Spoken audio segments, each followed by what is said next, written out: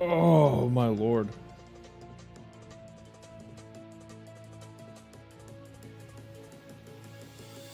Let everybody get in here. Let them all get in here.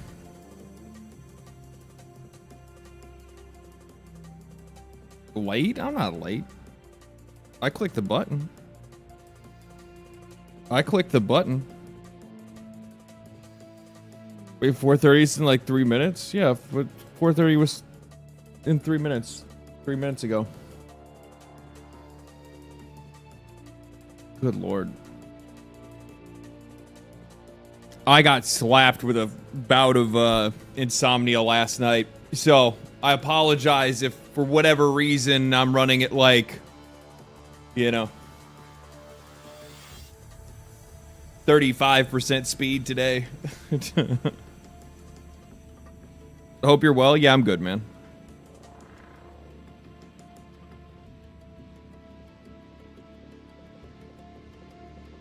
Life keeps you awake. Yeah, I can kind of do that. Insomnia only sucks if you need to sleep. Well, I mean, sleep is usually kind of a good thing to have, right? But yeah. Any crazy gaming news? There's been some stuff that's been going on. There's like things that have been happening that I don't think are necessarily like, at least at the moment, I don't think it's like video worthy, right? But there's some interesting developments, to say the least. Interesting developments, to say the least. What are we discussing, perhaps? Perhaps the Google changes to Android? I didn't say anything about that. What's that? What did Google change? Cat rubbing his face on the microphone. How's it going? It's going good, man. The new Shinobi game is a banger. Too bad Hollow Knight is going to make it look like a cult classic. The whole Hollow Knight thing is crazy. Hollow Knight is effectively the GTA 6 of indie games.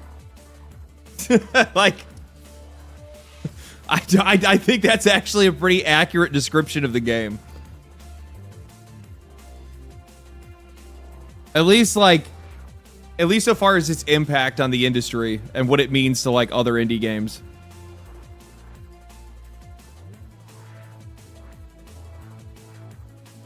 They're making it so verified Android devices can't sideload content. Can't sideload content. What does that mean? I thought they lost their lawsuit with I thought they lost their lawsuit against Epic, so they still have to allow other app stores on their app or on their device. Greek bowls? Anyone want one? There you go. Definitely started using the shield in PoE2, and kind of mad. I didn't know how good it was. I don't think it was that good before. I think that it's good now, right? But I mean, like, it's crazy. So I logged in a little bit today already. Just to, like, just to get my feet wet. I'm happy that I did, because my computer started doing the weird thing where it's, like, making... For whatever reason, I don't know why my computer is still trying to force every game into 4K, and I don't even have a 4K monitor. I've checked every setting on my computer, and for whatever reason, they're all still set to do that. I think it's because, like... I don't know, man. Maybe it's, like, reading the GPU, and it's, like... It thinks because the GPU is strong that it's like, oh, this is a 4K system, but it's not. I don't have a 4K monitor.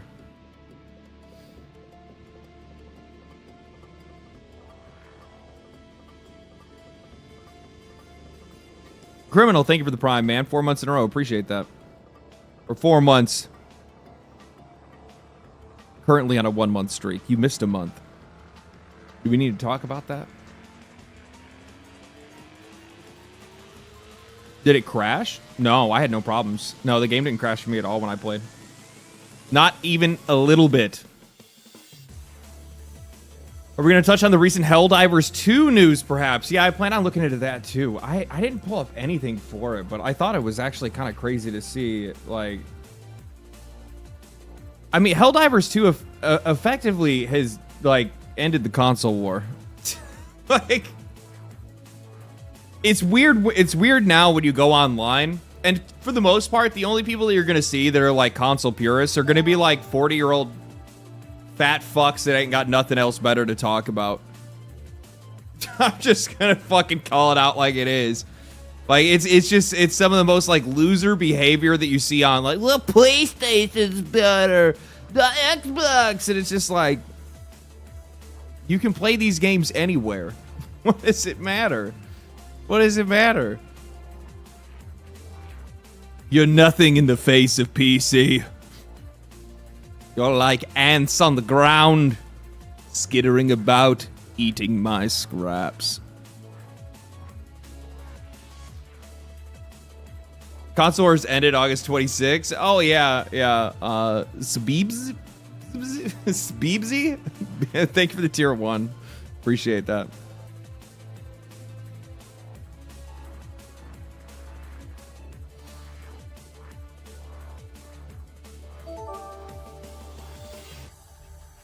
Here's my favorite YouTube content creator. Thank you.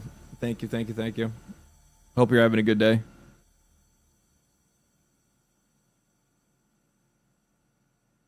People only want to justify that they spent money on a box. It's just really weird. You know what it is? God. Do you know what just exhausts the fucking shit out of me? It's just like how political everything is now for whatever reason. Like, people used to not really care about, like, being on... I mean, I guess they did before with, like, consoles and stuff like that, but, like, everything is so everything's a goddamn team sport now.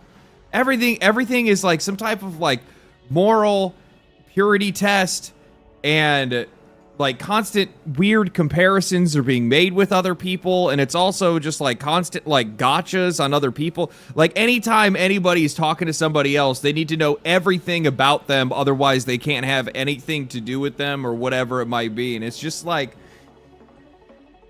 fuck, isn't that exhausting? Isn't that exhausting? And, like, the crazy thing is that, like, I think that's where a lot of this stuff comes in as well. I think when it comes to, like, console wars and stuff like that, like, people, like, wrap their identities around, like, products and things because you know what? I'm gonna say this. I think I know why. How the fuck did I not realize this? How did I not realize this until now?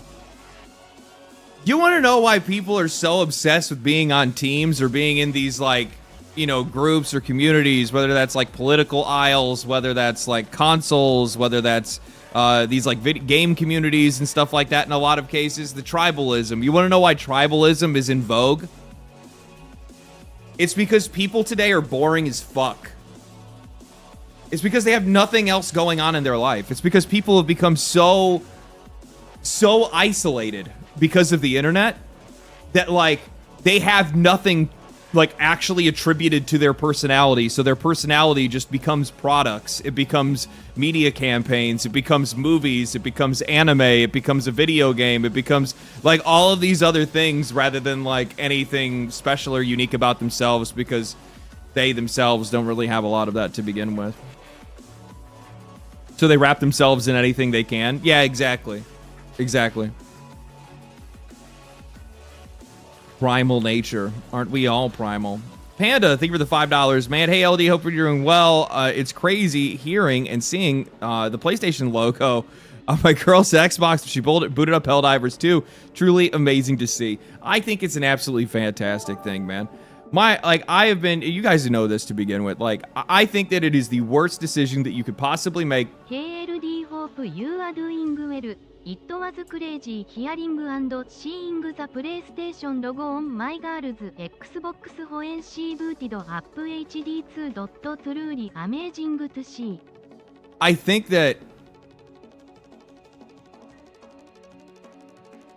within reason, for the most part, I think the vast majority of titles should be multi-platform. If you're making a live service game, that should be on every platform. And if it's not on every platform, I mean, you're just cutting off your foot at that point. Single-player games, I think you can make a case either or.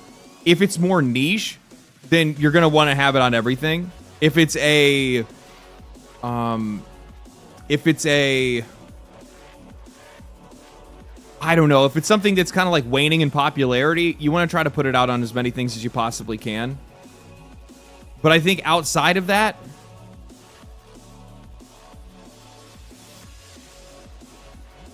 I just put it on everything. I think there's a couple really good examples of games that, like, it makes sense why they should be, I guess, kept off other platforms. The thing is that from PlayStation side, they have no reason at all to try to compete with Xbox. Like, they have none. They might as well just put their games everywhere. Because I think most people are just going to choose to buy a PlayStation nowadays anyway. I think everybody kind of recognizes that, like, Xbox and Microsoft have essentially thrown in the hardware flag, and these guys are just done. They're hanging it up. Any chance we can see your cat? He's laying up on his perch. I bought this, like, door hanger. That, like, it hangs on the door. And it's like a cat tree that goes all the way up to basically almost the ceiling, essentially. I mean, like, just the very top of the door. And he just, like, perches up there and hangs out. He likes it because it's warmer. And then he can just nap up there while also, like, being above everything. It's like his spot. I'm a firm believer that most online games that aren't FPS skill-based games should be cross-platform. I think every game should be. Oh, you're talking about, like, cross-platform. Yeah, I don't know. I don't know. It's such a weird... The funny thing is that you'll hear a lot of people say that you shouldn't be mixing lobbies in online games, especially when it comes to, like, competitive shooters. But the fun... And they try to make the... They try to make the argument that, you know, there's a weird advantage and disadvantage matchup between controller and mouse and keyboard. But the thing is like, people that are on PC are still going to have a mix of that to begin with anyway. I mean, look at like some of the most popular first-person shooter streamers that play like Call of Duty and stuff. Like, all of those guys play on PC, but they all play controller. Every single one of them. They all play on controller. They play it because it has aim assist. And aim assist is OP as fuck.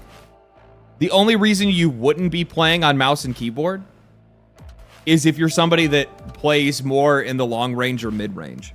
So if you go and you watch people that like snipe a lot, or people that usually are like a little bit more down range, then yeah, most of those people are going to be using mouse and keyboard. You look at somebody like Shroud or something like that, like, he's not really playing up in people's faces a lot, right? So like, that guy's always on a mouse and keyboard. But you go and you look at somebody like, I don't know. I don't really watch a lot of those guys anymore. I used to back during, like, you know, lockdowns and stuff, right? Because, like, everybody was doing that. Ahem. Thank you for the 5. Appreciate that, brother. Very generous. Thank you for the subs. You need a cat cam? Yeah, I do actually have, like, an extra webcam that I could put somewhere. I have to figure out, like, where to put it. But all you would see is just, like, his... Oh my god. He's having a dream. He's, like, twitching. Like, he's running. They do, like, the... Funny. What's on the menu today? Delicious things. About to use a controller. Matty Cam? Yeah, we'll get a Matty Cam. So, one of the things that I was going to bring up before stream started, I really wanted to get a video out today. I had planned to get a video out today. I had worked very hard on a video over this week. Basically, are you going to play PoE2? Yeah, I'm going to play PoE2 a little bit later. I worked very hard on a video this week. But the thing is that, like, as I continued forth, and I got, like, closer to the end of it, and then I started going through and, like, doing a little bit of extra editing and whatnot to it. Just, like, getting all my research and everything like that together. The writing and the script and stuff like that I have for it, for, like, the writing and research parts is, how long is it?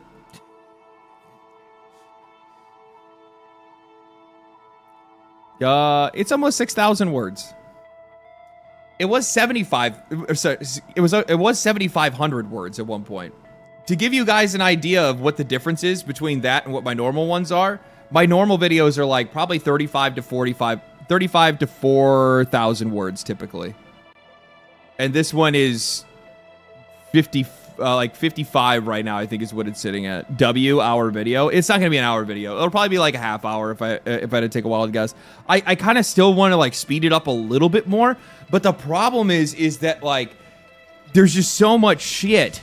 There's like, so effectively, like, I mean, like, not to completely reveal my hand on it, but the video in question is, I kind of got a bug in me to like go back and do something that I haven't done in a long time, like video series that I haven't done in a long time. And one that I wanted to do, because it's very fitting, I'm not going to say who it's for. You can figure that out on your own. But I'm doing another one of those like complete and utter collapses. So like where I did the long history and the ups and downs of Ubisoft. I'm doing that again. But not for them. Somebody else. And it's like when you get into that, I'm sitting there and I'm going through a lot of the writing, I'm going through a lot of the research, and I'm like, bro, like, okay, I want to speed this up, but at the exact same time, like, I can't remove a lot of this stuff, because if I remove it, it's going to remove a lot of context, and I have to have that. Collapse of Bethesda? No. No, it's not Bethesda. It's not Activision. I already did a video on Activision.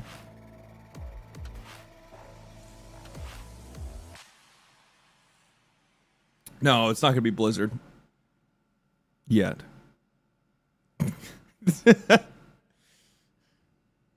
I'm not going to answer. Leave it as a surprise. I'll leave it as a surprise. Nintendo? No. What? I like how you guys are like taking shots at the dark. Like if I'm going to be doing a video like that, it's doing it on a company that's like actually suffering, right? Like I'm not going to point out a company that's going to be like, well, yeah, they had a couple bad games, but these guys are like still financially fine, right?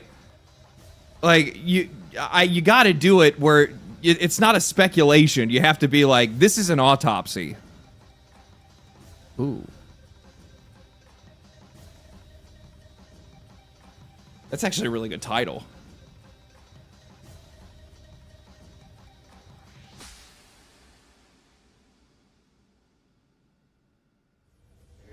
I don't like that. I'm not gonna lie. I kind of like that. The autopsy of. Isn't that spicy? Isn't that spicy? Write that down. Write that down. Anyway, all right. We gotta get to work. I want to play Path of Exile. So, like, we have shit to talk about. First off,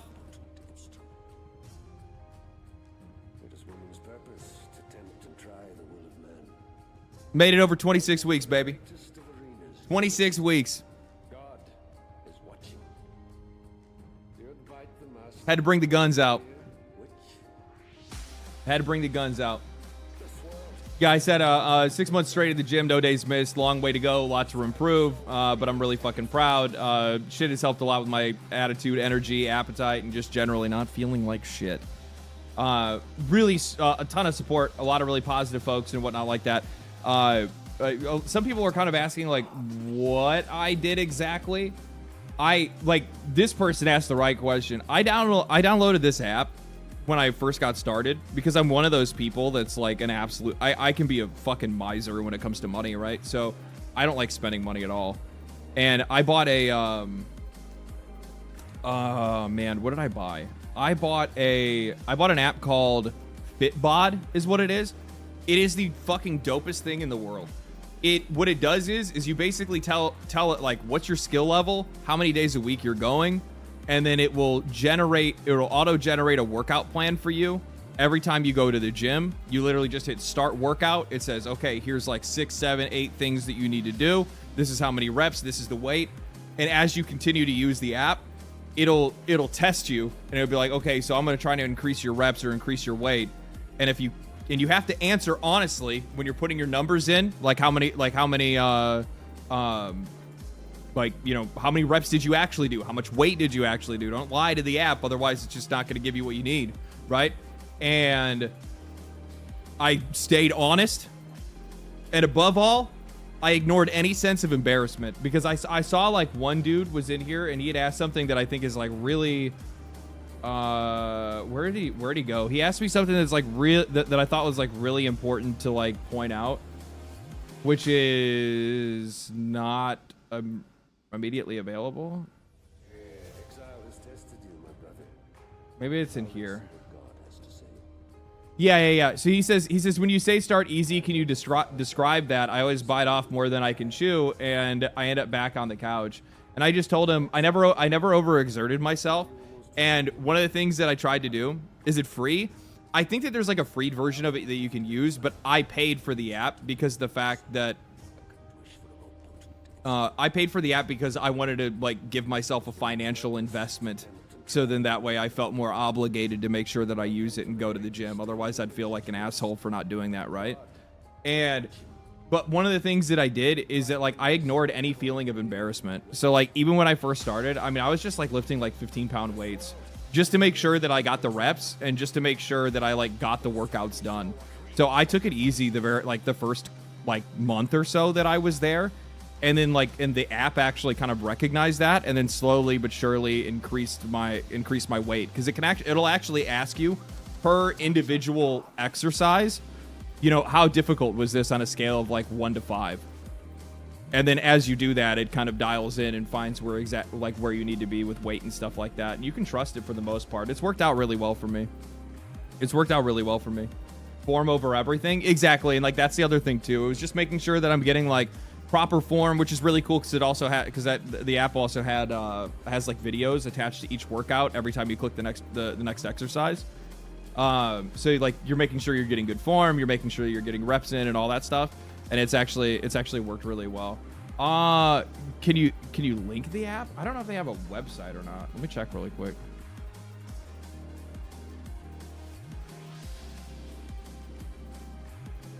Here, I'll link the app. This is not sponsored, but if people want it, I highly recommend it. I'm a major advocate and a fucking believer, baby. I'm just gonna say that. I'm an advocate and a believer. Working out just makes you fucking feel better. I think that, you know, for me, like one of the things that I kind of came to realize was just the idea of like, it has nothing to do with like, oh, you need to be swole. Oh, you need to be super fit. You need to be cut up and all this stuff. Like, that's what's going to make you feel better. To be honest with you, man, once you get to a point where, like, you've done it for a few months and you've continued to do it and you're staying committed to it, the real, like, the positive change, the thing that actually makes you feel better is just the commitment of doing it. It's just the pride of actually making it that long. Like I recognize like the transfer, like body transformation. Obviously, like I can see it in my arms, I can see it in my chest, I can see it in my neck and shoulders and all that stuff, right? But to be honest, once I actually hit like 6 months, it was more or less just me being proud of the fact that I accomplished something that I set out to do. That's it. That's it. So I highly recommend that.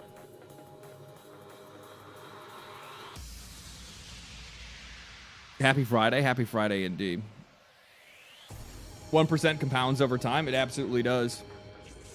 Sir, do you have a permit for those guns? I do not. If you're not, I gotta get them registered. I've been talking a little bit of shit lately. I'm gonna start talking some shit right now. We're talking shit right out of the gate, baby. Gears of War all over their advertisements. Gears of War Reloaded all over their advertisements. It said that the game was gonna have local co-op, couch co-op, split screen. Didn't have it on PC. Like, they need to make sure that they're out there and they're actually differentiating between the two. And it's actually really funny to see like the console warrior guys like pop up and like, who plays PC on their couch? I mean, just buy a console if you're trying to game on a TV. Why the fuck would I do? Why would I waste the money on a piece of hardware that I already have to begin with? Why would I go buy a fucking console to play games at an inferior frame rate, inferior resolution, inferior performance, just for the convenience of it automatically having... Well, and that's the funny thing. In most cases, it's not even automatic that they actually have split screen. There's plenty of games that have come out and done TVs can work on PC. There's so many people that already do it to begin with. There's so many people. Like, most GPUs have a couple of, like, most GPUs have, like, what, 3 to 4 outputs? So, like, you can easily have your monitors plugged in on an actual, like, desktop setup, and then you run an HDMI over to a TV, and then now you have access to all of the media that you would want to have on anything else. Like, it's this weird thing that for some odd reason, I think for, like, people don't think that a PC can do everything that a console can do. I don't really know, man. I actually don't understand. I don't understand where the perspective comes from. It has a unique feature when you power up a PlayStation 5, your girlfriend instantly gets interested in you. Yeah, I saw the little short thing about that, the clip or whatever.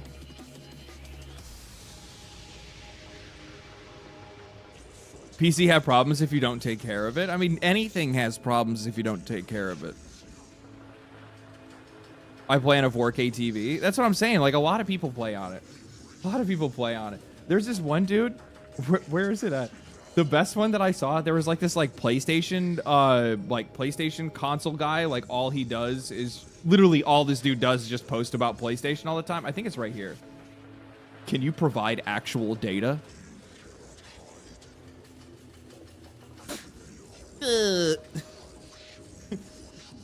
Me. There's plenty of people that use a gaming PC the same way they do as a console. Excuse me.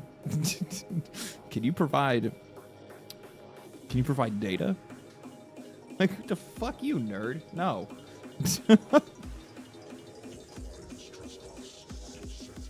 The guy's a psyop bot, I swear. It has to be, man. That's some crazy fucking shit. That's some crazy shit. So, you know, I was looking at something.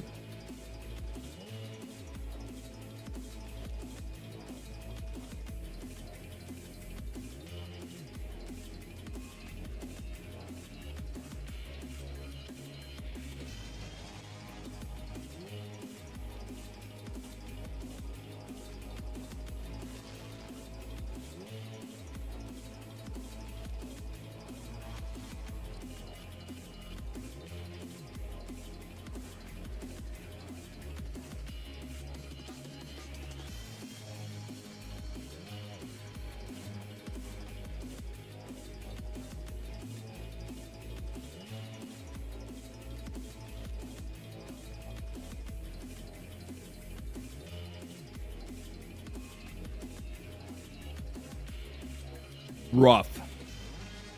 That's fucking rough, dude. That is fucking rough. Yeah, 1 million players. I'd imagine the vast majority of people are, like, the funny thing is that, like, on Game Pass, I'm guessing, I guarantee there's a good amount of people that are playing it on Game Pass. I like how they're like, there's some people that are like, well, I got the game for free because I bought the Gears of War or whatever. I'm like, well, if you're one of those people anyway, in a lot of cases, you're already probably going to have it because you're on Game Pass to begin with. Wait, this came out? Yeah, exactly. They did, like, no launch marketing whatsoever. They did very little lead up marketing. They did like a little beta that performed like absolute fucking donkey shit. And then they just went silent. And then they just quietly dropped the game. And it's just like, and by the way, I fucking love Gears of War. Okay? This is one of my favorite franchises. But are there people that are here today? Are there people that are here today that remember me saying that I don't know if there's an audience for Gears of War anymore?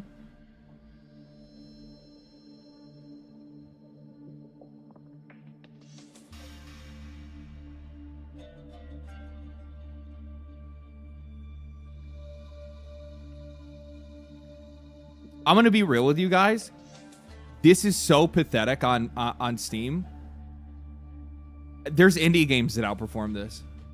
Like casual indie games that you'll never play. That outperform this on Steam. And I know some people are going to be like, bro, people are playing it on Game Pass. You guys know I don't do that argument. Look at the Oblivion remake. Look at Expedition 33. Look at Starfield. Look at Pal World. Look at every single actually, like, I mean, I'm not gonna call Starfield a popular game by any means, but look at every popular release. Look at every popular release. Man, there is definitely an audience for Gears. Even if the last game pissed people off, I'm sure people still want to play it. I'm not saying that there's not an audience at all. I'm just saying that there's not as big of an audience as there once was. I think that...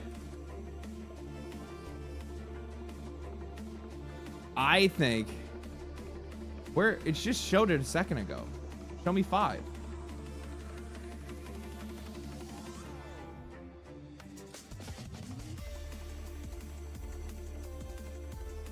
I think this is the nostalgia. I think this is the nostalgia game that nobody like even though people think of it fondly, I don't like this is not the game that like people are really wanting.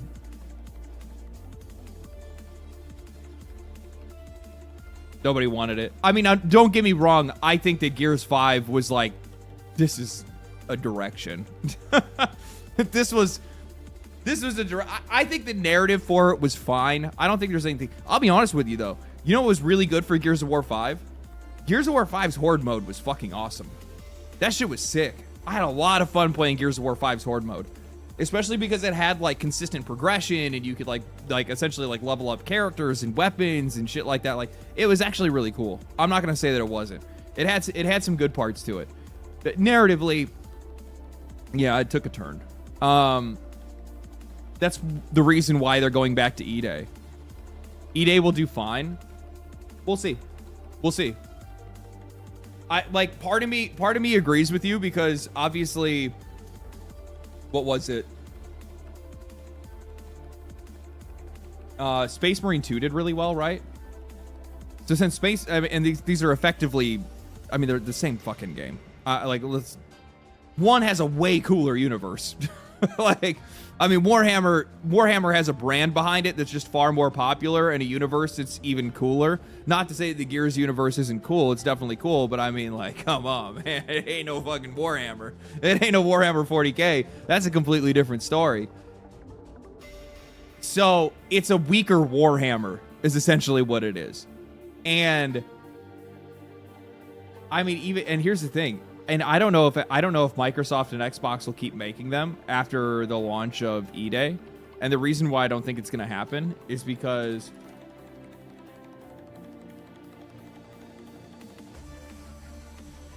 Microsoft is looking for live service.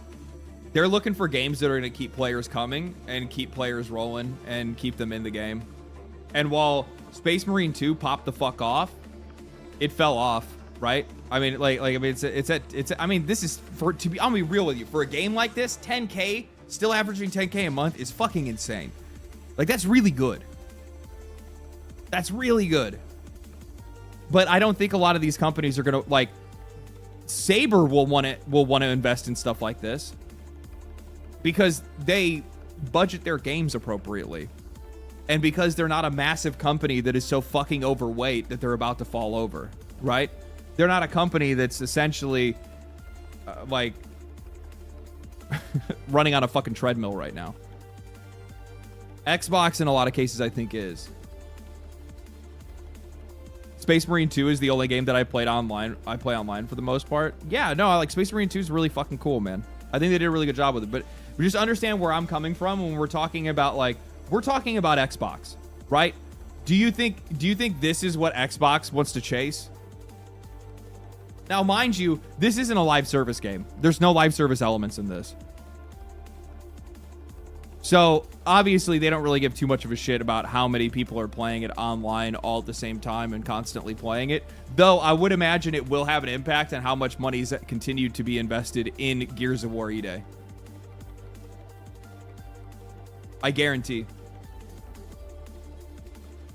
Space Marine 2 multiplayer good? Yeah, it's a lot of fun. Helldivers 2 caused a big shift in the industry, bro, and they're on their they're popping off again right now. when's the big Helldivers when's the big Helldivers update? When's the like caves update and all that shit? Is that at the end of this month or is that next month?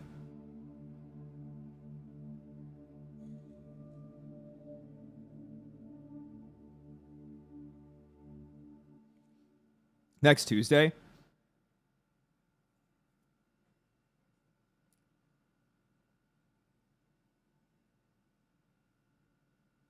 I'm going to say 200K. I could see it jumping another 80,000. Well, I guess it would technically be 40,000. Yeah, I'm going to say about 200K. It could go over 200K. Harder Democracy brought them back up to 150,000. That's actually kind of... That's lower than I thought, actually. I thought this peaked higher than this. So this last update with the Xbox people coming in actually brought them even higher. Oh, I'm just saying on Steam alone, Adrian. I know the game itself averages well over 100,000 players every single day across all platforms. And I know that it is, yeah, 224K today. Yeah. Suicide Squad Kills the Justice League would have been much better if it had a better story and made a better game. Even woke as hell, people would still enjoy it. Well, I mean, like, Young, you know, you just essentially just asked for a different game, right? They're like, man, Suicide Squad Kills the Justice League would have been better if it was just a different game. Like, yeah, no shit, dog. No shit.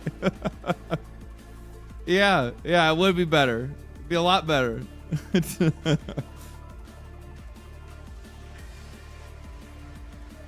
This is Steam. There's a ton of PlayStation 5 players as well. The PlayStation 5 players, this game is mostly PC. Not to say that there's not a lot of PlayStation players. There is. Actually, I saw it recently. Just to give you a little bit of background. That's what the sales look like for the game right now. So if you want to know what the distribution looks like between platforms. This is exactly why when I say when I see something like this and I see something like this,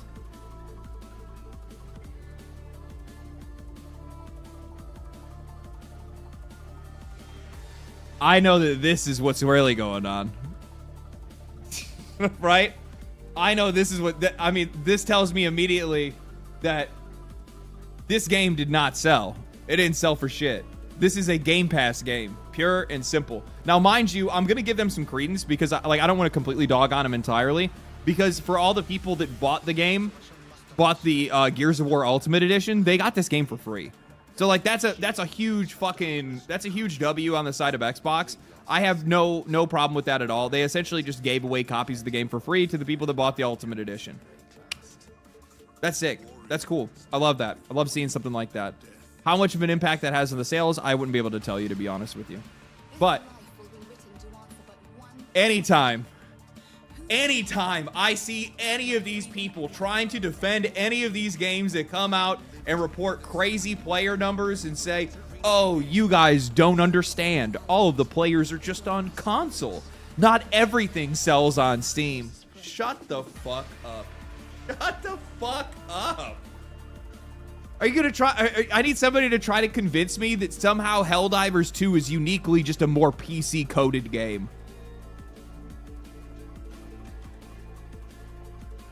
Like, if your game does not sell on Steam, your game didn't sell.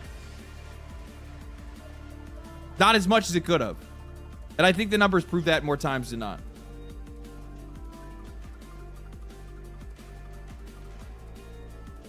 Held up.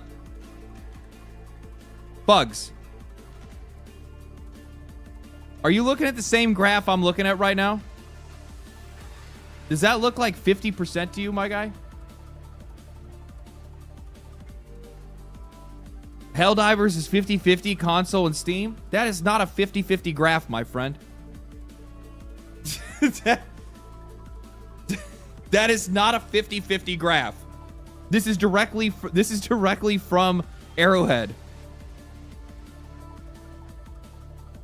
This is copies sold.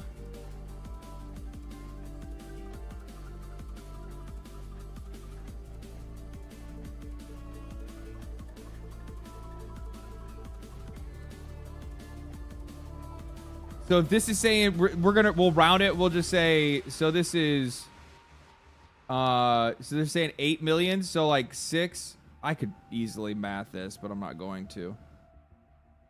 6 out of 6 divided by 18, right? 33%. 33% of the players are on console. 67% are PC. That is not 50-50. That is heavily weighted in the side of Steam. Where can I find that playlist? Literally just go on YouTube and search Path of Exile music. And you'll see Ascension. Or Attention, sorry. Attention is the name.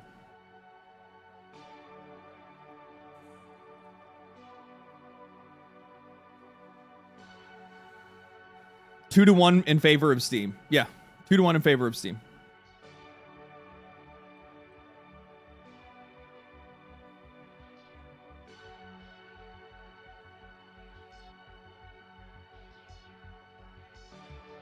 PC gamers would be more likely to have a game forever. Yeah, I mean, in a lot of cases, probably. If they end support to a console or something like that, I don't know exactly how something like that will work in the future, but yeah. Also, to be honest with you, man, like, now I realize that the game just came out.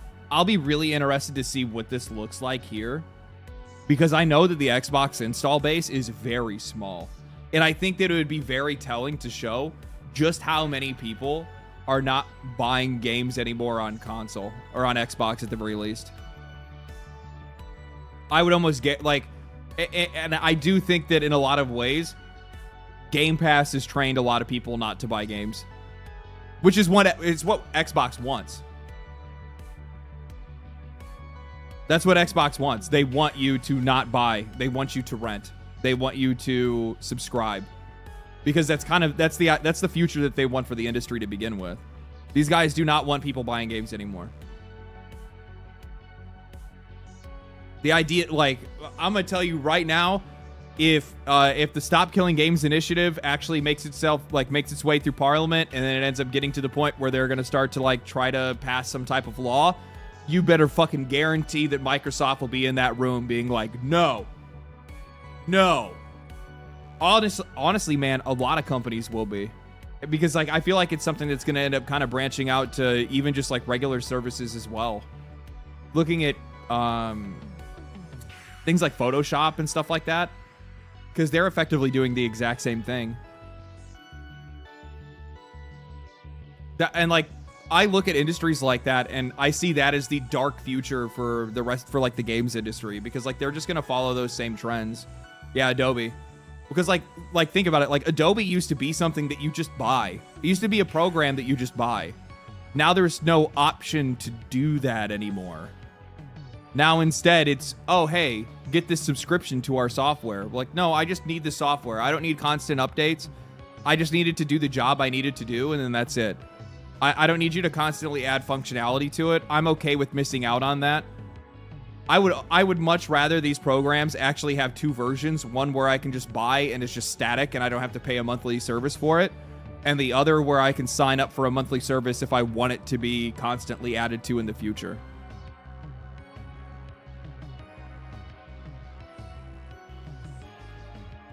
Not just devices, cars too. Yeah, I've seen some stuff on that as well.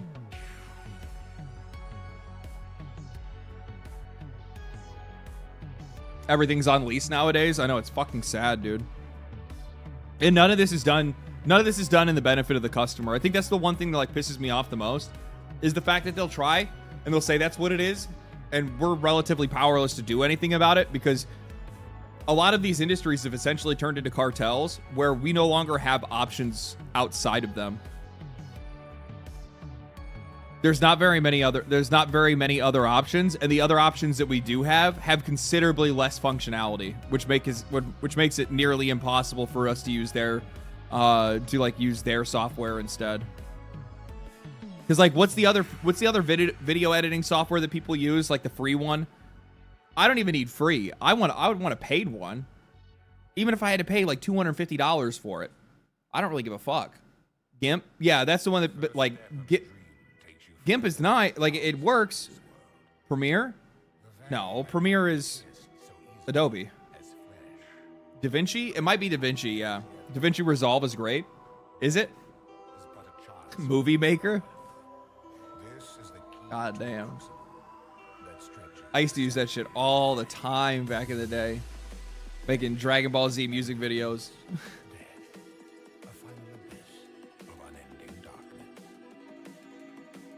I might have to check out DaVinci Resolve. I've heard that one quite a few times, and I have... but I would just have to try and test it.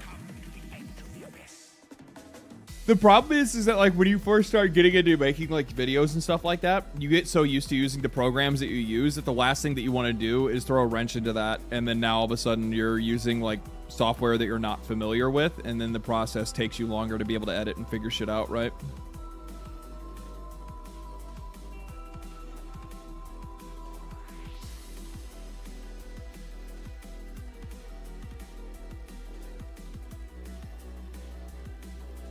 DaVinci is super user friendly. Yeah, I use like a very like baby's first video editor called Filmora, and I pay like $30 for it monthly or whatever.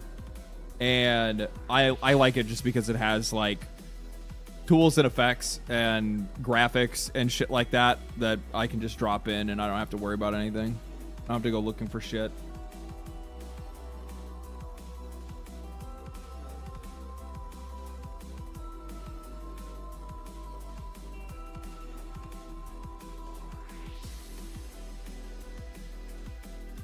Development teams engaged in original projects at CD Projekt Red right now. They have 422 people. So in April, they had 422 people committed to Witcher 4. Now they have 444 people. They increased the team size for Cyberpunk, for Project Sirius. I wonder what that is. And then they have Project Hadar. I would really like to see a new IP out of. I'd really like to see a new IP out of CDPR. Why would you do this? Imperfection. Do you think that's good or bad? Witcher is big. Like I'm not gonna fucking mince my words here. Like I am, as you guys know, I am not somebody that is for these companies having these massive development teams. But I fully recognize that when it comes to a game like Grand Theft Auto. Like Grand Theft Auto, like they're a little bit too fucking big. Like I'm just gonna say, like Rockstar's a little too fucking big, but they can afford it because they make so fucking much money. It doesn't matter if they make a mistake. But Witcher's a big ass motherfucking game. Cyberpunk was a big ass motherfucking game. Like these games take a lot of people, but this is the way that you do it because like think about it, like they like right like. This is also something that I don't think people like realize is that like usually what they'll do is they don't just set the whole entire team to work on the game right from the get-go. They start small and then they slowly increase their numbers over time by switching people over from one project to another. Witcher was great. Yeah, but it's been a long fucking time since Witcher came out. A lot of things has changed. A lot of like my thing is that like even though I really like Cyberpunk 2077 and I think it turned out really good in the end, I think anybody can pretty much say that. My biggest worry for them is that they've lost a lot of talent. They've lost a lot of their core talent. And we'll just have to wait and see. People change over time too as well. That's the other thing to keep in mind. Heya, what's up, buddy? Legacy talent. Yeah, they had a group of core developers that went to go make Rebel Wolves, which are the guys that are working on. What the fuck is that game called? The vampire one? I'm so Do you think the vampire game will slap? Again, wait and see. Dawnwalker, that's what it is. Yeah, that's another one of those ones where it's just like wait and see.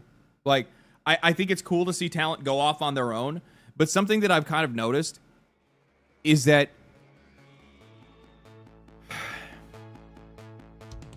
none of these companies are a one-man band. In a lot of cases, it just so happened that there was just like the right people that showed up at the right time that found each other and meshed together in the right way and made the perfect game. And the minute that you go to separate those pieces, none of those pieces operate the same way by themselves.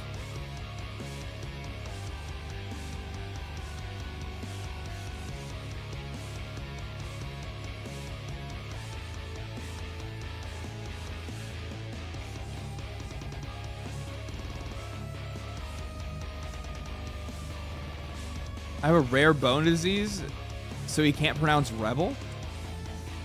Rebel. Rebel wolves, that's what it's called. What the fuck are you talking about? It's not rebel, it's rebel. It's the noun, not the verb.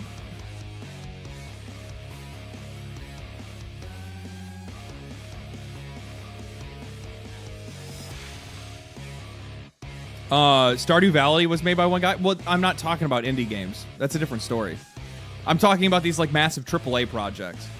For some of these massive AAA games that do really well and end up being incredibly popular, none of these games end up actually being just one guy that was just that he was the heart of everything. And without him, you know, nothing could actually work. In a lot of cases, there were multiple pieces that were like that. And you'll see in a lot of cases with some of these companies is that over time, as those companies start to break apart, as some of those people end up leaving, the next thing you'd stop with the one guy bullshit. Shut the fuck up. I'm not talking about indie games. I'm talking about AAA games. Like, you know, look at it. Look at something like World of Warcraft. Was World of Warcraft made by one guy? Could World of Warcraft be made by one guy? No. Yeah, but what about my one guy? Yeah, exactly. We cannot compare the scale of some of these AAA games and some of these, like, you know, much larger projects to something like an indie game. Because we're talking about the scale, right? Content to scale. What do you mean? GTA 6 is made by one guy. True. I don't know, actually. Let's find out.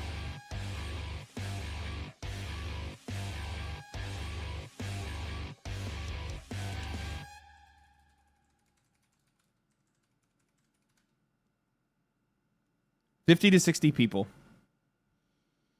Some other sources will cite around 40 people in its experimental phase, but that doubled in size as they got closer to the game's release.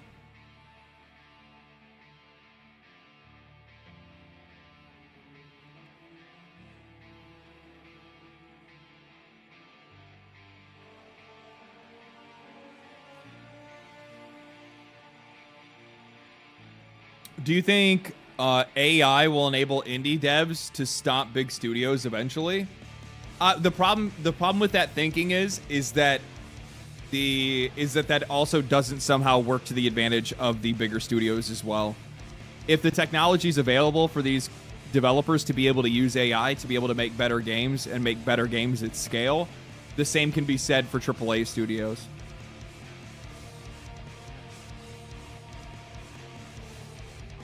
The only thing that's going to allow an indie studio or an indie developer to grow themselves to the point where they compete with the likes of Titans is actually through personal investment. It's by making a good game, investing that money properly, and then making another game, investing that money properly, making another good game, and continuing that cycle until eventually you have reached the throne of the gods, until you've reached Olympus. That's essentially how it works. I think a really good example of this is a company like Larian Studios. So Larian was always relatively small, and then as time went on, they got bigger and bigger, right? And I'm gonna turn this down a little bit. I feel like music's a little too loud.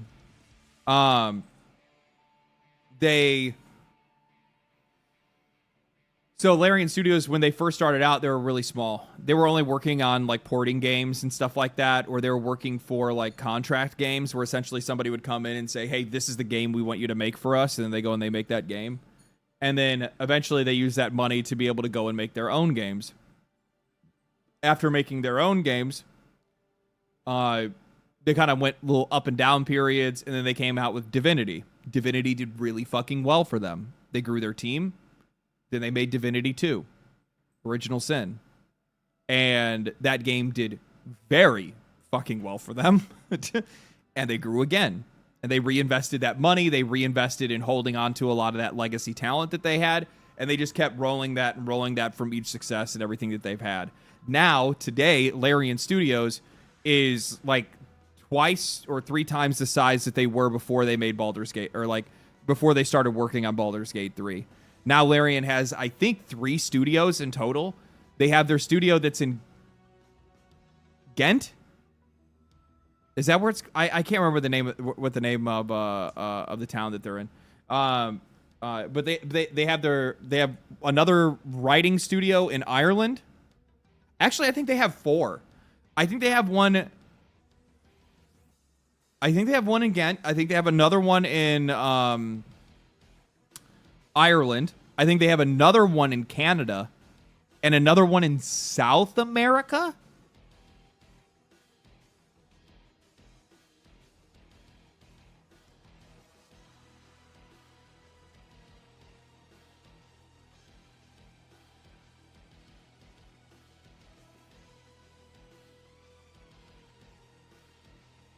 Brock would know. True.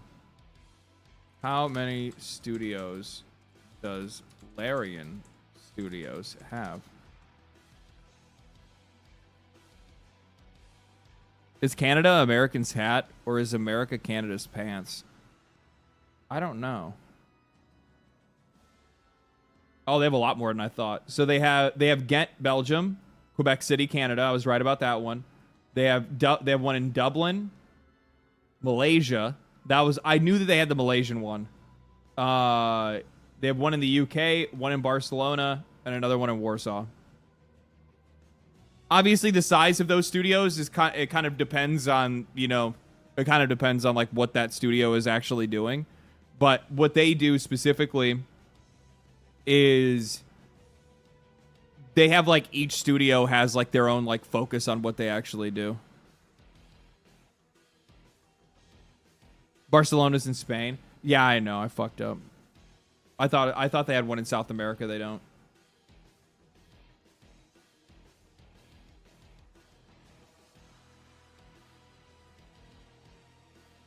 Sag.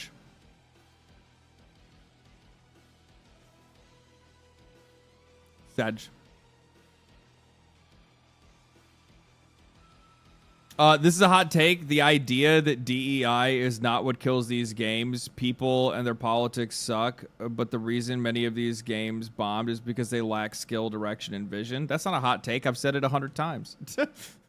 I've said that 100 times.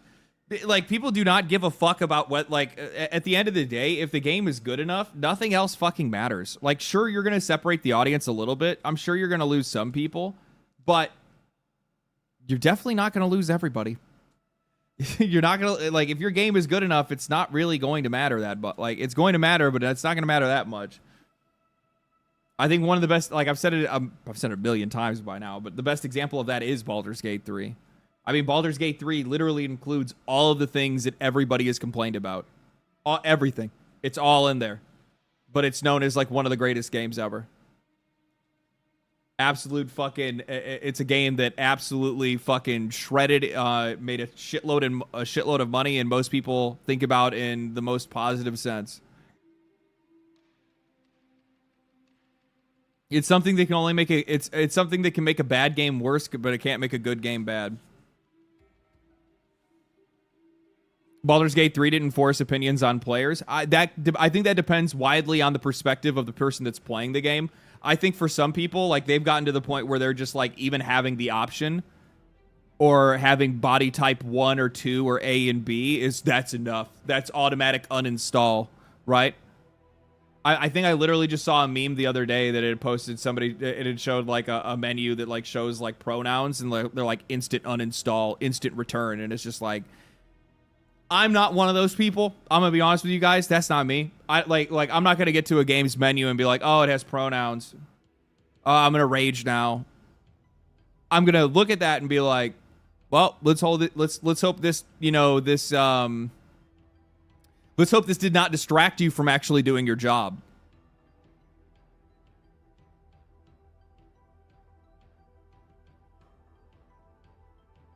That's the only thing that I ask. Let's hope that this didn't distract you from doing your job. I think a really good example of that was Avowed, where like they had their developers, they had their one developer, a couple of them actually, had said some like goofy shit on the internet talking about, you know, trying to get like you know, old crusty white people out of gaming, and we need more people of, you know, color or whatever. It's just like, why would you guys even say, like, you're talking about hiring for a job? You should be hiring based by skill. Like, stop with this virtue signaling bullshit that you guys do. Like, and also, what signal does that send to those communities of people as well, to be like, oh, hey, by the way, you're preferred because of your skin color? Like, man, you racist motherfuckers, shut the fuck up. Why can't you want to hire these people because they're skilled? Like, what the fuck, dude? It's so fucked up from my perspective. But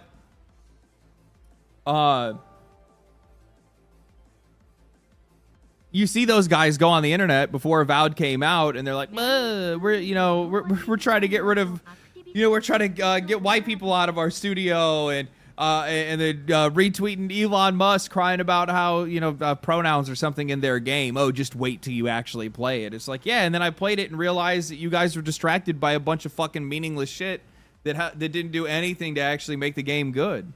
You guys were so worried about how the world perceived you, you didn't think about how the world would perceive your game. Fucking stupid. I'd never to this day, guys, I'm gonna be real with you. Now thinking about it, I cannot think of a game that disappeared from conversation faster than Avowed.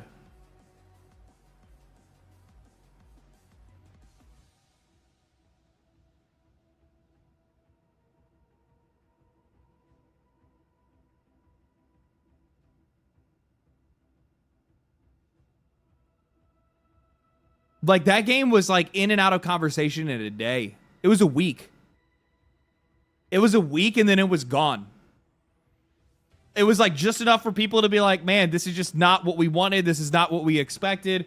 I don't think the game is very good. Some other people that are like, you guys are just being bullies. And then all of a sudden, the week later, nobody's talking about it.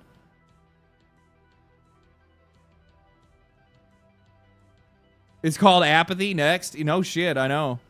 The funny thing is, like, I mean, at least like Veilguard got a little bit more traction, at least in the media and shit like that.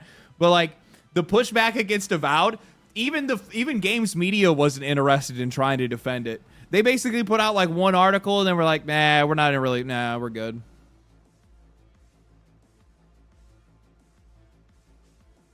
The fastest one was the one that Asmongold deleted this week. Oh man, that one I actually have I have a little bit more of a complicated take on that one. What was like that was the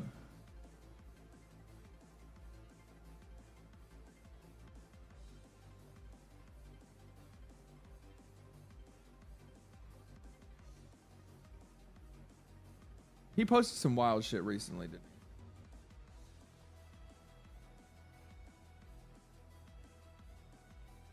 I think it's in his replies, right?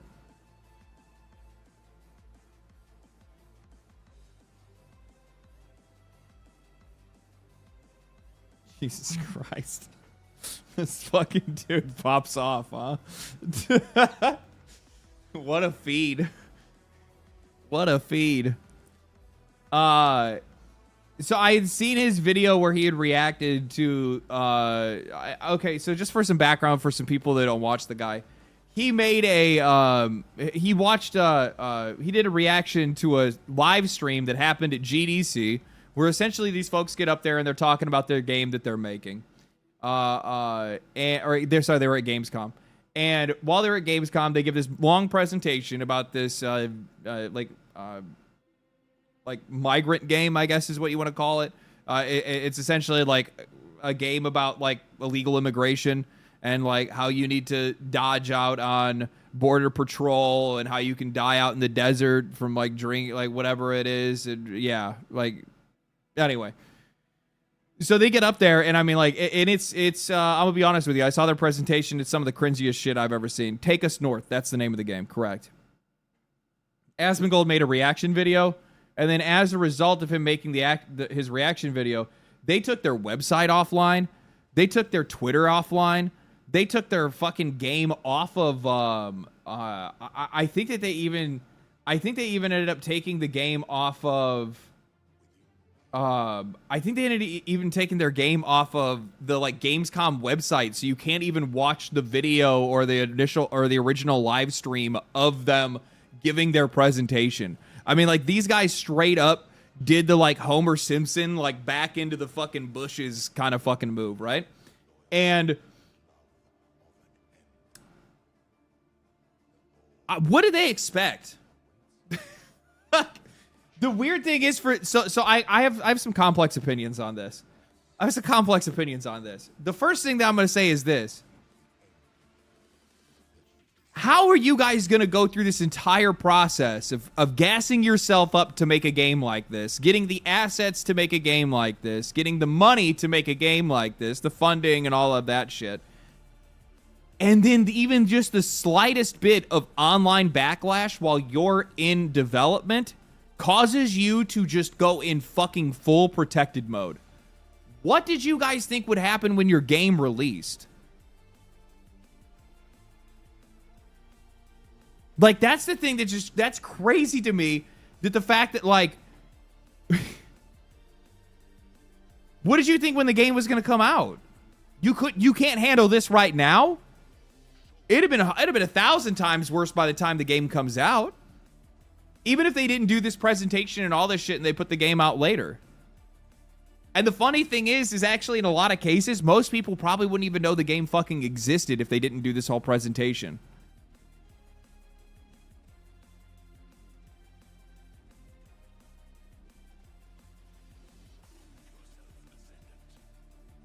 It'd have like 42 all-time players on Steam. That's what I'm saying. Like, the mods would be horrific. No. You guys don't understand. Like, nobody would play it. Nobody would even know it even existed. The only way we would ever find out about this game's existence is through a presentation like they gave at Gamescom, or Polygon, Kotaku, and IGN gassing the fuck out of it. Game of the year. Right? Like, that's the only way we'd actually find out about it. Otherwise, this game would have just flown right under the radar.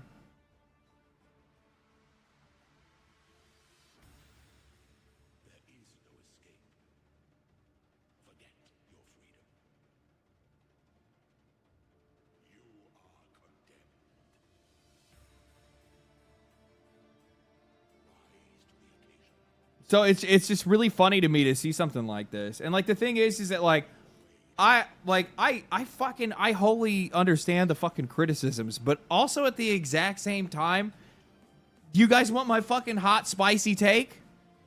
You want my fucking hot fucking steamy take?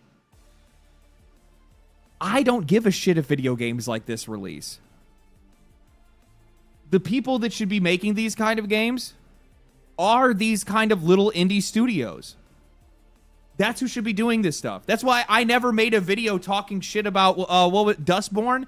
I didn't give a fuck about that game. Why would I give a fuck? That's exactly where that game belongs. Is it like a little weird indie game? You know where that game does not belong?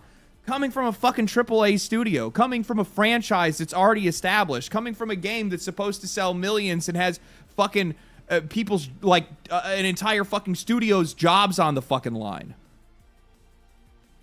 I don't care if fucking games like this come out. Obviously, you need to be okay with your game surviving in the open space of ideas. But, which obviously they're not.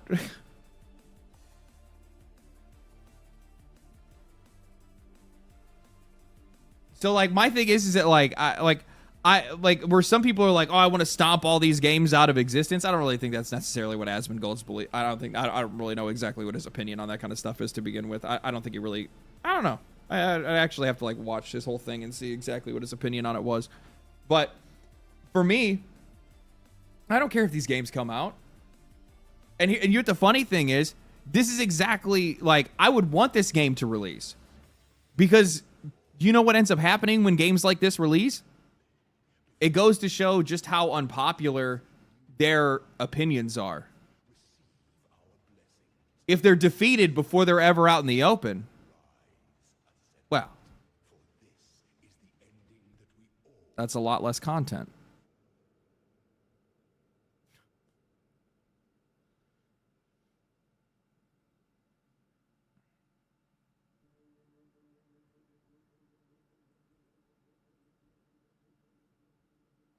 He said if the game's gonna pop back up, he'll kill it again. I mean, here's the other thing too, is that I think in a lot of cases, like people are gonna have their own, motivations behind some of this stuff, and like I get where Asmongold comes from. I mean, he very much, he's gone on record saying it many times before. He uses his platform to see the results of things that he wants to see. I don't fucking blame him for that. Do your thing. Do your thing, boy. I'm just one of those. I'm just not all that interested. I don't really give that much of a shit, to be honest with you. Do I think it's stupid as fuck? Yeah, I think it's dumb as shit. I watched part of their presentation and I was just like, not a single time are you guys ever going to talk about the legality of the situation that you're in. And then also at the exact same time, they also had an entire presentation, like a video in, like they had a presentation in their presentation where they tried like humanizing, human traffickers by not calling them human traffickers and calling them something else. I forgot what they called them. They gave them like some other name to make them sound benevolent. And it's just like, Quixotes are not good people. They are not good people. No, they did not call them Quixotes. No, they called them something else. Like word softening. Like I'm trying to think of, I can't remember the phrase that they use. It's the same phrase. Like she's calling them migrants when it's illegal border crossing, right? Like instead guides. Yes, guide. Yes. Oh yeah. Well, that's where their guides are. Their guides are helping them. Yes. Yes, they're guides. They're migrant guides, and it's just like you're making this sound like a fucking peyote retreat. The fuck are you doing, dude? And like the way that you, and like the problem is obviously with the way that they glorify it and stuff like that. But at the same time, there is like, I'm a fucking human, man. I 100 fucking % understand the desire to come here. I 100 fucking %. I get it. I love America, baby. I fucking get it. And I know it's fucking shit in other places. Am I gonna fucking blame these people for trying to get here in any way they can? Nope. Nope. If I was in the same position, I'd likely do the same fucking thing.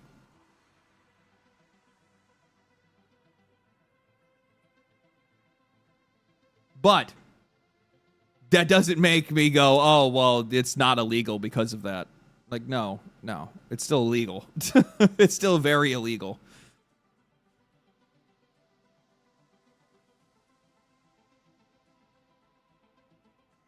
Give me a second. I gotta use the bathroom. It's already begun. It's already begun. I did slam 2 coffees before stream because I only slept 4 hours last night, so.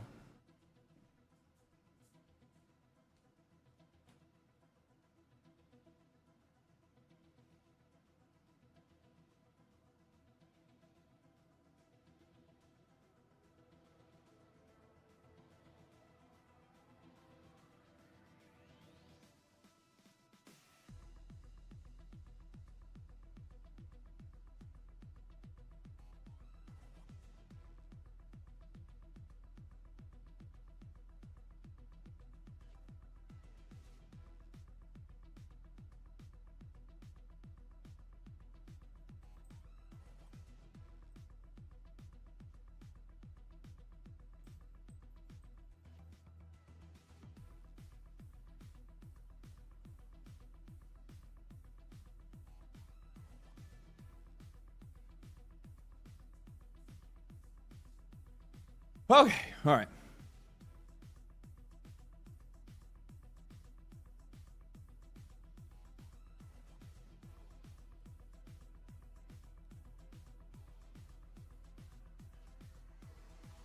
Slam coffees? Yeah, well, I got these like little cans of Colombe. Not sponsored. They're delicious.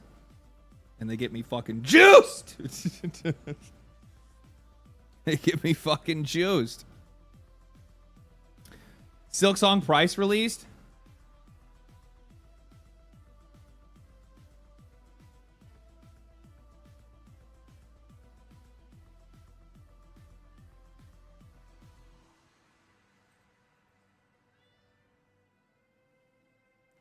Yeah, here you go.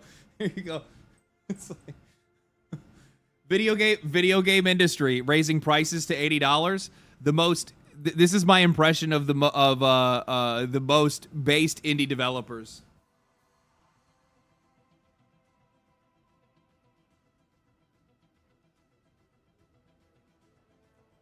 $20. $20. Oh, our game is one of the most popular and recognizable and successful indie games of all time. $20.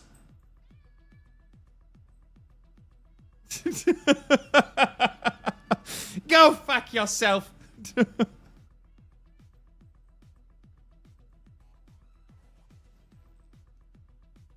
They had to tell GameStop so they could put it in their system. Well, yeah, you knew that shit was gonna fucking leak immediately, right? Like people are gonna immediately fucking give it out. People are immediately gonna put that out. Silksong, $20. Like, how many copies of Silksong sold? Or how many copies of Hollow?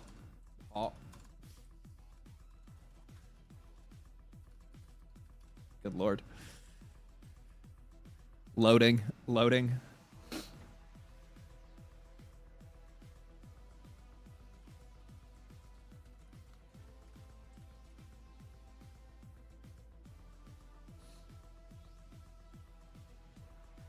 So they did increase the price by $5.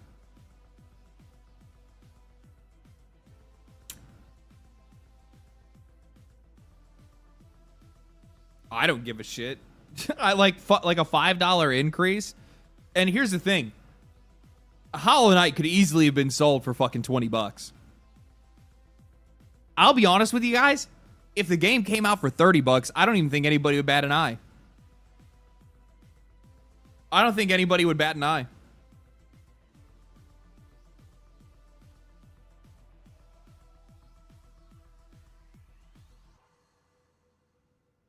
I really don't. I genuinely, like, I wouldn't have given much of a shit. I've been like, fuck, dude.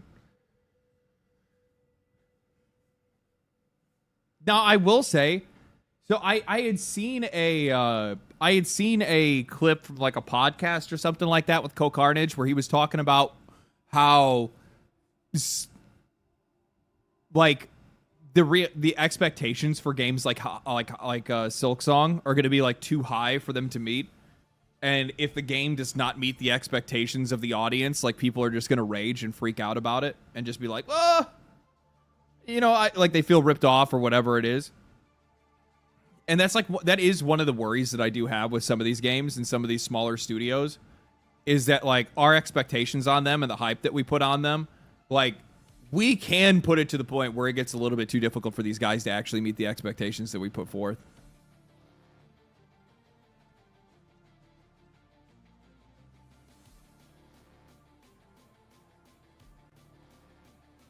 I do think that's possible. Like, think about the amount of hype that's going to be behind Larian's next game. Think about the amount of hype that's going to be behind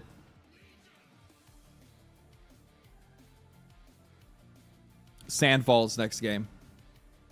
Do you think they will meet it? I think that Silksong will be a great game. The funny thing is that, like, I've seen some people comment online where they're like, I just hope that it's not just more of the same. I hope they do this. I hope they do that. And I'm like, it's funny as fuck to hear people say, I hope they don't do more of the same insanely great Metroidvania hand-drawn game. Like, Like, what a fucking crazy thing to say. And you know what the funny thing is that, like, in a lot of cases, if you look at a lot of, look at, like, FromSoft, right? All people actually want from them is just more of the same. Right? People just want, like, at the end of the day, that's all, like, as long as you just meet the standard that you set for yourself with your own game, I think that it's going to be fine.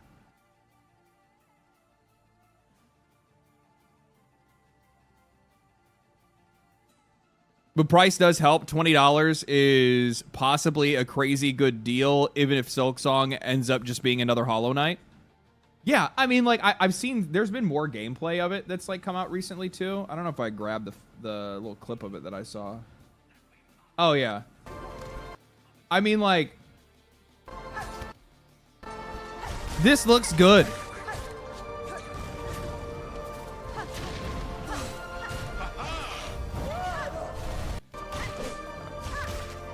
There's obviously a lot more mobility, which makes a lot of sense because, like, she has more mobility. And, I mean, it's definitely more the same. Like, actually, I'm going to be honest with you. Environment-wise, it looks like they stepped up their game like crazy. It looks like they stepped up their game crazy. Because, like, these environments look fucking insane. Like, there's so much more. Like, Hollow Knight is already a beautiful game by itself. But, like, this is nutty. This is nutty.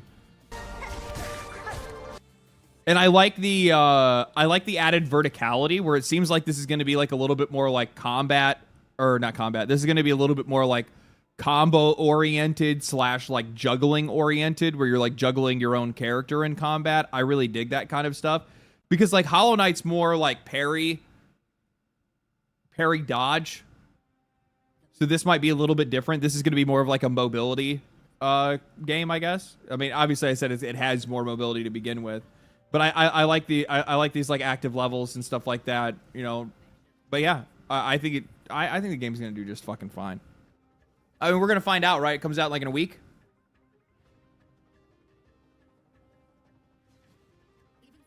I think it comes out in a week, right? Hope all is well. Everything is well. Thank you, sir. Yeah, I'm really excited for it. I can't wait. Less than a week. Can you parry? I'm playing it right now. Yeah, if you attack at the same time an enemy attacks, you can parry their attack. I don't do it when I play Hollow Knight because it's hard to get those timings down sometimes. But, yeah.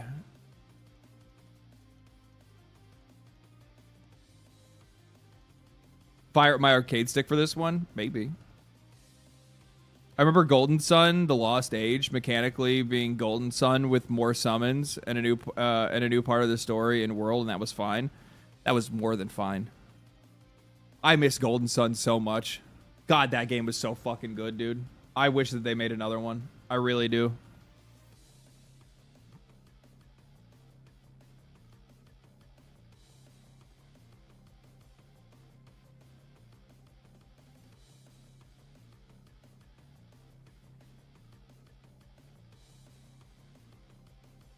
I think that it's absolutely fucking crazy.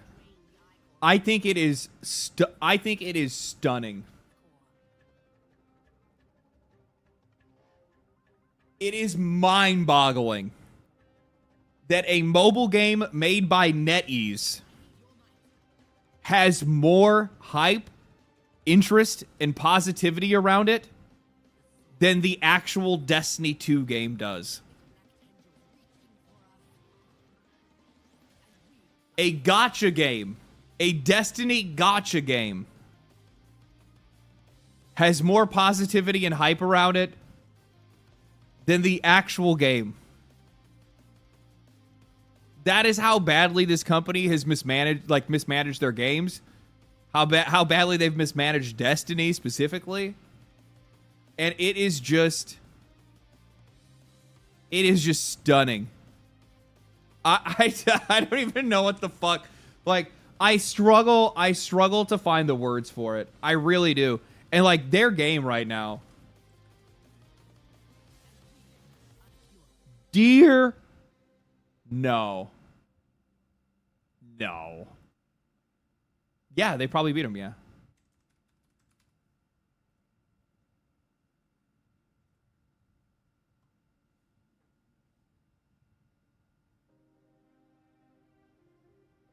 I guess the argument is settled. I guess the argument is settled, my friends. Warframe sitting at 58,000 players right now. I know they had another update that came out recently, right? Oh, well, that's just a summer update. What is this all about?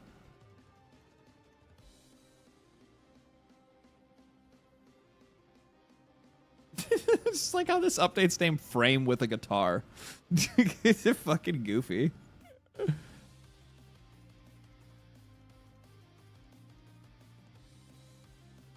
Dog Days? I guess Dog Days actually brought people back. Isle Weaver. That was the other one. When was that? That was recently. That was recently. Oh, Caliban Prime. Yeah, I saw they had a new Prime Resurgence. Have you watched TennoCon this year? Yeah, I watched the stuff that they put out from TennoCon. I think we did it on the stream after TennoCon happened. Something like that. I was on vacation during TennoCon. But I mean, like, the thing is that I'm just gonna point out that this game right here,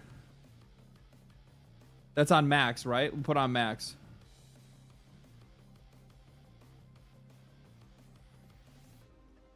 One of these graphs does not look like the other. One of these graphs are going down. And, like, it's crazy when you look at it, but Warframe just gets more consistent every year. Like, it looks like they had a little rough period here in 2022, sorry. A little rough period here in 2022, 2023. And then they just started fucking ripping again.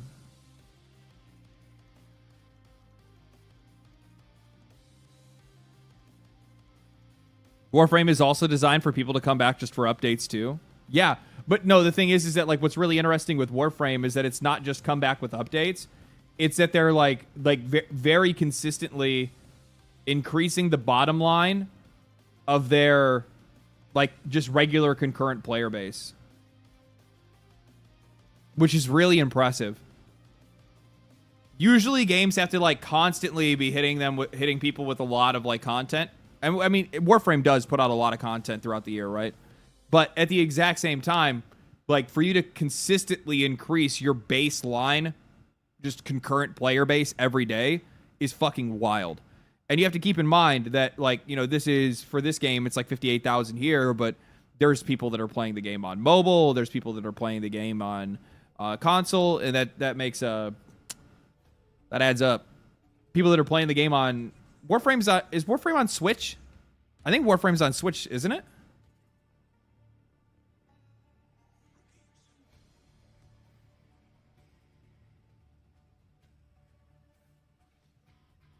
Oh, if that's the case, if Warframe's on Switch and mobile, Warframe has already been trouncing Destiny for a long time. It's already been wrecking Destiny's shit for a while. Yeah. Which, I mean, like, the thing is that the benefit to Warframe is Warframe doesn't change.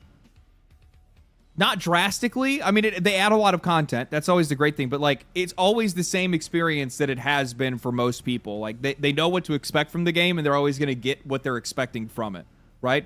And I think that kind of builds up trust with the community, and that builds up trust with even new players that come in and realize that, like, hey, you know, if I can't play this game for a month or 2 months or a year or whatever, it's not really that big of a deal. I'll come back to it, and it's the same game that I've always played, right? Warframe has changed drastically, but the content there is always playable. Well, yeah, I mean, yes and no. I'm talking about just like the gameplay loop itself. Just the gameplay loop itself. After Witch Queen, it fell off hard. Consistency in the game fell off hard. Because they've reached higher peaks than they did with Witch Queen. Witch Queen brought them up to 290,000 on Steam, but Lightfall and Echoes were higher peaks by comparison.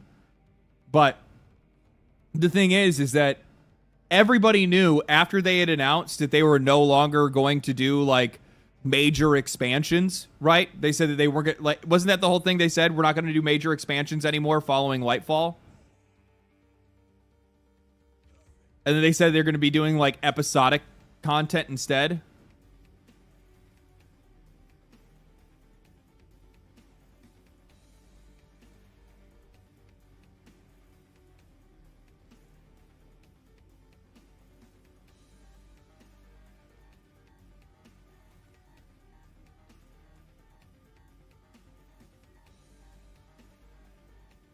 Yeah, basically wanted to charge you more often for content is what it came down to.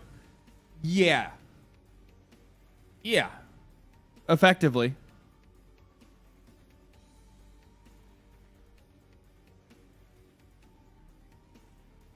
They wanted to create a system in which they could charge people more regularly, more often for content, rather than them working on an expansion for like a year or whatever, and instead just release that content episodically and then charge you for those episodes instead. And the quality of that content has fallen off drastically. I mean, like, this was the latest expansion right here, right? Edge of Fate.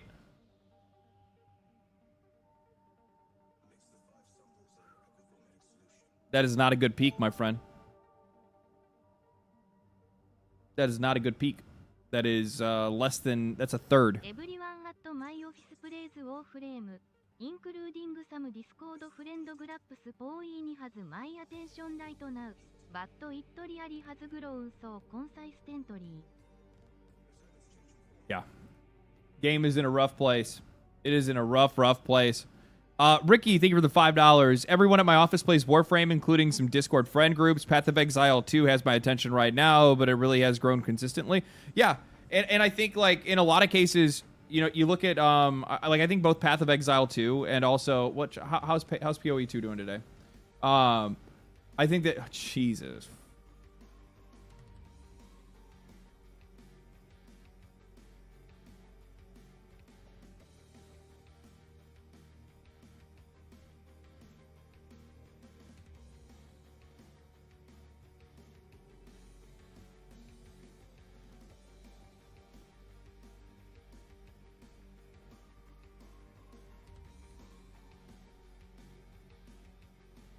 Good Lord. Good Lord. Good Lord. Free weekend, yo? Yeah, so who gives a fuck? People are playing it regardless. Doesn't matter if it's free or not.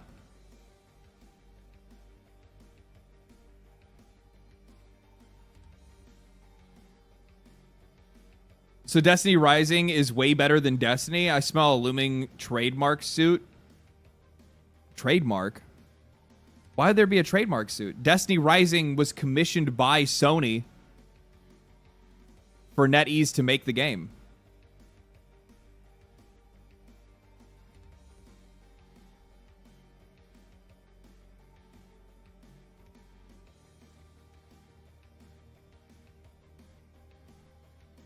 Oh, I had no idea about the Sony connection. That's me being dumb. No, it's all good. It's all good. Yeah, it's named Destiny Rising for a reason. It's because it is a Destiny game, but it's a Destiny game that was made by NetEase.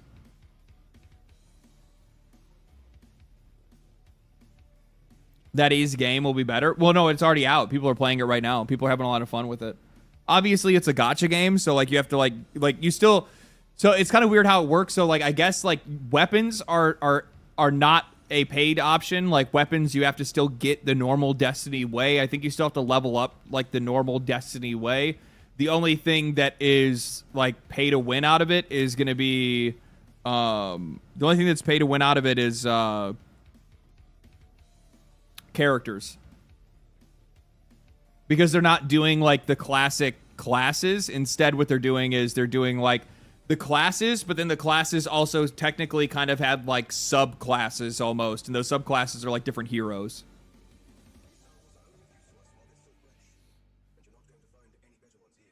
I might end up giving it a shot just to check it out and just to see what it is exactly, but yeah.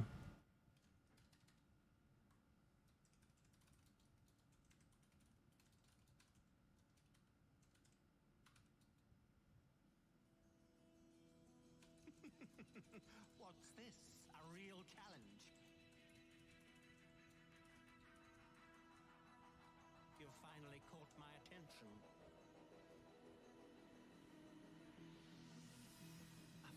Sony gave Destiny to somebody else. Yeah, I know. Bungie has their hands full of cleaning their marathon mess, but that's funny. Well, this happened a long time ago, though. Like, I mean, like the game's now coming out, but the game has been in development for a while. Because the reason why is because it's like I just said before. Warframe's on mobile. Warframe's on Switch and on PlayStation, on Xbox, on PC, right? Like Warframe's everywhere. Destiny has almost always just been basically just PlayStation, Xbox, and PC, and that's it. It wasn't outside of that. So their best way to be able to put Destiny somewhere else was for them to, you know, just have a company make a Destiny mobile game. So NetEase paid to license the Destiny franchise, and then they created a mobile game. Sony gets kickbacks from it the entire time.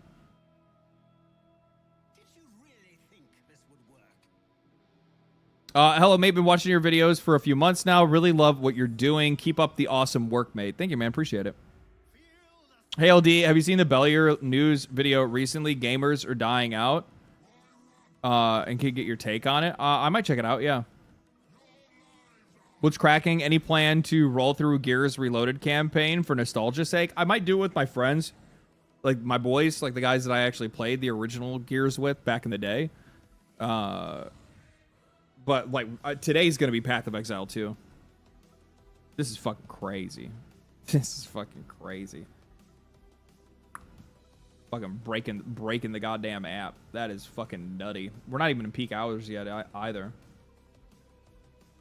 Dawn of the Huntress only brought back 230. Obviously, they did it on a free weekend here, and it makes the game look good regardless. I mean, it's eventually going to go back down to these, like, lower numbers down here again, too. Actually, you know what? It might not. It might not. Because they made a lot of improvements with this latest update to Path of Exile 2, so we'll kind of have to wait and see exactly what that ends up looking like.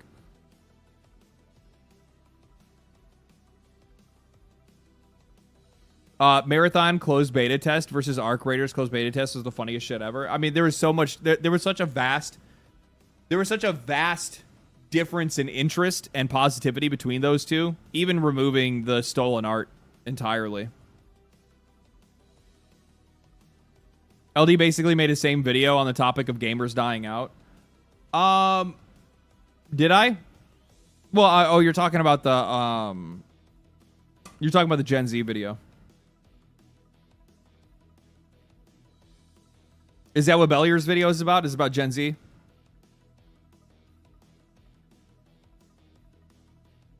Out of the loop with PoE2. What's the reason for the spike? New class with the update? No, just massive improvements and overhauls.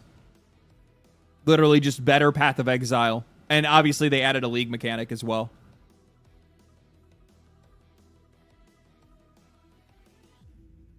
Huge reworks to the skill system. Huge reworks to the skill tree.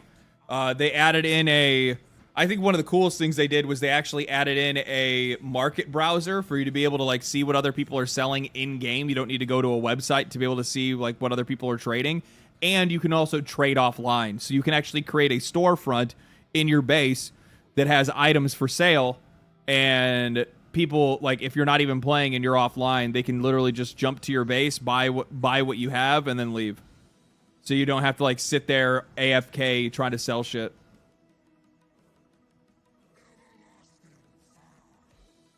I've played for 2 hours and it's definitely an improvement. That's what I heard as well. Well, I mean, what am I heard? I played it. I played it for a couple hours today as well.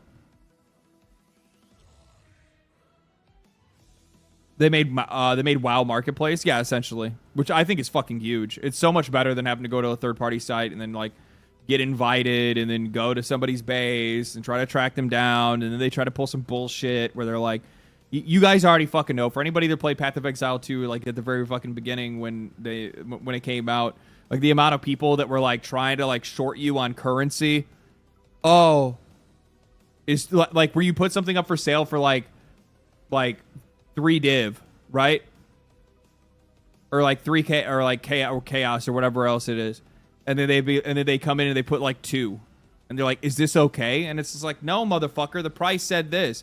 Why would you see the price, come here, and then put that in there and say, "Is this okay?" Get the fuck out of here. Get out of here. Wish they'd do it to Warframe, even though it would destroy it. Wish they would do it to Warframe. Why would it destroy it? Why would being able to buy stuff while people are offline destroy Warframe?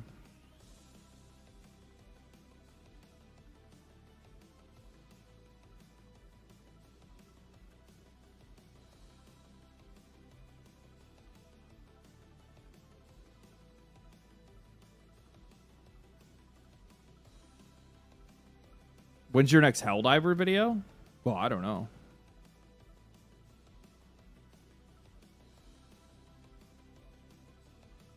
Maybe next week? I have no idea. I don't come like I have like I have like 2 ideas and I come up with them like typically in the week that I make the videos. Sometimes I'm in the pocket and I'm like I know what I want to do like weeks beforehand or a week beforehand, but most cases not.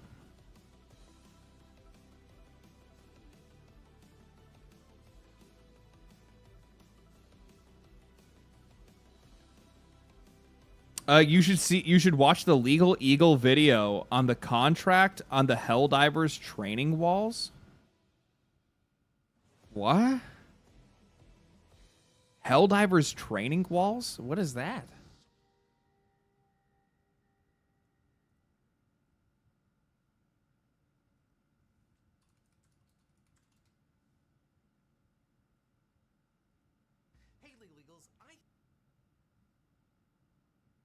Read the contract before playing Helldivers 2.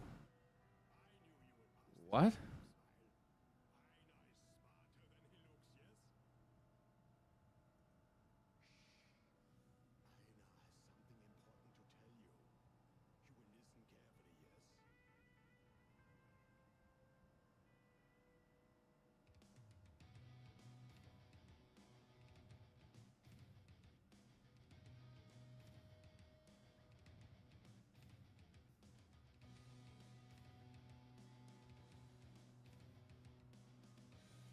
Oh no. No way. No way.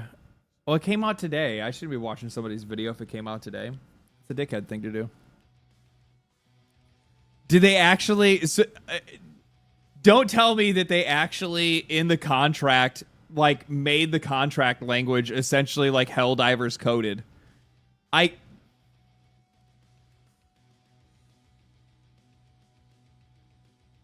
could see them doing that. The end user license agreement, like it's likely the end user license agreement is coded in like Helldivers universe language. Probably terms of service or something like that, yeah. They had a literal lawyer write the in-game contract the people play. That is fucking funny. That is really funny.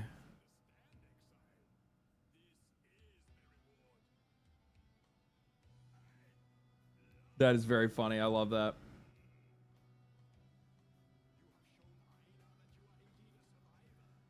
God damn.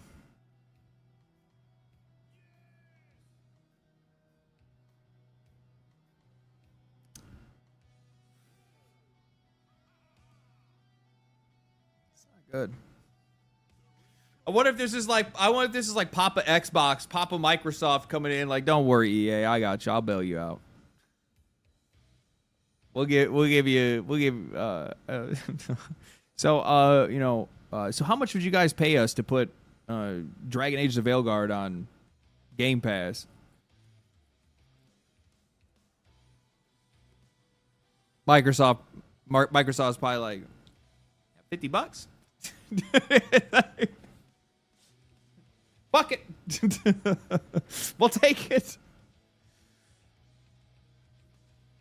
$350. That's my offer. That's right. Microsoft desperate to keep new games flowing into Game Pass.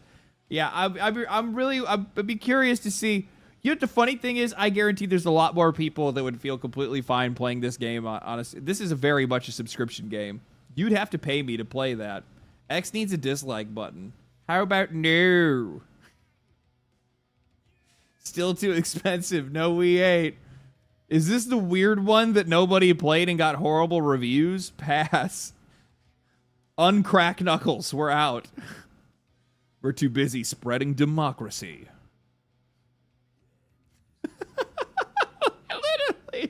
Literally everybody's like, nah.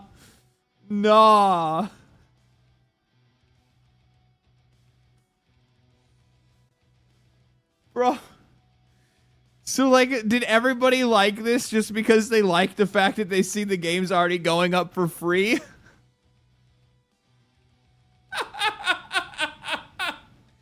Good Lord, what a fucking garbage game you have to have for that. Good Lord, what a fucking garbage game. Man. That had to have been really rough. I imagine missing your sales target. And they missed. Here's the crazy fucking thing. So, like, I don't think people really recognize or understand just how much money EA lost on this project. Because keep in mind that this game was actually, like, redone while in active development, right? So because originally the game was going to be a live service game, and then they stopped extended development and then retooled it to be a single player game. And that's expensive, right? That's expensive. Plus, on top of that, the thing is that when it came out, they're like, oh, they missed their sales target by, 50%. They missed their initial sales target. I think people need to keep that in mind. Back when EA had announced it and said, "Oh, we only sold half of what we expected to," which is they sold 1.5 million copies. Sorry, they had 1.5 million players. We have no idea how many copies they actually sold, and they were expecting to have twice that many players. That was in their initial launch month. We're not even talking about like historic sales, like what they were planning the game to actually reach over time.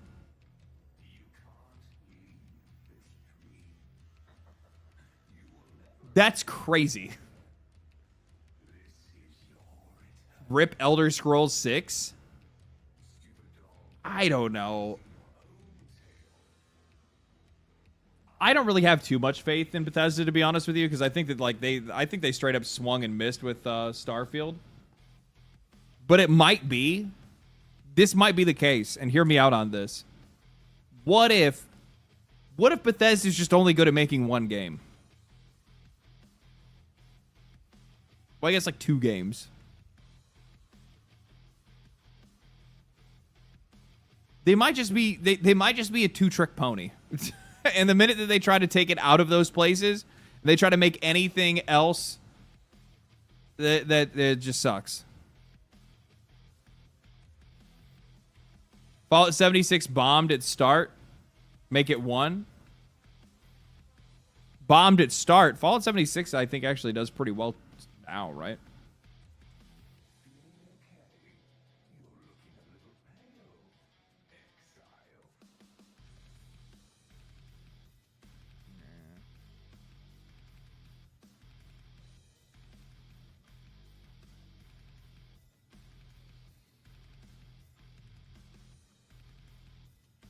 Still sucks. Yeah, some people are like, I see like waning positivity come for that every once in a while.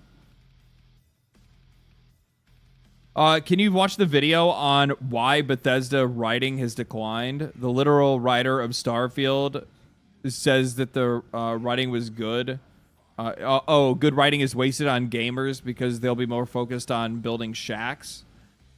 I mean, here's the thing. Pagularulo is the writer's name.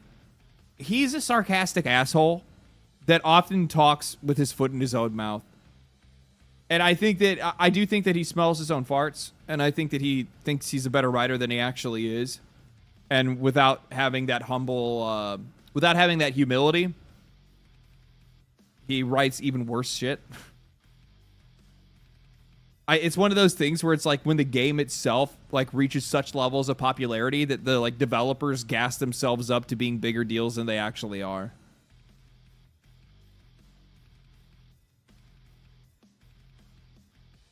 Like, yeah. I still remember his whole entire thing where he like went on the internet and like went on a whole fucking spiel on Twitter where he was talking about how gamers don't understand how games are made and all this other bullshit, and it was just so weird. He's just a fucking weird dude. Ego trolls, that's exactly what the guy is. Yeah, he trips on his own ego when he walks out the door. But I mean, keep in mind, Pagliarulo's been with Bethesda for like a fucking long time. And Pagliarulo has also made a lot of like good stories. Like, I think he did like the Dark Brotherhood story in... Was it Morrowind? Or did he do... was it Oblivion? I can't remember which one he did.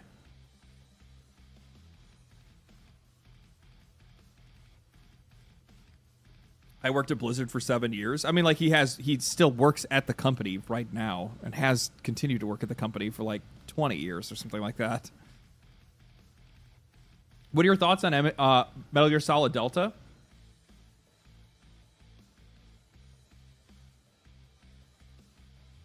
So I posted a couple days ago, and I had said, I guess I posted yesterday. I said maybe I'm crazy to think, but $70 is too much for a remake. I love Metal Gear. I do. You guys already know that. I've talked about that many times before. I fucking love the Metal Gear series. And I love Metal Gear Solid 3 the most. It's one of my favorite. But with all the new games that we have that are like right around the corner, with these massive updates to Path of Exile that we just got, with a Helldivers 2 update that's only like a couple days away, with Silksong about to drop really soon, $70 for a remake just doesn't make a lot of sense to me, man.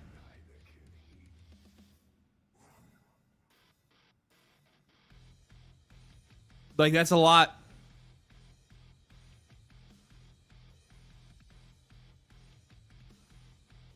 That's a lot of money to be asking.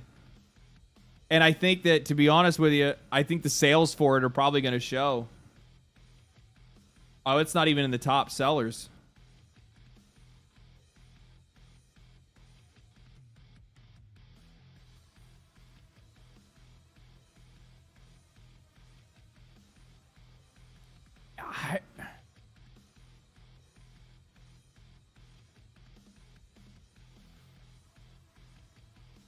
Is it weird for me to say that I think that Metal Gear Solid is niche?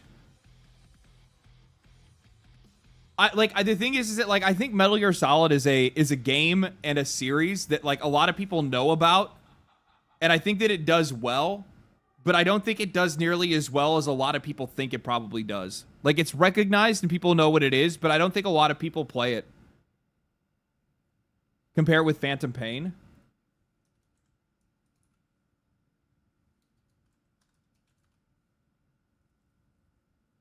Yeah, that's not good.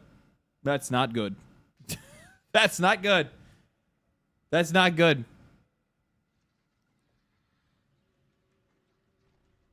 Metal Gear Solid Delta looks pretty, but the gameplay was a different age, and the enemy AI is really bad.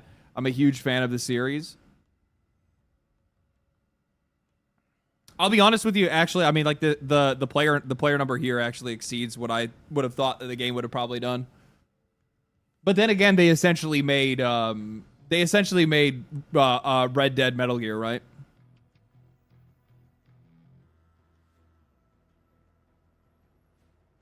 I've never played one, but I know the lore pretty good. There's a lot of people that know the lore.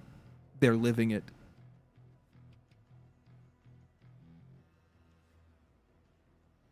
Don't forget Konami bad. Why is Konami bad? What do they do?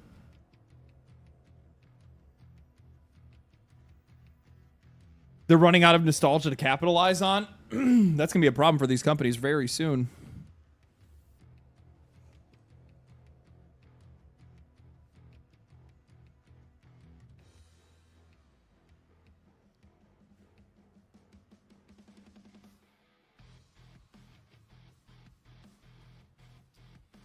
I think like the weird thing is when it comes to like some of these younger generations is that like like looking at how like wildly popular something like Roblox is, how are you going to be able to compete with that? Like, and how also not only how are you going to be able to compete with that, like the problem is that like a lot of these AAA companies, they're not doing a very good job of being able to like predict. Like, okay, so here's the thing. like Fortnite has a shelf life. That's the reason why the CEO of Fortnite, or not Fortnite, sorry, Roblox has a shelf life. The reason why so many kids are into it right now is because they're kids. They're like 8 and 9 years old, right? So like fucking Roblox is life to these kids. However, they're gonna grow out of that eventually.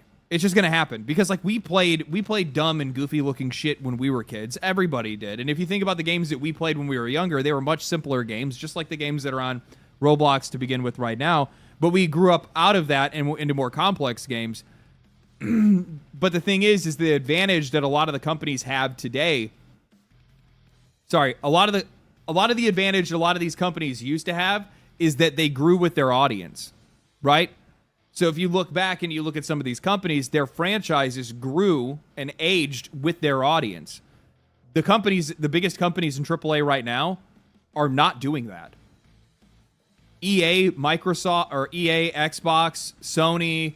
I mean, Nintendo's pretty safe because I think that, like, look, dude, I can shit on Nintendo for raising game prices. Those motherfuckers are bulletproof. They're bulletproof. I don't know what to tell you. Like, whatever it is, however they figured their shit out, they figured out the formula 30 years ago, and they stuck to it, and they never changed. They never changed. Because they didn't need to. Because the audience they had never moved on, and their games were wide open for the next young generation of audiences to walk in. The guys are fucking bulletproof. I don't know what to fucking tell you. I can talk shit. Do they have some, like, do I wish some of their games were better? Sure. But Mario is always going to attract kids. You know, like, kids are always going to be into that. People, like, you're never not going to, right? Pokemon is always going to be something that's going to translate to just about any generation. I think Nintendo's sales will plateau. Yeah, but the difference between Nintendo and other companies is that it doesn't really matter if their sales plateau because they can just increase prices. And for the most part, because of the corner that they have on, like, because of how much they have the market cornered, people are just going to pay for it. We've already seen that, right? I don't know. I don't believe that, actually. I think that there is a ceiling on that. They can only raise their prices so much. And I do think that their price increases likely edged out younger generations to begin with. I think that a lot of the sales that they're getting right now is mostly based in, like, the millennial spending, right? Because they're the ones that actually have money to be able to spend in the first place. But I think that, like, just the like how their games are made and the audience that their games are targeted for, I think they're never going to have a problem actually, like, getting people to buy their games or finding an audience for their games. Mano, thank you for the Prime. Appreciate that.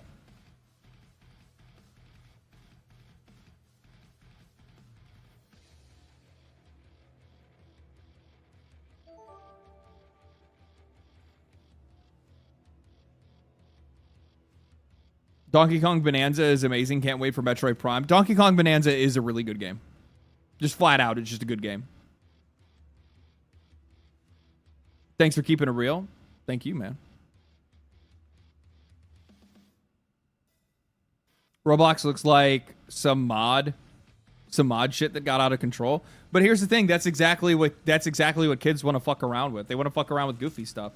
Dude, when I was like, not like, I mean, like, you gotta think of, like, when I was younger, the only thing I was doing was fucking around on, like, Newgrounds, right? It's no different. Like, this is no different from my perspective. It's no different than Newgrounds. It's just this generation's Newgrounds.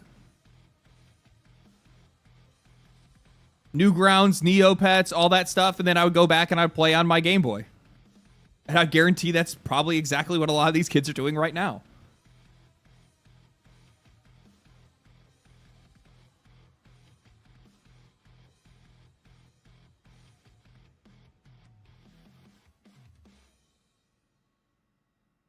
Club Penguin? I don't know what that is.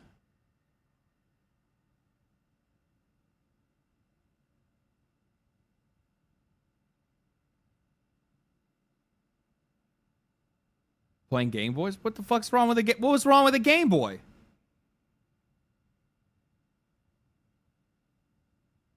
Talk shit on the fucking Game Boy.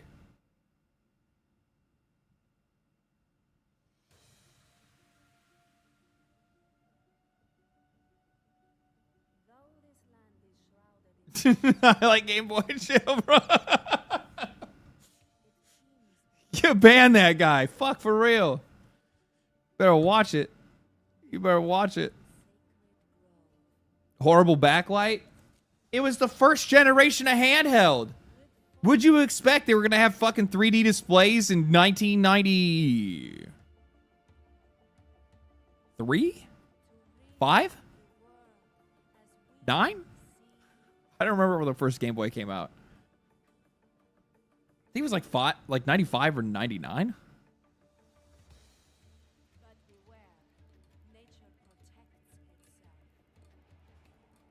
First gen handheld? Yeah. It was, yeah. 1995. Yeah, it was 1995. Yeah. Yeah, I was 42 years old when I bought it. No, I had the original Game Boy. I had an original Game Boy, Game Boy Pocket, Game Boy SP, Game Boy Advance.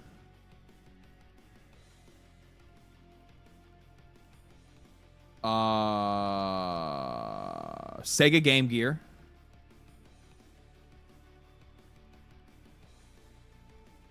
By that time, I think I was like essentially done with handhelds for a long time. And then I came back and I ended up getting a 3DS, I think, later on. Virtual Boy. Yeah, that's why I wear glasses. Yeah, I had a Virtual Boy. That motherfucker took like 12 batteries.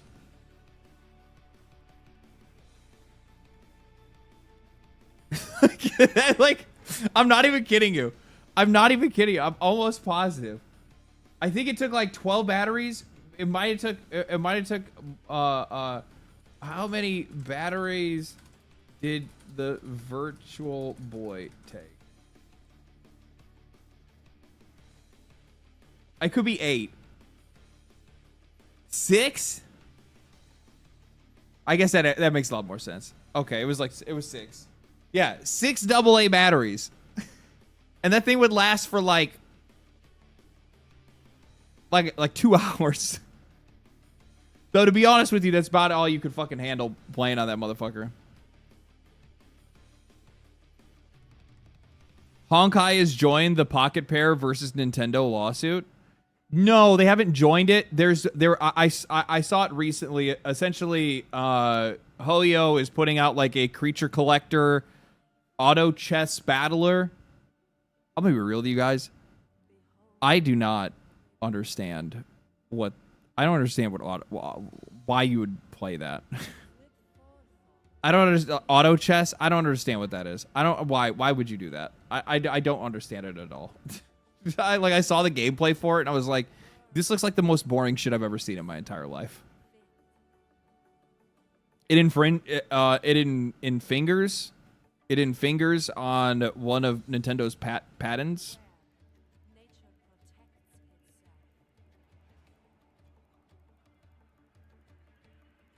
What is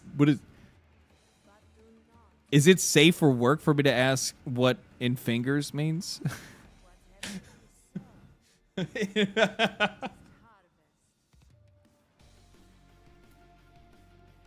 MiHoYo is infingering Nintendo? Good lord. How many? Yeah, how many fingers? Good lord. It infringes on Nintendo's patent. I'm sure it fucking does. But I don't know, man. I'm going to be really interested to see like what patents actually get passed through the lawsuit. Keep in mind that the lawsuit is the Nintendo Pal World lawsuit is not finalized. And the thing is that like Pocket Pair is all about fighting this shit. Like they don't give a fuck. And I'm hoping that it sets a precedent. I really do. Cuz like Nintendo does need to be stopped for that shit. It's too much, man. It's way too much. Side note, Path of Exile 2 feels great, LD. The run button, or like the run animation, is so fucking nice. I don't like that if I run into objects, my character does like the... and you have to like wait, and then you can control your character. I wish it was just like getting hit by enemies, but it is what it is. But yeah, it does feel good. Sprint is so nice. Yeah, Sprint's super nice. I'm really happy with it. The first console handheld hybrid was the Sega Nomad. Sega was ahead of its time. Sega was ahead of its time. Yeah. Yeah. Like, I remember, if I'm not mistaken, like the first, a lot of people attribute Xbox, the 360, as being like the first, or sorry, the original Xbox. People attribute the original Xbox as like the first console that actually had like online play, but it was the Dreamcast that had it before them. The problem is that they had invested too much too early into that kind of tech, and it didn't really have a lot of games for people to be able to use. And because of that, they really put themselves in a dangerous position. And then I think it's also like the cost of them making that console, and then the PlayStation 2, like literally the PlayStation put them out of fucking business, which is just, but like literally just by pulling out the PlayStation, it was just like fucking smoked them. I think it was the PS2 that killed. No, it was PS1. Well, it wasn't just them. It was also the N64. N64 fucked them up too. So that thing ran for a long time. Sega chose the wrong DVD format? No, that had nothing to do with it. The format had nothing to do with it at all.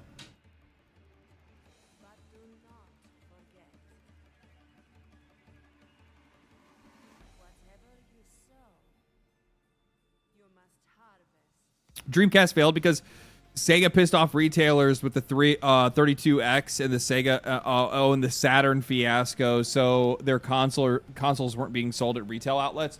Yeah, they were really difficult to get a hold of because like Sega was going through this like constant hardware battle where those guys were like constantly trying to like push out new hardware constantly, and it essentially fucked them up.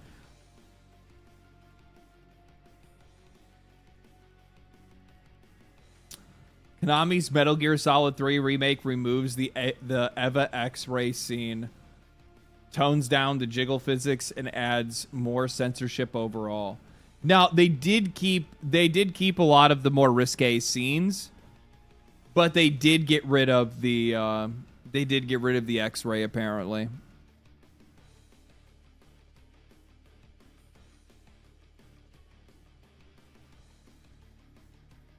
I'm just going to say this, man. I think that this stuff right here is weird. I think that it's weird as fuck. I think this, like, weird revisionism, revisionism, thank you. I think it's just, you're remaking a game. And obviously you're remaking that game to bring in new audiences, but you're mostly remaking that game for the people that you made this game for years ago. So for you to go back and try to now rewrite history and say, oh, well, tastes have changed. Well, but why does the game have to? Like, I want to play the game that I remember. It has nothing to do about, like, needing nudity or anything like that in games. It has nothing to do with that. It's more or less just the preservation of the, like, original concept in the original game. The X-ray isn't even NSFW. I know, that's the other thing too. But it's just the idea of, like, they just don't want to have that in the game anymore. And it's just like, they did the same thing to, they did it to Lara Croft as well, right? They did it to Tomb Raider. And it's just like, bro, the people that you guys are bending over backwards for this shit aren't the people that are buying your games. That's the thing that, like, frustrates me the most. So I got some pushback on the last video that I put out where I talked about Concord. And one of the things that I had brought up in that video was I was talking about how like I talked about this like Paul Tossi article where he had gone through and he had said that let me bring it up so I can reference it better.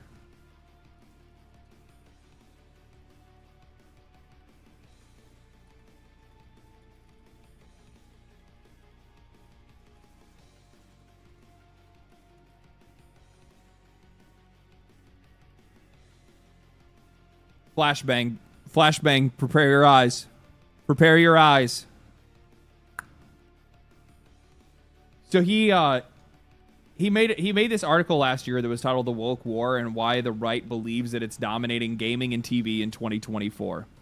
And in it, he goes through and he talks about like all the wins and losses of like his political opponents, I guess, or opposition at the very least, or at least like it's just the anti-woke crowd or whatever. But he says like Suicide Squad kills the Justice League. This was a woke version of the Arkham universe in which characters like Harley Quinn were more conservatively dressed than previous games were. Pride flags hanging in the headquarters as a consulting agency named Sweet Baby Incorporated was used in development of the game to advise them on making things overly exclusive. So they're saying this was the perception as to why the game had failed. And then he says the reality is Suicide Squad failed mightily because it was a live service game after Rocksteady had made their an entire fan base that was devoted to their single player superhero offerings, and not particularly a good one at that. It was a goofy concept, given all of the Task Force S members had guns, a few differences in powers, and aborting a storyline halfway through to do a live service concept, which features a dozen Brainiac copies, all based on an IP that is with one critically savaged movie and one box office failure in the DC extended universe. Supposedly, woke critics scored the game a 60. One of the lowest score. So the scores have nothing to fucking do with it. A game is not. I like how it's like, oh, the game failed because we scored it low. Your scores have nothing to do with whether a game actually does well or not. I think that's actually been proven by a lot of different stuff. And he's not wrong about all of these things here either. However, at the exact same time, that doesn't necessarily mean that this kind of shit doesn't also contribute to the failure of the game. Like, are you gonna pretend that like if this was like, it's fucking weird. I don't understand. I don't like what these guys don't understand, or at least they just don't want to approach, is the fact that like with a lot of the stuff that gets shoved into some of these games, like the people just don't fucking want it. They just don't want it. And this has nothing to do with politics. It has nothing to do with ethics. I'm removing that from the conversation entirely. The point that I'm trying to make, and it's a point that a lot of people don't like me saying because they immediately find it to be a political point, is that amorally, you are a company that is making a video game. Are you making it a creative work because you want to do whatever you want and you don't care about how it sells? Or are you making something that you are specifically trying to make money from? Because if that's the case, then you want to steer clear of this shit because it's obvious that these audiences just aren't fucking interested in it. It's not what they're looking for. And in a lot of cases, what ends up happening is that they're putting things in games that somebody goes to buy with their money, and it unexpectedly has things in it that they don't want to engage with. And they're things that you can't reveal out of the get-go, and it's something that I don't even personally think that you would have to have like a warning label on a game or disclose to people beforehand. So it's this weird impasse where you're making creative decisions that are ideologically based that have nothing to do with the needs of the core audience itself. And the games are suffering as a result of that. You have to make a choice which is more important to you.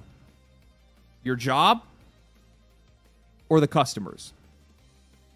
And this might sound weird for me to say, but the funny thing is that if you remove all of this shit, I don't think just customers, just as a monolith, are really going to give that much of a fuck. Like, I think that the people that they're trying to pander towards would still play these games regardless.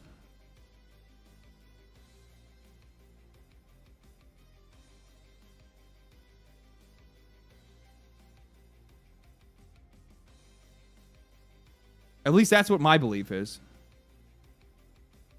And I think that's kind of proven. I think that's already proven by games across the board to begin with some of the most successful games that we see.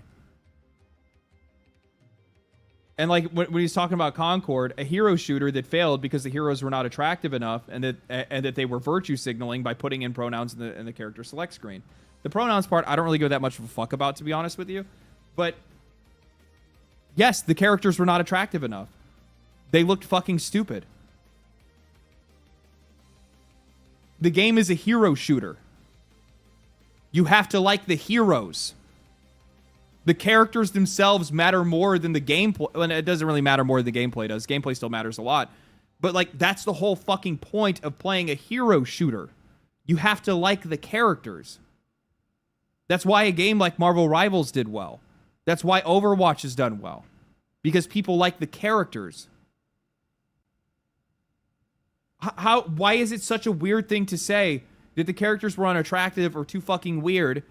And because of that, not only did the game come off preachy, so nobody wanted to have anything to do with it, but also at the exact same time, because it was so wholly fucking uninspired and pandering, nobody actually wanted to play as any of the characters or engage with the game to begin with. And it's like, if you can't have that honest conversation and just like listen to these people, and here's the fucking thing. Well, even if I just remove that conversation entirely and just say, fuck it. Okay, guess what? Yes, there are people that believe this. So what is your solution to that? Is your solution to this just ignore them? Are you a fucking moron? No. You have an option. Either you listen to that audience or you don't. And if you're not going to deliver anything to them and you think that that audience isn't worth it, well then good fucking luck. It's your job as a developer to be able to meet both of these audiences, at least in the middle somewhere. And that isn't trying to make a game for everyone, but it is trying to make a game that's accessible to anyone. And I don't think that's what these companies are doing.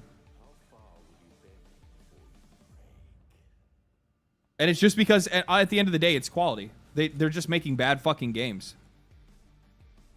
We've talked about this like 100 times by now, but like there's plenty of games that are out there that have gay characters, that have inclusivity, that have all kinds of different shit in it, that do this far better. They're far more talented developers that understand what they're doing and are doing it for the right reasons. And because of that, their games actually sell. That's why I will always call these games out every chance I get, because they're just badly made games. And that feedback needs to be out there. And why they're bad needs to be talked about. Braden, thank you for the $10, man. Appreciate that.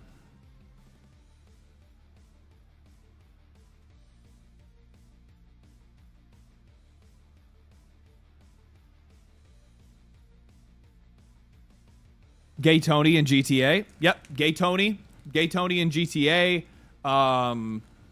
Baldur's Gate 3. Final Fantasy 16. I can't really think of anything else off the top of my head at the moment.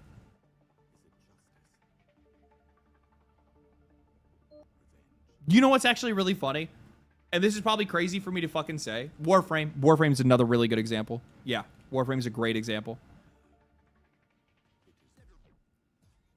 I would actually say that Dragon Age the Veilguard did a better job than Concord.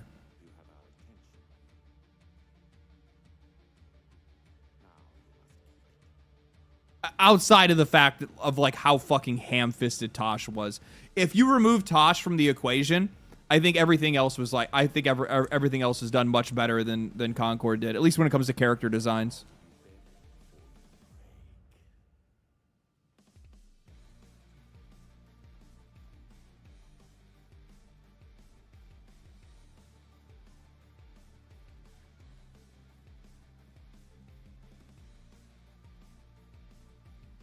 Why can't we get another BioShock 2, though? Right-wing games are so bloody rare. Was BioShock 2 a right-wing game? I don't, like... Do you want to know why they're so rare? Because the vast majority of people that are in creative fields tend to be liberal. They're liberal arts, after all. I don't understand how BioShock 2 is a right-wing game. That's kind of a weird-ass thing to say. Especially thinking about like the ending of BioShock Infinite.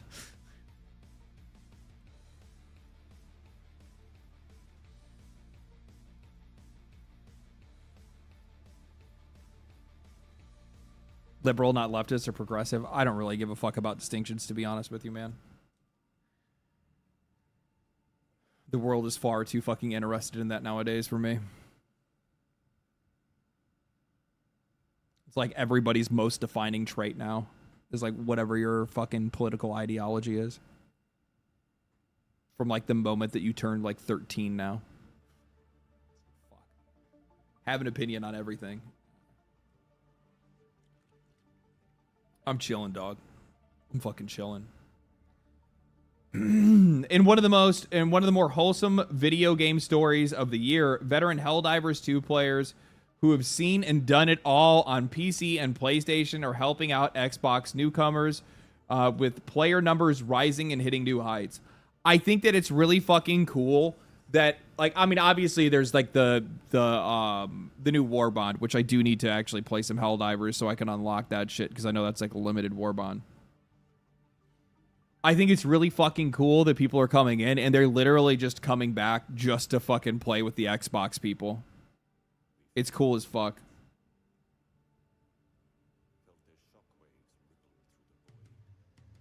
It's limited? Yeah, it's their first like legendary Warbond. So I don't know. I don't know if it's gonna stick around or how that works. I think it's a limited Warbond. I'm pretty sure it is. Diving with new players is so fun. Oh, I'm sure it is. They're like fucking they're like 2-year-olds in the game, just like stumbling over everything. Sticking their finger where it doesn't belong.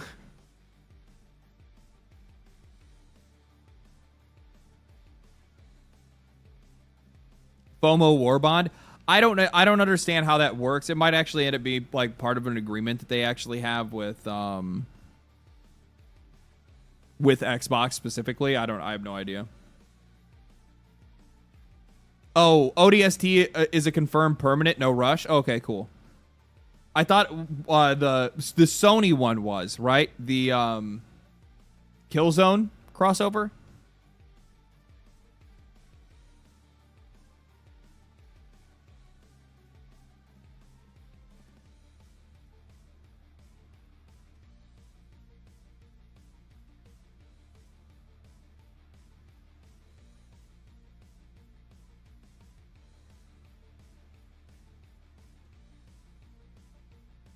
Killzone wasn't even a Warbond. It was just unlocks in the Superstore. Oh. It's kind of lame. Killzone rotates in with super credits. Kind of lame. I prefer full Warbonds like the ODST. Same. I would as well. But yeah, I think it's really fucking cool. Game's doing really well. The new update, bro, I want to... Like, where's that fucking video at? We didn't get to watch that yet.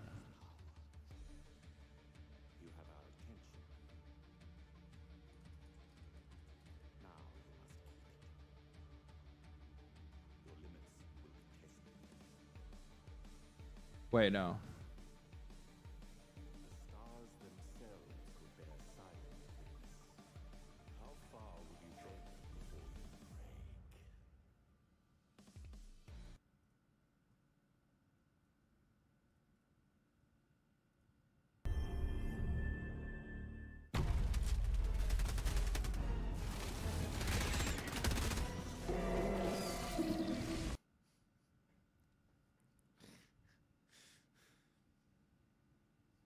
The minute I fucking saw a screenshot of this thing, I was just like...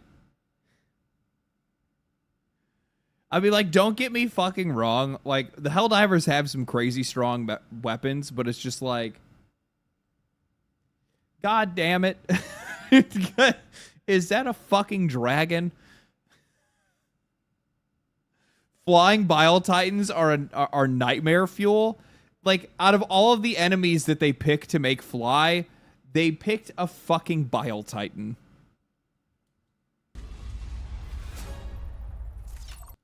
And that's a Hive Lord. I mean, I think it's pretty obvious since we're like going underground, right?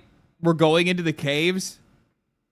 So that means that we're nearing the release of the first, I guess would you effectively call this like a raid boss?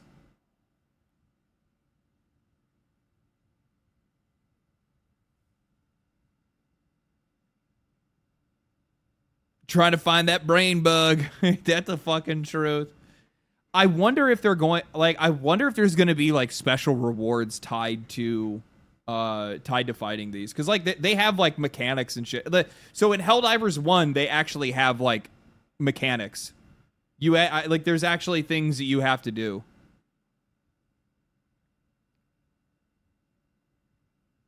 Like like fighting one of these is like a coordinated effort. There's also one. What is the there's also, I don't know if the bots had one, but I know the Illuminate did. I just don't remember exactly what the Illuminate one was called. When Into the Unjust launches, Super Earth's maximum security cities have come under an unprovoked attack by the Terminates. A seemingly coordinated attack. This act of terror cannot stand. Now, Helldivers win. Leviathan. Yeah, I think that's what it was. It's like a floating eyeball. For the first time, take the battle to our enemies' homes. They will go deep into the gloom, into the Terminates' home worlds, their hive worlds, to uncover their mysteries, deal with the bug threat once and for all, and establish themselves as the rightful masters of this galaxy. The bug hive worlds are planets that have been completely terraformed by the This is gonna be fucking not good. This is not gonna be good. Terminates. It looks sick. Over a long period of time. When Helldivers go to the bug hive worlds, they will find that they have huge, enormous cave networks spread across the planet, like a disgusting disease. Gross. Helldivers go into the caves to gather in. This is the most fucking undemocratic thing I've ever seen in my life. And to Shouldn't be allowed to exist. uncover the secrets of the gloom. We wanted to really turn the game on its head and see what happens when we put These environments are fucking sick, by the way, though. 4 Helldivers I think this looks really fucking cool. underground. In the claustrophobic and horrifying cave systems, some new tactics can be needed. You have to really plan before you go in to get all of your weaponry, because there's no help from your super destroyer once you're in the caves. Yeah, I think that's really interesting how they're doing that. I mean, you're still gonna find ammo and Areas stuff. that have no roof to call down ammo. Some sections of the cave can also be darker than others. Like, I would imagine you're still going to be able to find, like, super samples down here. You're still going to be able to find, like, super credits. There's probably, like, bodies or buildings or something that, like, collapse down here that you could probably raid, maybe. Or it might just be completely open, right? It might just be like, no, you're just underground and there's nothing down here other than bugs. Which, I mean, that makes it even more difficult, which I'm all for. Good idea. If one squad Not member difficult, uses their challenging. flashlights, while the other squad members use their more powerful support weapons.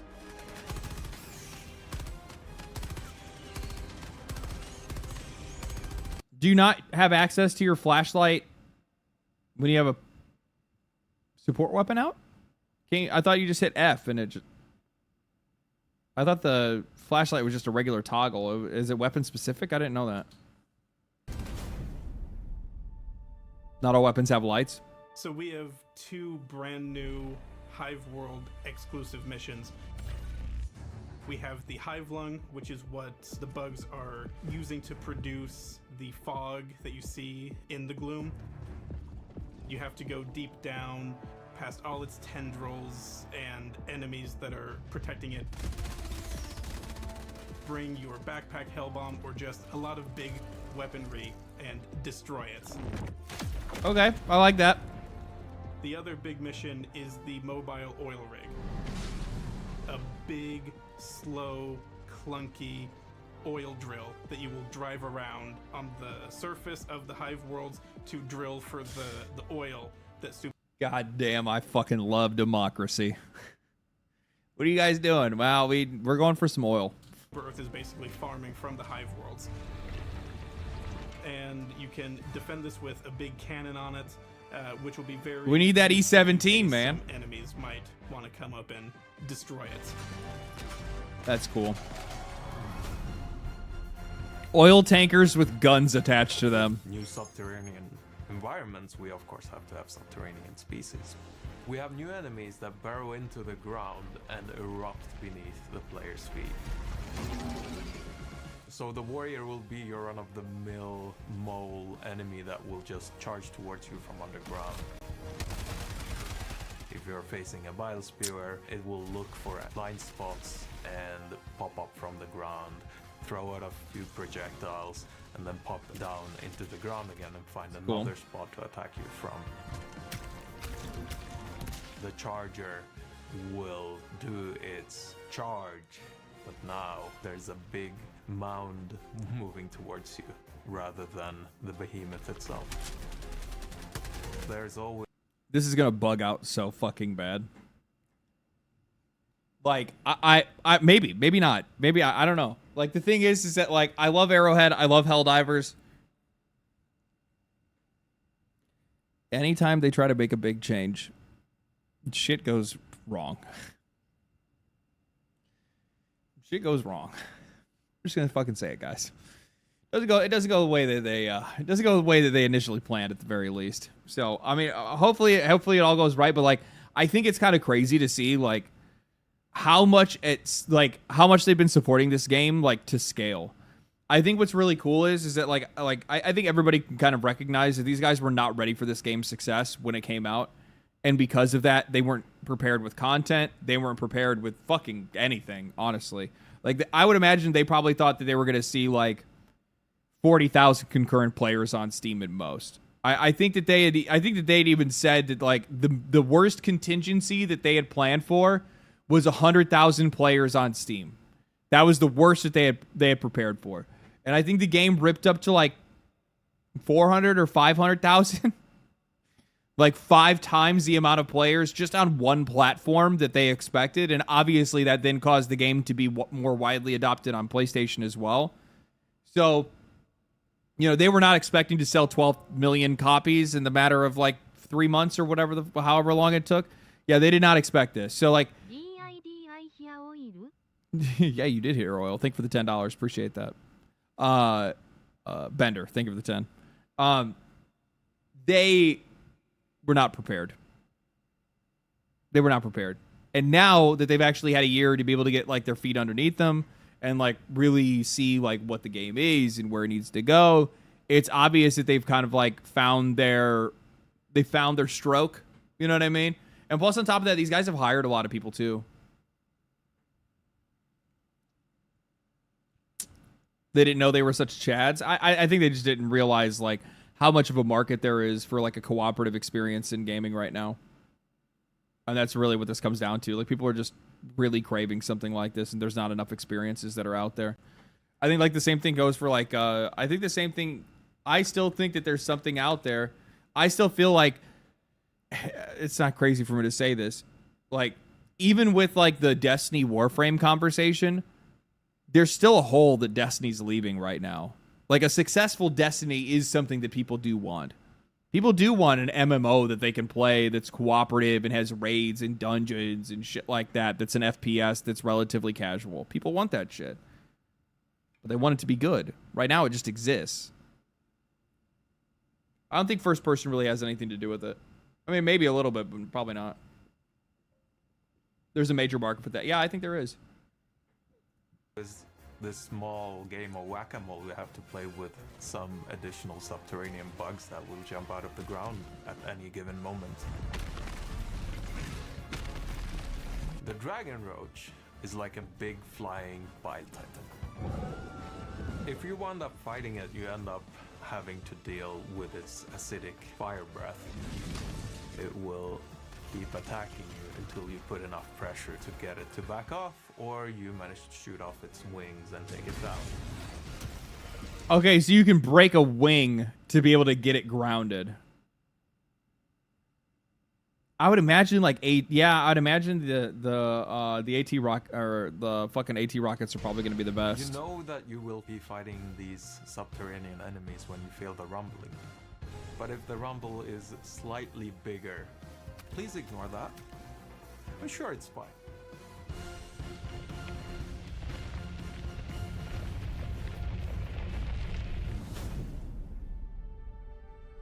With the launch of Into the Unjust and the exciting release on Xbox, we now also have 2 new warbonds, one of which is the ODST crossover warbond, which is our first legendary warbond.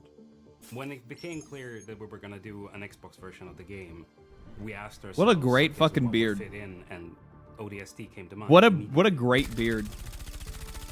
We wanted to make the perfect Halo Bring back collaboration. Helldiver streams. We're streaming it next week. All We'll the stream it weapons next week have for a sure. Very iconic look. It's something that everyone would recognize if you're a Halo fan. We got extremely close to the original ODST content. Some small changes had to be made to maintain believability, where the ejection port is, like tiny things like that. We're fans of Halo ourselves, so we wouldn't want it any other way than to be absolutely perfect. Pay close attention. Actual to the box. Vikings? We Yeah, I might have know. Snuck in some things. In the end, we managed to deliver exactly what we wanted to deliver, and that's very rare in game development. So Dust Devils is our newest warbond that we worked in collaboration with our partners at Wushu. The Dust Devils are Helldivers that are trained and experienced in fighting in extreme conditions. The and, the they are ODST useful stuff to is just like fucking peak, Ejection by the port way. is Like, iconic look. It's oh man, dude. I cannot wait to get my fucking hands on this bad boy right here. all the weapons have a very iconic. I think I watched like a video of Jack Frags playing the game. And when you actually zoom in and you do like the first person view when you're aiming, it looks like you're playing fucking Halo. Which is just so nice. Bro, I'm going to tell you guys right now, you guys need to make your names readable. Otherwise, I can't fucking read them, okay? I'm just gonna say, because it says Dename. I'm just gonna say I'm gonna say Dename is gonna be what you're gonna be called. Thank you for the $5. Almost 100% Helldivers 2 with what I'm sure will be 1K hours as of December 5th, 2024. Also, Sleep Token, EIA, TMBTE. I'm so bad at fucking abbreviations for band names. Both 10 out of 10 10 out of 10 albums thanks to my sister there. Thank you for the 5. Maybe that might be we might have a Oh, Simo is the name. Thank you for the 5, man. You're talking about their albums. No, their albums are fucking sick. No, they're insane. The band is fucking nutty. They're so goddamn good. Recognize if you're a Halo fan. Yeah, I'd seen somebody actually was like, I know that like a lot of people really like Sleep Token, but I just can't really get into them. And I'm like, well, the reason why like a lot of people like Sleep Token, because I think a lot of people are like, oh, they're just so mainstream. The reason why that band is so mainstream is because of the fact that like a lot of their songs have like a lot of their music has something like everybody could like, right? So like you have like this like jazz that's in there. You have like some pop elements that'll come in there. You'll have like and then all of a sudden you'll hit with some fucking like straight up like prog rock or prog metal, and then like metalcore breakdowns. Like there's such a wide range of like shit that's going on there. They're scattershot, not snipers. Well, they're like scattershot, but also each one of those pellets is a sniper. Because like these guys, it's not that they just like hit all of these different like inspirations, but like they also nail them. That's the thing, right? Like what song is it? I can't think of it off the top of my head. Not Caramel. Emergence? I think it might be Emergence. One of them has like this fucking just absolutely I need to change my fucking pants afterwards, like saxophone solo at the end. after doing a fucking breakdown, just doom, doom, doom, and then all of a sudden saxophone, and you're just like, fuck, so good. We got extreme. Caramel was such a good song. It is a really good song. Content. Some small That whole things album that is we really do good. to maintain believability. It is where emergence, okay. ejection port is like tiny things like that. You know, we're fans of Halo ourselves, so we wouldn't want it any other way than to be absolutely perfect. This looks like Halo. Pay close attention to cool. the models. We might have snuck in some things. In the end, we managed to deliver exactly what we wanted to deliver, and that's very rare in game development. So, No, that band is just like fucking wild. Because like sometimes it's just straight up a fucking like metalcore song, and then all of a sudden like he'll rap in another song, or then he'll do like it's all over the fucking place. Their music is crazy. Our newest warband that we worked in collaboration with our partners at Wushu.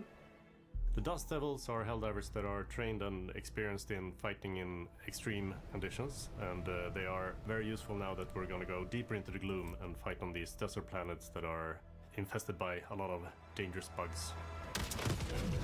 So in this warband we have 3 new stratagems, 1 primary and 1 throwable. First off, we have a new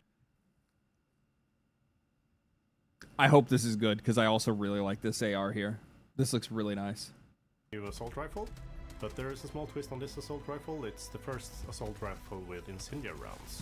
We have the expendable napalm, which sort of is the airburst rocket without the proximity trigger. That's cool. Then we have the spear gun, which is single fire. That's gonna be strong. With, This will actually be. I think that rocket launcher will actually be really strong in the cave systems, right? If you can bottleneck them. Projectile with a gas harpoon. So when you hit the enemy, it will explode into a gas. I fucking love gas, dude. The fucking poison gas stratagem is so fucking good. Oh, it's so good. It's a sort of utility versatile tool. Finally, but not least, we have the solo silo, which is a missile silo contained in a hell pod and a laser designator. And you can paint whatever target you want, and the missile will go to that target and just make a big, big boom, which makes it possible to attack enemies from a very large distance. Goddamn As the story for democracy. Into the Unjust develops, players need to venture into new parts of the galaxy where they will encounter many new kinds of threats. Playing Helldivers in first person makes it way harder. I don't think you can run in first person. You still have to switch to third, right, to be able to like move properly. We have many things in store that we are very excited about. Adjust yourselves, because it's time to bring some justice into the unjust. Fucking nerds. It looks fucking great, man. I'm really excited. The one thing that I think is like really cool, like one of the things that like really fucking impresses me, is the fact that they're creating so much variety in map, and not only maps but also just like the overall experience and like the kind of missions that you can do. That like think about like 1 year later, like how many different things you're going to be able to do in Helldivers 2. Like, I mean, there's going to be all kinds of shit to do. And they're going to be able to pull out all kinds of different shit. It's just, I can't wait for it, man. It's just going to make it where, like, the playlist is going to be so much longer, and there's going to be a lot more stuff to be able to get into. It's just going to make the experience more fun because there's that much more variety. Do you know of a band called Obliviscaris from Melbourne? Great band. Check out their 2012 album. I think I have heard of them before. I went on a whole like Australian metal band trip, you know, like way back in the day when I first started like ripping Parkway Drive. I love the gas because it makes bugs attack each other. It's very good for that. Yeah. It's also just a really good AoE in general, especially on choke points and stuff like that. I really liked it on like those defense maps where you just have like the one area you have to defend. Gotta assume they'll bring some sort of interior maps for bots and squids as well, or some major variation. That would actually be really interesting. Like raiding a... You know what you'd probably raid? Like raid like a bot space station, or the other way, or if it's not a bot space station, then you raid a bot megastructures, or I guess with the The Illuminate, that actually might be a straight up spaceship, right? What is this? Tali Zora, thank you for the I have no idea how much that is. I'll be honest with you. YouTube does not translate currency, but I appreciate the donation regardless. Thank you for your generosity. Hello, my friend. First time that I get to catch you live, but I've been watching all of your content since forever. Thanks for all the top quality videos. Peace and love from the Middle East. Thank you, man. Appreciate it, brother. Appreciate it. Stay safe. Thank you for the support. Thank you for the support. I'll be right back. Give me a second. Jesus Christ. Is it really?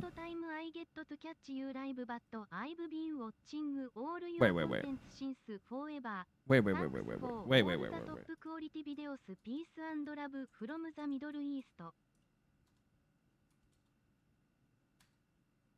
Holy shit, dude. That was a $200 donation. You're a fucking psychopath. I didn't realize that was $200. Jesus. The problem is I'll get these ones that are like some like South Asian currency, and it ends up being like $5 or whatever. And like that's not like it's a bad thing. All money is fucking awesome, but I don't really feel like I actually deserve the donations more times than not to begin with. But fuck, man, that's a lot of money, brother. Thank you. Really appreciate it. Really appreciate it. That's fucking crazy. That is fucking wild. My God.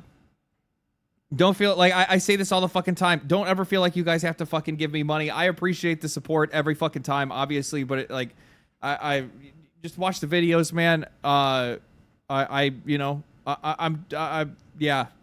The problem is when I get when shit like this happens and like people are like when you guys are like this fucking generous, it's like I don't even know what to fucking say, man. I just appreciate the support regardless.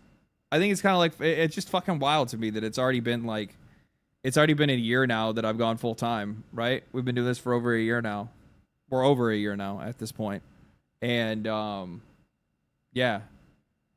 It's weird that I don't have to like I just get to do my thing and make videos for you guys and just get to chill with you guys and just hang out. It's so fucking weird, man.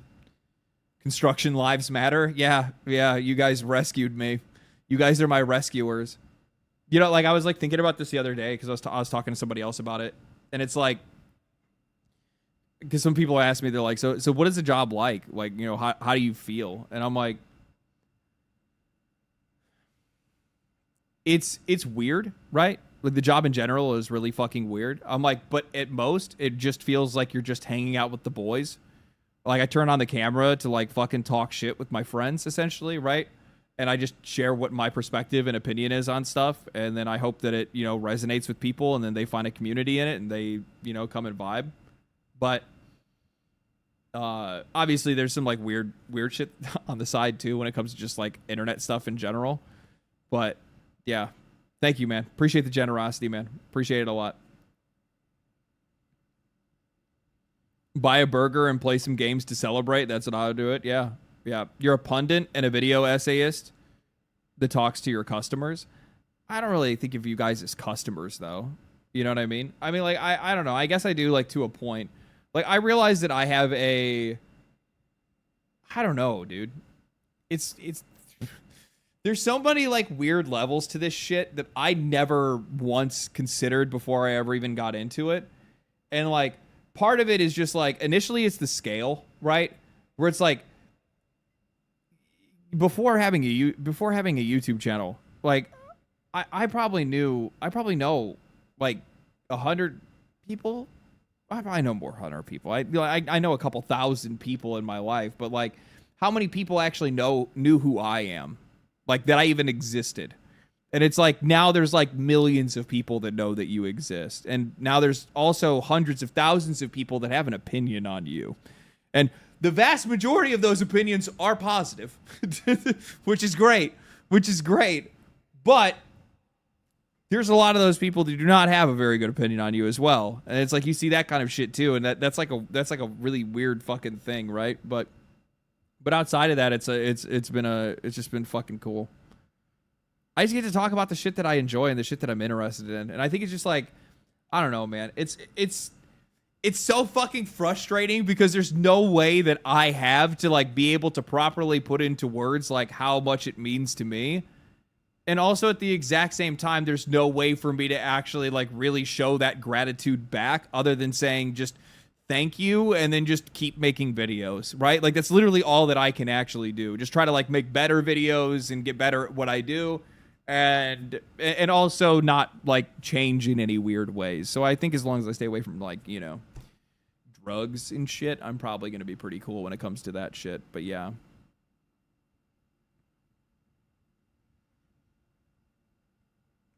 Some people you don't know, never met, are obsessed with hating you or liking you too. It's fucking weird. That's something that I don't think I'll ever really adjust to. It is really cool though. I will say that like I'm so fucking awkward, dude. I'm not an awkward person, right? Like I am a personable person. I'm a socialite. I like to talk. I like to hang out. That's my thing, right? But it's so funny that I'll be like naturally sitting, like I went and I played Magic like a couple weeks ago or something like that, right? And I'm sitting at the table, I'm playing Magic, we're hanging out, we're chilling, having a good time, I'm bullshitting, you know, like super casual, no business. And like we were talking about like work and stuff, and I was like, oh yeah, you know, like I make videos on the internet. And he's just like, oh, I'm subscribed to you. I just watched your last video. I haven't watched you for like a year. And like the minute that comes out of his mouth, I'm just like, oh, that's cool. Thanks for watching. thanks for watching, man. Like he was a nice guy. There's nothing wrong with the dude. It was just like all of a sudden, like I felt weird. I don't know why. I'm like, why do I fucking feel that way? Oh, I'm your stalker? No, it's not a fucking stalker. It's just a fucking viewer. It's just a normal guy. He's super fucking nice dude. He's fun, dude. We played Magic. He kicked my fucking ass. I took revenge on him the next time though. I built this fucking dinosaur deck. It is spicy. It is a spicy little bitch. It ain't being little. It's big ass fucking dinosaurs, but it's cool as shit. But yeah. Yeah. LD is apolitical. I'm not, like, the funny thing is that, like, it's so funny to me to see, like, people take something like that so far out of fucking context, where I'm literally just trying to say that, like, I see things from everybody's perspective and I try to. I have my own fucking politics. Like, no fucking duh. Of course I do. It's just those politics end up being a little bit more, well, diverse. It's like they're all over the fucking place. There are so many things that I agree with one side and then other things I agree with the other side. And I'm like, there's no reason for me to want to sign up or try to advertise myself as being on anybody's fucking team because I'm fucking not. I'm not, man. Simple as that. Simple as that. I took a political test just out of curiosity. And just because I'm like, where do my opinions actually lie? I want to know. Where the fuck do my opinions actually lie? Widget, thank you for the 5 gifted, brother. I appreciate that. Thank you so much. And I was like, where do my politics actually lie? And like my political compass was like, I want to see. I'm not actually going to take the test on stream because that's fucking stupid. I'm not going to do something like that. I can just tell you where I fell. If I can see it. Yeah. So this is what the political compass looks like. I fell here. I fell in the green. Left libertarian. Like, and like that, and the weird thing is that like my opinions, even for like my political leaning falling in that category is just really fucking weird that like that's how whacked out the world has become, that most people would never see me as that. Most people would never see me as that. Oh shit, LD is a Californian? I'm not a fucking Californian.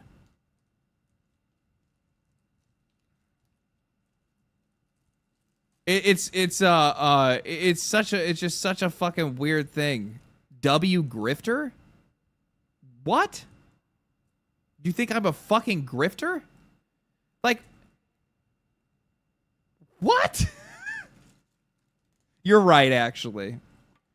Yeah, you're actually right. I'm a grifter. I literally, all of my opinions, I just make them up on the fly and hope to fucking God that everybody thinks that I am, you know, that I'm, you know, it's some of it's kind of a gamble, right? Because it's like, man, is this going to be the opinion to get the most money? I'm not really too sure, but I'm hoping that's what it's going to be today.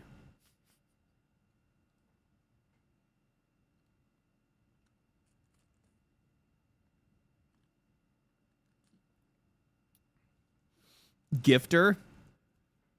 Someone, I already said gifter. Somebody else in chat said it. Oh, W gift. It looked like R. I read you wrong. My bad, bro. You have to keep in mind, man, I see that shit all the fucking time and it pisses me off so fucking much. So I saw that, like, given the conversation in the words I saw in text, that's what I thought it said. And then I forget that you guys are my friends. I was about to throw a goddamn bottle through the window. Self-report. Yeah, it's exactly what it was. It's self-report. No, dude, what it is that, like, you see that shit all the fucking time, man. You see it in the comment sections and shit like that, and it's just like, I'll be honest with you, man. You want to know what the worst... I'll tell you guys straight out. You guys want to know what the absolute fucking worst... like the most offensive thing that you can say to me is, you can call me names, you can call me all kinds of shit. Call me a liar or disingenuous. That I don't fucking like. And when I see that shit, it gets under my fucking skin because it's just like, you don't fucking know me. You don't fucking know me. And it's just like, here you are trying to spread a bunch of bullshit. You know what I mean? And it's just like, it's so weird, like, as a fucking human, dude. And I guess, like, it's because I didn't grow up on the internet as long, so I'm not really necessarily used to that kind of shit. You know what I mean? But it's just like, when you live in normal life and you see people that are, like, spreading a fucking fake narrative about you, you can do something about that, right? But, like, in this world, you have to do something about it professionally that puts your fucking, you know... that puts your reputation on the risk if you want to go and talk shit and be like, look here, little bitch. You know what I mean? Like, you can't do any of that kind of shit. And then on top of that, like, nothing's going to fucking change their minds anyway, because they're all a bunch of fucking, you know, mouth breathers fucking rolling on themselves on Reddit. It's just like, fuck, man. 90% of the internet thinks that they can read minds. It's not even read minds, bro. 90% of the internet believes that they just fucking know who people are because they saw them in a video or they heard somebody else say something about them. And, like, the thing is that, like, there's something weird that I think the internet does where, like, it's confirmation bias. It's just confirmation biased. And I think that, like internet confirmation bias is so strong that you will immediately accept something as truth if it reinforces your narrative. Like, immediately. Like, on contact. You're just like, oh, I fucking knew it. It was one of the, like, I literally just had this recently because I had seen... one of the first things that I saw was somebody talking shit about, like, the performance on Metal Gear Solid. And I was like, I knew it was going to be shit. The only reason I was thinking that, and I had to, like, take the time to, like, fucking take a step back away from myself. The only reason I'm saying that shit is because I just don't want to spend the money on the fucking game right now. So part of me was hoping that it wasn't going to be good, so then I didn't have to waste the fucking money and spend it on it. It's not waste, but, like, it's because I just don't want to fucking spend the money. I just don't have the fucking time to play another game right now. There's too many games that are coming out. So the minute that I saw something negative to it, I immediately just latched onto it, and I was just like, bro, hold the fuck on. You just saw a Twitter comment, and you're already about to fucking sail that ship. I have to do my best to be able to just, like, pull myself out of it a little bit. Like, even, and it's tough, man. It's tough.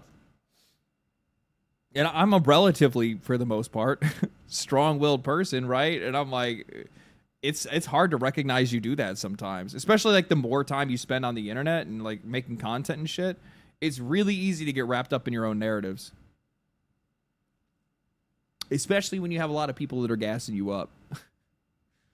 Especially when you have a lot of people gas you up. But for the most part, people do actually challenge me in a lot of my comment sections and like in the Discord and stuff like that. Sometimes, like I'll see people that'll say something on disagreement, and then I'll take a step back and think about it for a minute, and usually still come to the conclusion that I'm right. But I at least give it a minute. At least give it a minute. Let's see here. I don't know if there's anything else that was like actually on Twitter that I wanted to look at. I have not been hearing good things about this game. I have not been hearing good things about this. I don't know if you guys have, but I don't know if I actually want to watch like a review or anything for it yet. I don't know. Give me a second. You know what I'm gonna do? I'm gonna get some chips. I got some.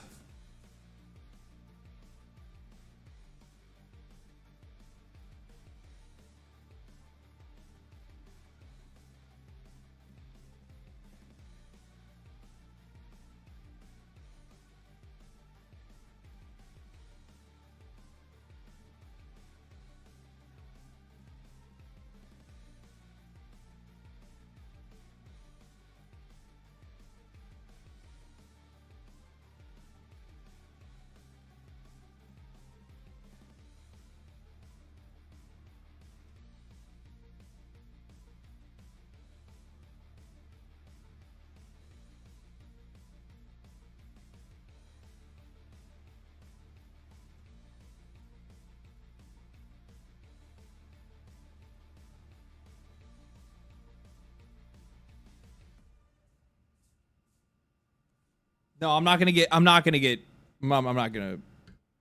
chips yet. Not yet. When it's PoE time, I'm getting chips. It's been very, very quiet. I hardly hear any news on this game. So I saw like some people playing it, and like I saw like we'll look at like its gameplay trait. Like somebody put, I think IGN posted like the gameplay, and I watched like a little bit of it. Lost Soul. I watched like a little bit of it, and like the first thing that jumped out at me, and I saw somebody else commented on it too, and they said the attacks sound like that somebody is smacking them with a plastic bag. I fucking hate. Do you know what this sounds like? The sound design on this? Is this a mobile game too? Is this on mobile and on PC? Because that's what it does sound like. It like, and I really do not like games that have like.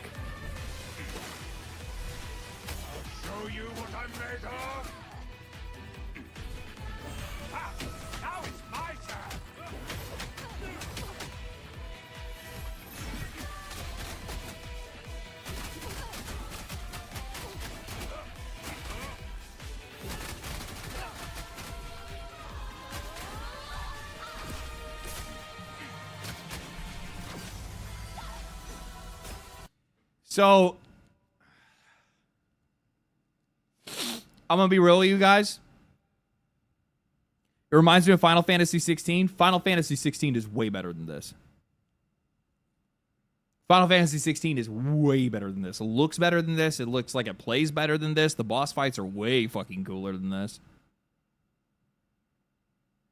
Not a deal breaker, but it's not great. I'm gonna wait and let this one fucking sit and chill for a little while before I give it any more attention, to be honest with you.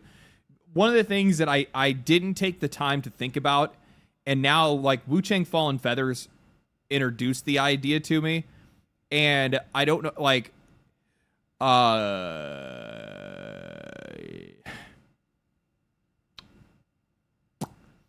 Black Myth Wukong is not only going to bring more Eastern games, it's also going to bring a lot of Eastern slop.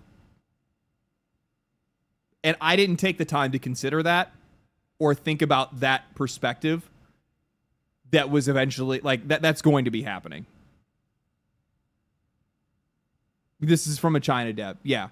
So, like, the thing is that, like, I think there's going to be some, like, very talented, very dedicated developers that are going to be delivering some really good games out of the East. And I think that in a lot of cases that we're probably going to be seeing some games that are like we're going to get more games like Black Myth Wukong, right?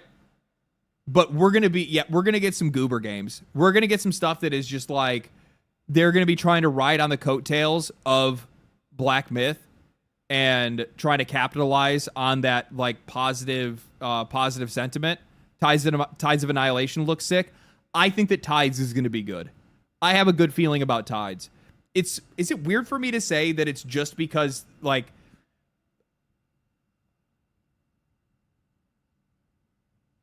I think it's just, it's literally just because of the fact that Jennifer, the voice actor for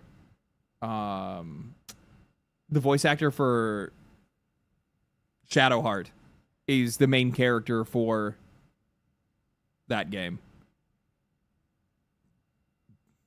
Phantom Blade Zero. I have Jennifer English. Thank you.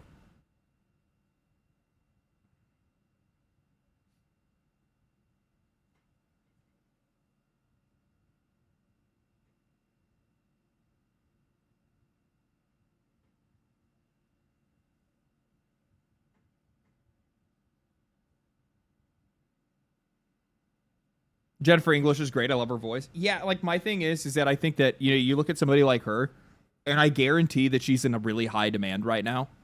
Like a lot of the Baldur's Gate 3 actors became in high demand after that game.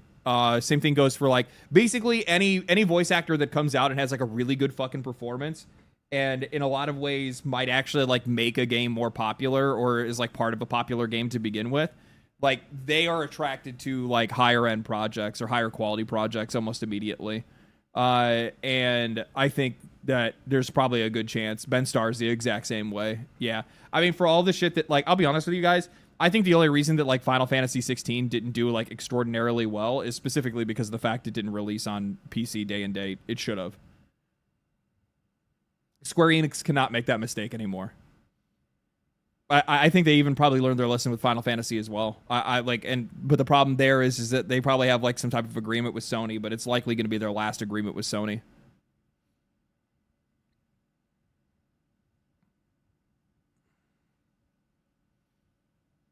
But I think that also at the exact same time, like somebody said, Neil Asterian's voice actor is also one to watch. Dead Take was niche but fun. Yeah, he also plays like the fish in Warframe, right?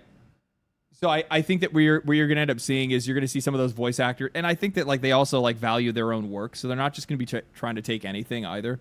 So yeah, I don't know. I just got a good feeling about that one. I think that Lost Soul Aside will be all right. Phantom Blade Zero, I think, is just gonna be a banger. We've seen too much gameplay of that game looking like a banger for it not to be one, right? Wu Chang looked all right. And honestly, I think it still is largely an all right game, but then they made some dumb fucking decisions post launch, right? With like their weird censorship and shit like that. Final Fantasy 16 runs like hot garbage, $2,500 PC, 60 FPS at 1080. I don't disagree with you, Norsky. I don't disagree with you. I know that the performance on that game is bad. They have to do a better job of optimizing their shit. But I think that largely the game would have been more successful if it did release day and date. But yeah, this looks like a mobile game to me, man.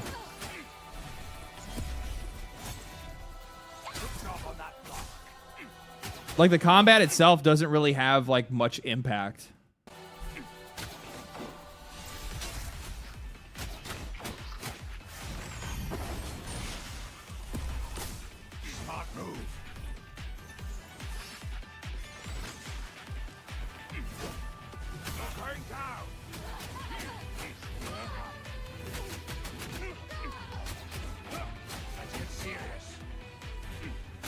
Who's the voice actor?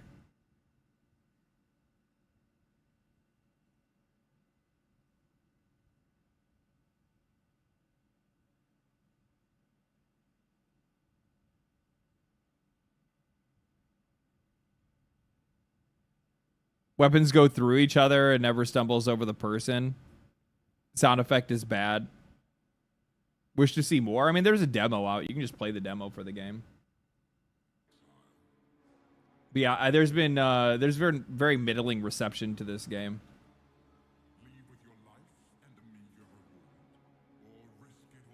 Let's see here. This one is, yeah.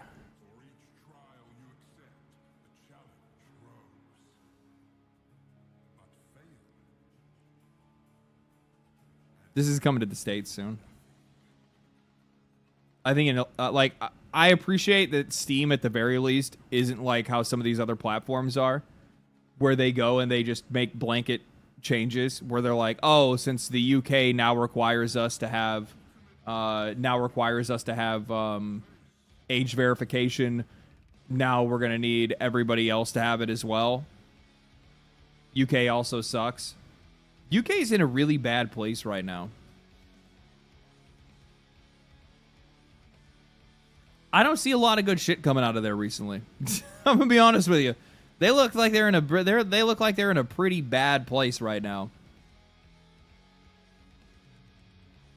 And I'm gonna be honest with you, man, with like how like heavy-handed their government has become over the last like couple of years. They're on the verge of V for Vendetta. In all honesty, as somebody that usually is a part of the Nothing Ever Happens camp, I don't think that UK is going to be on the Nothing Ever Happens camp for much longer, to be honest with you, because I mean, like how heavy-handed they are with censorship, the rules that they already have in their country, the shit that they're already going through it. There's not a lot of good news that comes out of that place. Not a lot of good news at all.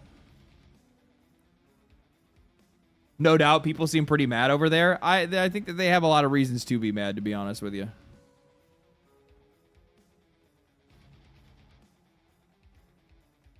Their speech laws are worse than mine, and I live in Canada. That is true. I think I told you this before. I think I was in Canada. I was in Sarnia, and I was like having drinks at a bar with a buddy of mine, and I forgot what we were talking about. I don't remember what the fuck it was, but I had said something, and he was just like, "Hey," because I talk kind of loud, and he's like, "Hey," I'm like, "Yeah," and he's like, "You can't say that here." And I was like, "What the fuck you mean?" He's like, we don't have the same speech laws that you do. You're not allowed to say things like that here. They'll just kick you out. And I'm like, the what? He's like, yeah, you can get fined for saying that. And I was like, there was just like a really weird like epiphany that I was just like, as somebody that grew up in a country and was raised in a country that has free speech, where you just say whatever the fuck to say whatever the fuck, right? Like whether you're being serious or not, it's one of those things where like my brain doesn't comprehend. Like I can't say words. What did you say? I don't even remember what the fuck it was, but it wasn't like that bad of anything. I don't know. I probably made an uncouth joke. I don't know. Fuck. We're a group of like 3 dudes that just went and had fucking shawarma and then went into a bar for beer.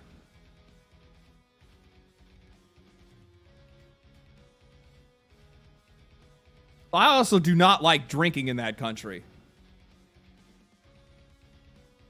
I'm gonna tell you what, man. It just.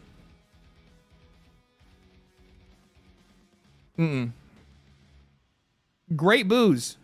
Great booze, but it's also like weirdly uncomfortable to be like, because they're like drinking age over there is like 18, right? I think it's 18. I just remember I went into a bar and I felt like I was at a high school party, and I was like, what the fuck is going on here? What the fuck? Am I in the right fucking place? Am I in the right fucking place?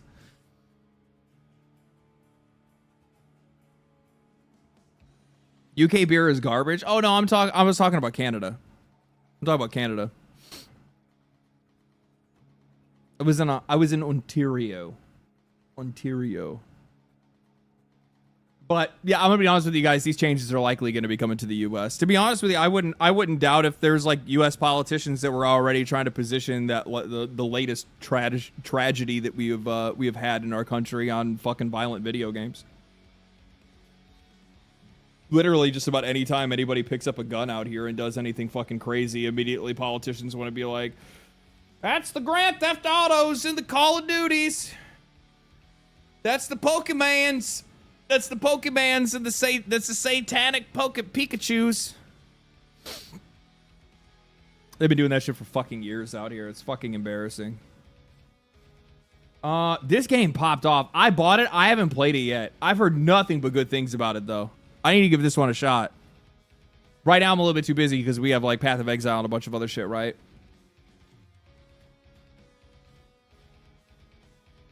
Global marketplace, global rules if American policymakers are chumps, and in a lot of cases, they end up being in the first place. I mean, I've seen some people push back against certain things where they're like, hey, I hear you're doing this to your people. You know, you can't do that to ours. And they're like, oh, no, we're not. We're not doing that. IGN 7 out of 10. Now I'm skeptical. They did 8 out of 10.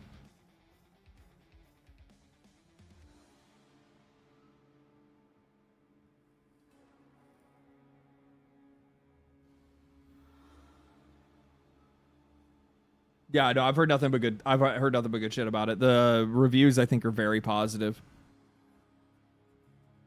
If I'm not mistaken, the reviews are very positive. The animation for it looks really cool too. What is it called? Shinobi. We'll watch it. We'll watch a. Let's watch a little sneaky banger real quick, right? I always love seeing. I'm a huge. You guys already know I'm a huge fan of sneaky bangers.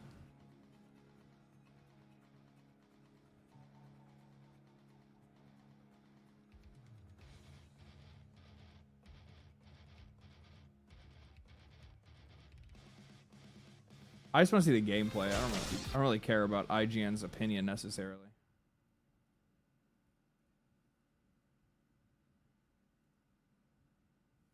Did I just lose audio? Oh, I did. There it is. Now Sega's iconic Shinobi series has emerged from a 14-year stay in the shadows to fling a fistful of kunai straight into your adrenal glands. Shinobi Art of Vengeance brings back the series slash and dash with plenty of modern-day flash. I love the art style. It empowers returning hero Joe Musashi with an enjoyably expansive suite of hypercharged ninja skills. That's cool as and fuck. Presents it all in a gorgeous hand. Yeah, this looks really style, pretty. Making for an adventure that's occasionally hard on the reflexes, but always easy on the eye. While the Shinobi series may have been in exile for an agonizing amount of time, its triumphant return has been well worth the wait.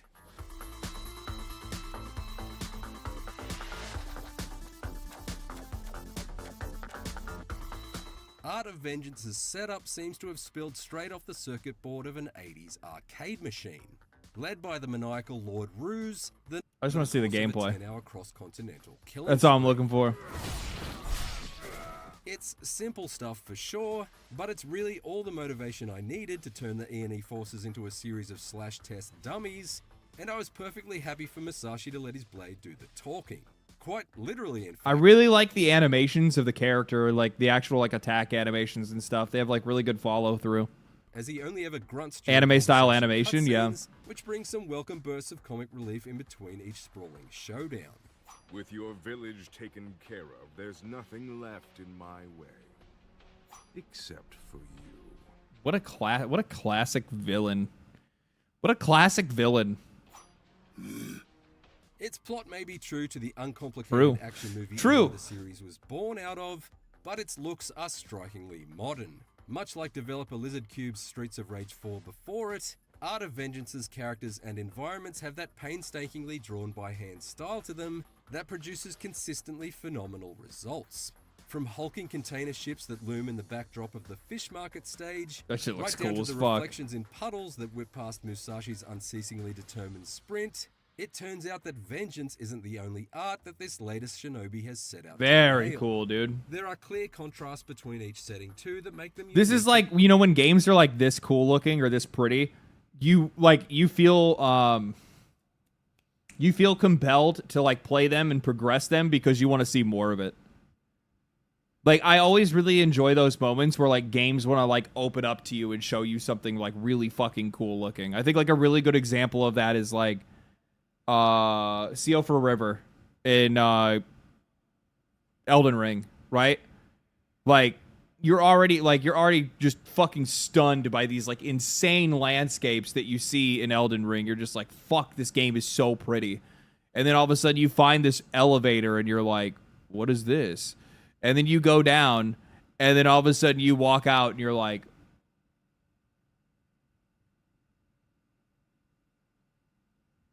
there's a world underneath the world.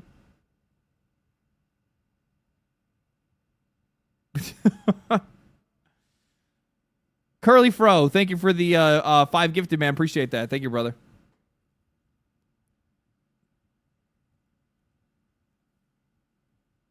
People think Elden Ring's landscape looks like shit. Well, those people are fucking blind. Elden Ring is a gorgeous game.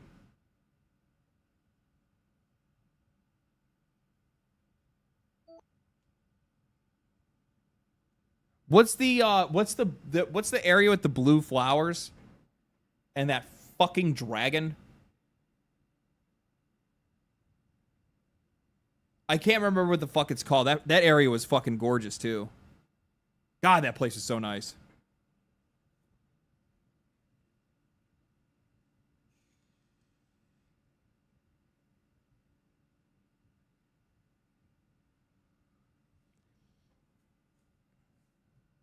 Lernia Lakes? I don't think it was Lernia. Was it?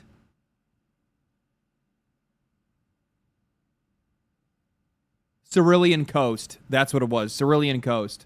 Yes. Yeah.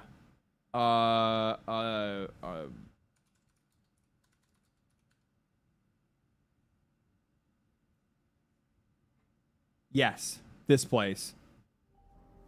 Let's break down how to get to the Cerulean Coast. Shut up. I don't care about you, IGN. Go there. I want to see the place. Like, because you're like the area around it is just like arid, right? So you're not necessarily expecting it. You go through like this like fucking cave or like crevasse. And then you come up and you see these blue flowers. And you're like, what the fuck is this? And then you just come up this ridge and you're just like, what the fuck? And then you get attacked by a motherfucking dragon right here. And that dragon fucking destroyed me. That dragon fucking destroyed me. Yeah, no, this looks really cool, man. I'm excited to give this one a shot. Yeah, map area is gorgeous. Yeah, it was really pretty. Oh. There is nothing I love more than seeing a developer in real time as they're going to put their dick in the bear trap. Stop and say, wait a minute. That's a bear trap. And then stop themselves. So many of you guys might not know, but Vampire the Masquerade Bloodlines 2 was essentially going to be releasing the game, and then they were going to release it with like 2 DLC sets, and the DLC sets were essentially going to lock off like 2 other families or like lineages for you to be able to play, essentially blocking you from classes unless you pay for day 1 DLC. Clans. Yes. So they're locking you out from like classes and clans and storylines and all kinds of shit with day 1 DLC. Like shit that any fucking gamer could call out and be like, you cut that from the main experience to sell it to us later. Well, they came out and they said, hi, we're listening to you about the Lasombra and Theodore clan access, and we're making adjustments to reflect this. We will share more information about this as soon as possible. Until then, join us on Twitch, 5 p.m. CST, and this was like a couple days ago. So apparently they're going to be making a turn. Apparently they're going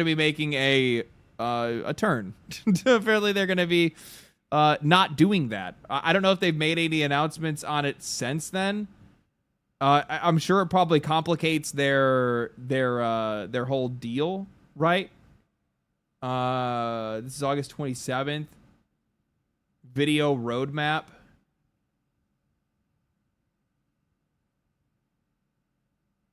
I guess they're gonna be like revealing the revealing the clans or whatever. And they were planning on having 2 of these entire storylines completely locked unless you pay for DLC. But I haven't heard any. They haven't made any full announcement yet. Make La Sombra and Tador pay. What kind of joke is that? Please cancel this and make important content available in a fair and respectful manner. You will earn respect, avoid scandal, and people will buy it, not just $10 more.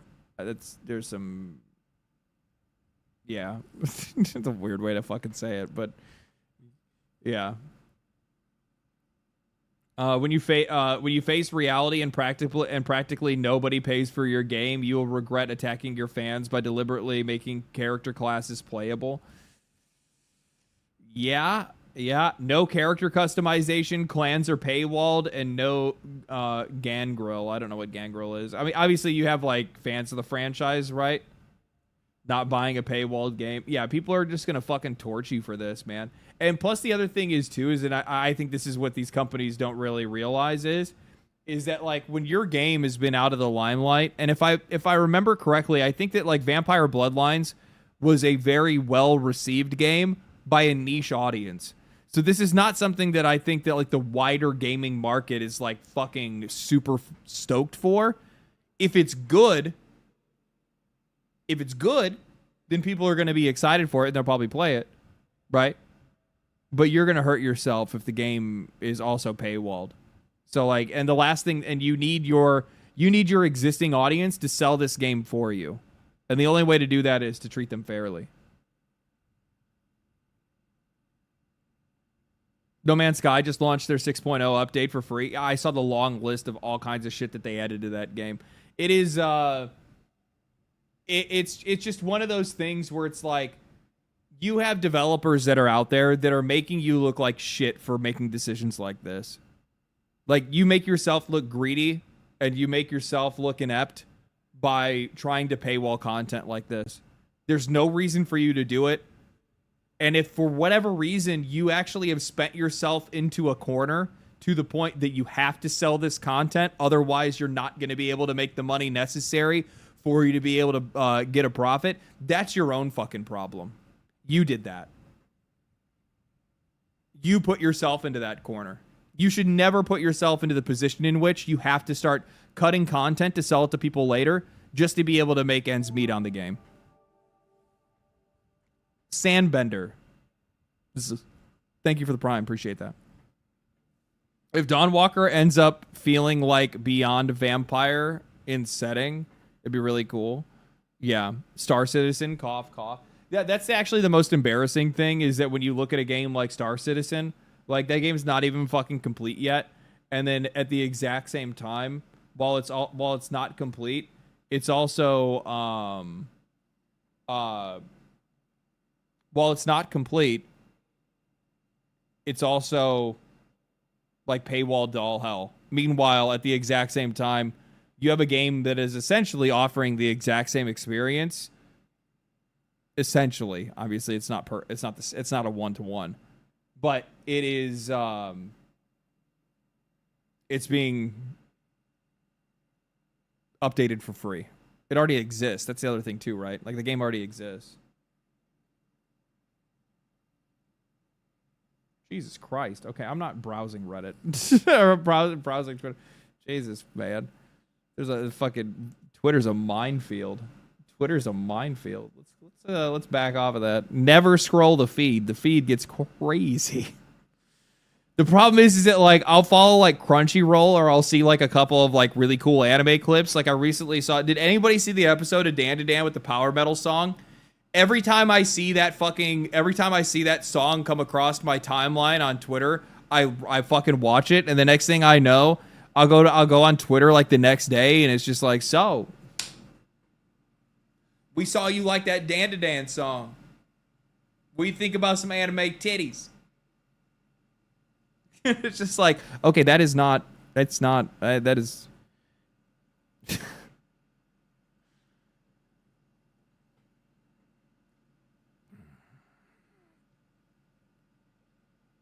Person on another stream advocating for a 30K ship on Starfield by saying that it was meant for 50 players.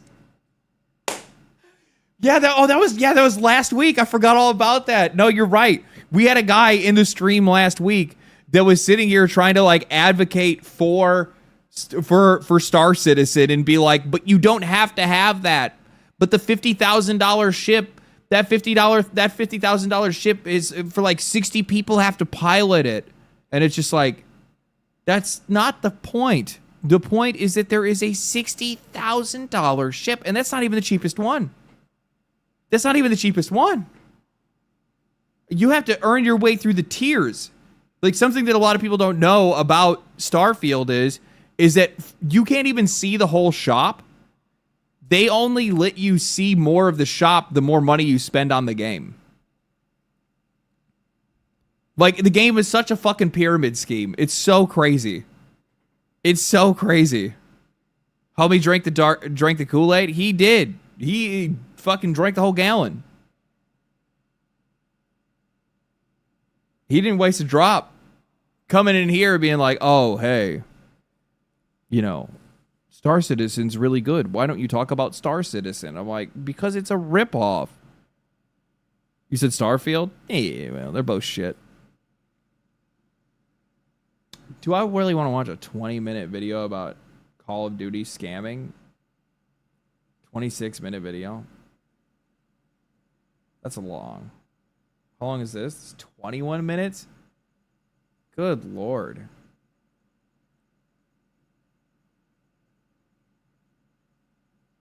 Oh, this is the Steam thing. We already covered that. I'm not going to worry about that.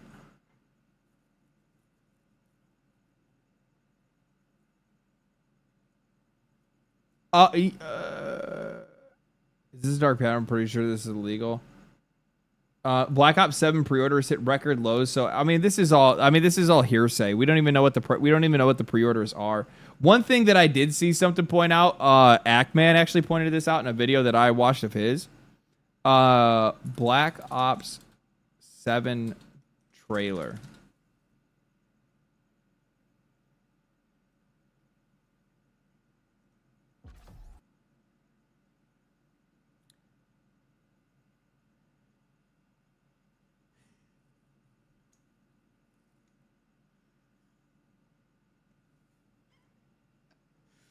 Hold on a second.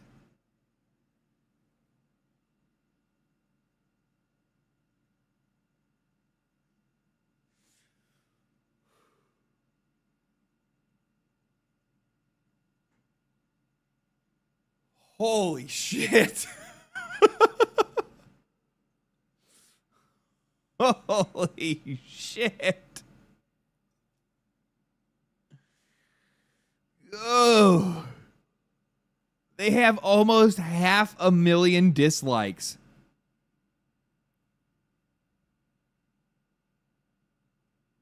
That's kind of bad. That's insane. That is fucking insane, dude. What the fuck? So, Actman is saying that they botted views. And I actually think I'm going to have to agree. I think that part of it I think is botted. I think that part of it is botted. Because if you actually go and look,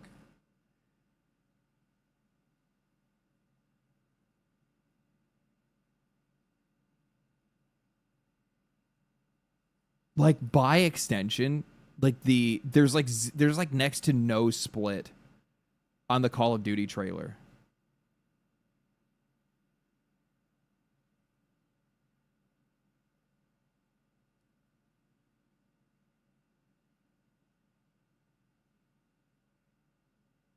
And why is there only like 50K views on like the French trailer?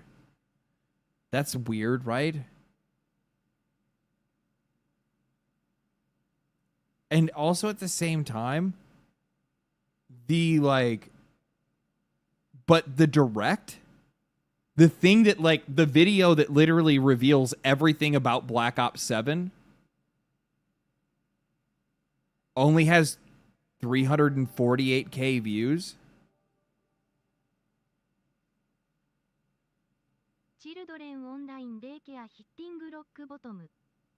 Yeah, thank you for the 2. Yes. Yeah, Simo. Yeah.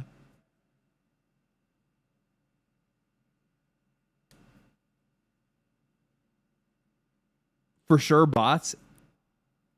It just doesn't add up. It doesn't add up that the trailer would get 47 million views 10 days ago. And then the day after they post this, they post, the Vault Edition trailer, like whatever, everybody knows that that's just like DLC or whatever. But like on the same day that they post the gameplay, the gameplay reveal, the actual direct that goes over all of the details of the game doesn't even get 1 million views. Doesn't even get 500,000 views. You don't see that. That's typically not how views will carry over, especially when you're talking about two things that are completely related to one another. Unless it got put into an ad. Oh, you're right, actually. No, you got a good point. You got a good point. I mean, that's effectively botting. Yeah, it's effectively botting. Kind of. So essentially, like, YouTube has an ad program. It's terrible for your YouTube channel, by the way. That YouTube has an ad program where you can advertise your videos, and if you advertise your videos, then like they'll literally play in between other people's videos, like as an advertisement. And if that happens, obviously people are probably not going to watch your whole entire video. They're gonna fucking click skip, and when they click skip, I mean that's like 1 to 2 seconds of a video that kills the analytics on it.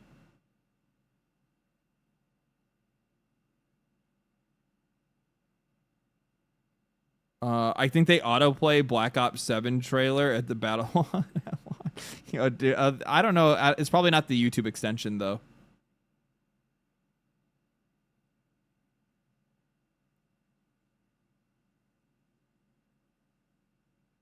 I don't think that Blizzard has. I don't think that Blizzard has Activision Blizzard has access to the to like the YouTube extension inside of their own launcher. I don't know if that's an actual thing or not. It's an ad for them to build fake hype after the trailer. Kind of smart, though. I guess. I don't really know. Like, the thing is that, like, there's just... I don't know.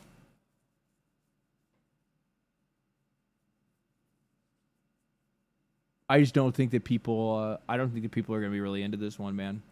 It's so disjointed and weird. And, yeah. I think it'll be one of their weakest ones yet. I mean, I don't know. Maybe it does well. People are still trying to farm this guy.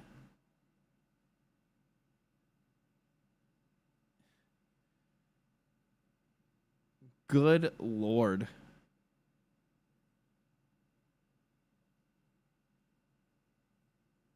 Ooh, here we go. I want to see this.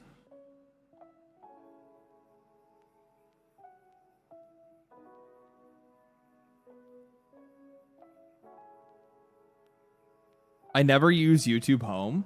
Really? It's literally the only thing I use. Or I like search for, I search for a topic directly. Only subs? Interesting. You know what the funny thing is? I look at my YouTube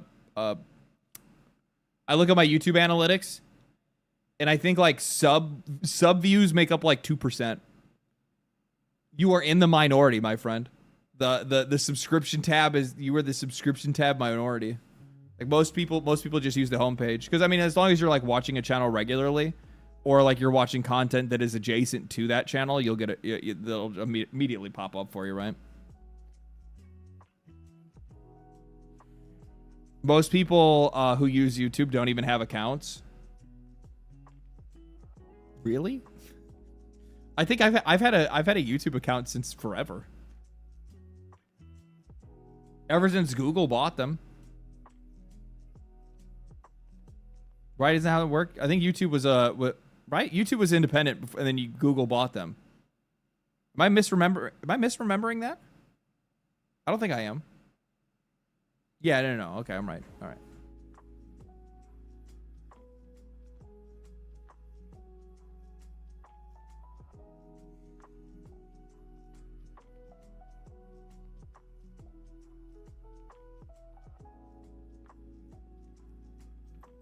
Sound?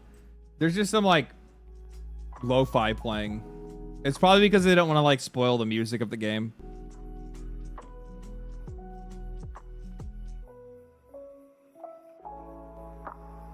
I just want to see the gameplay.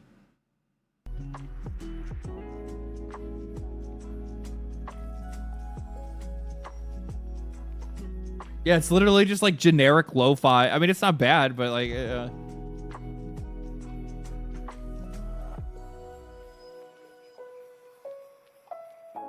Bob, stop sitting in front of the monitor.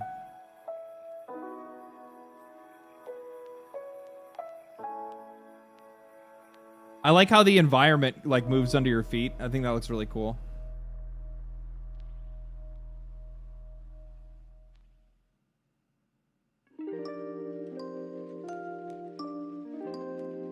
You know what it is? I guarantee I know what the fuck happened.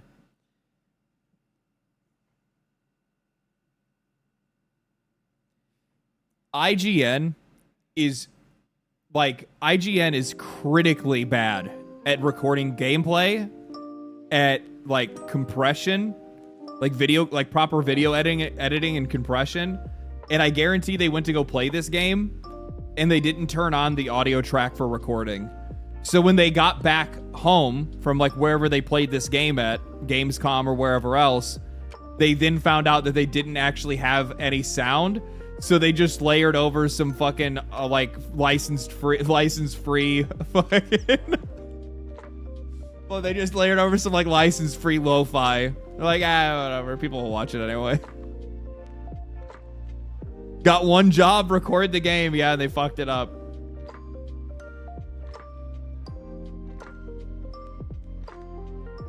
I love the lighting in this. What is that? Oh, do you collect berries? Oh, it's like your equipment. Okay.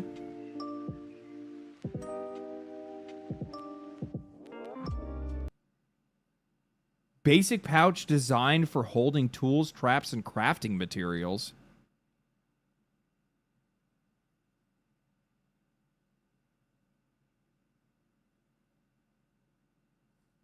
Crafting?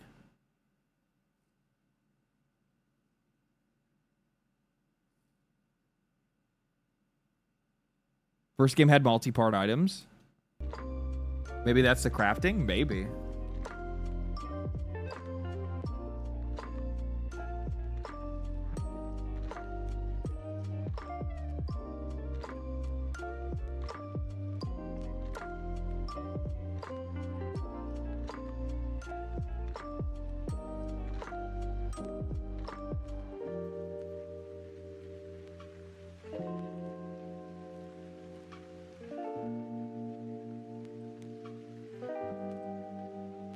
Yeah, this looks really good, man. I don't know what it is. Maybe I'm sure everybody else feels like this too, but like these fucking games are just such a fucking vibe, dude. This game is just like Hollow Knight is just such a vibe. I'm so excited to play it. I still need to actually finish Hollow Knight. I don't know how long the game is. I think I'm pretty close to. I'm probably not close to being finished, but I'm probably like, you know, once I actually like buckle in, I'll buckle in. I'll probably play it and maybe finish it this weekend. It's not a super long game, right?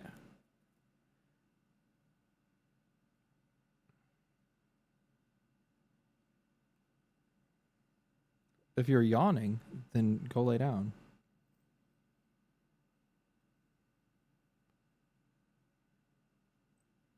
It's a Metroidvania. It'll take time. Oh, okay. So maybe it's longer than I actually think it is. I wonder. Well, I wonder contextually if I need to make sure that I beat this game first. Hard Venus. Thank you for the prime. Don't get Hollow Knight's hype. That's just not a game that you're into. Not a big deal, man. I think that in a lot of cases, people will look and see a bunch of people getting excited over a game, and they'll be like, I don't get it. Well, it's just like sometimes things aren't for you. I mean, fuck, there's a lot of people that go to see fucking Taylor Swift. I don't get it. Doesn't mean it doesn't really matter, though. So I don't even really think about it. That's the way I sees it. That's the way I sees it.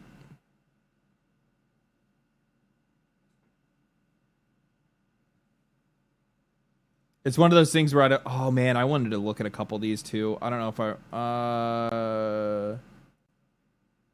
former PlayStation. I don't want to flashbang people. It's getting late now, and I don't want to flashbang. I'm just gonna wait. I'll save these articles for potential videos for next week or something instead. Because you know what, dude?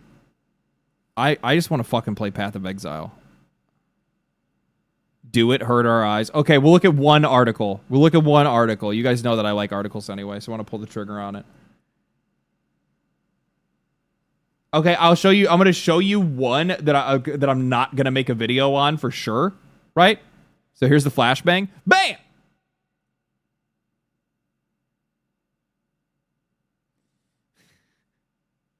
Too late. No countdown. You just get it right in your face.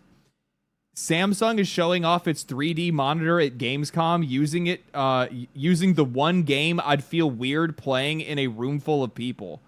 Why? Are you just gonna like fucking whip it out and start jorking it in front of everybody in the room? One of the things that like really pisses me the fuck off is that like, notice how this fucking works. Is that like, games journalists can't outright hate on the game, right? Because like Stellar Blade was a solid game, right? So all they do is they just try to make sure there's this constant shame. There's this constant like cloud of shame. And like they try to do whatever they can to like make people feel ashamed of playing the game. Puritans, it's not Puritanism. It's just like performative simping. Well, they're not simping for the game either. Right? Stellar Blade is a good game. Yeah, Stellar Blade is a good game. And yet the funny thing is that like, I mean, like, is it hypersexualized? Yeah, for sure. But I think it's done relatively tastefully. I'm no more than, you know, no less than Nier. I mean, the ass shot. Oh no, Nier has a bunch of ass shots too. It must be exhausting for them. I know it's exhausting to hear them. No fucking shit. It's just like one of the like just fucking leave the game alone, dude. Like what is the fucking purpose of that? What like that's what my question is. What is the fucking purpose of this? Why do you guys got to constantly keep pushing this fucking narrative, right? And like they're the ones that are calling like, oh, Gooner games. Oh, that's a Gooner game, and it's just like, what the fuck? So it's just like what I don't like is that like it's completely fine for these guys to point out like the like sexually deviant shit in the games that they're okay with. Like, oh, we found a mod that makes Leon's bulge in Resident Evil 4 Remake even bigger. Here's the, oh my god, everybody's loving the Naked Leon mod. Everybody loves the bear scene in Baldur's Gate 3. And it's like, you guys can fucking do that, but then all of a sudden when it's just like, here's hot chick, they're like,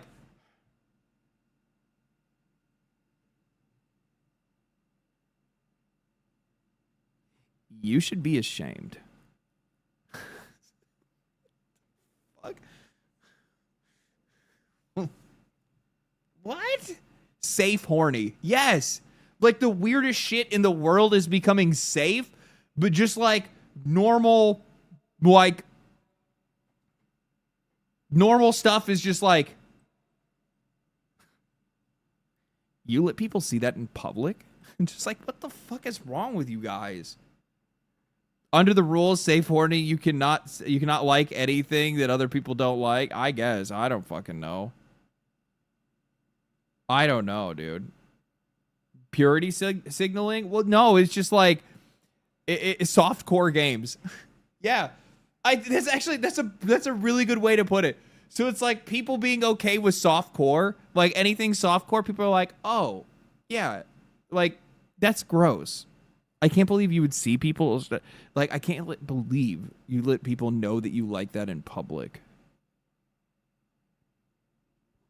Meanwhile, it's all about like let your freak flag fly when it comes to everything else. And it's just like, like the most fucking degenerate shit on the internet is completely fine. You know what I mean? Hey, let's gas up the game where you can bang inanimate objects. Like,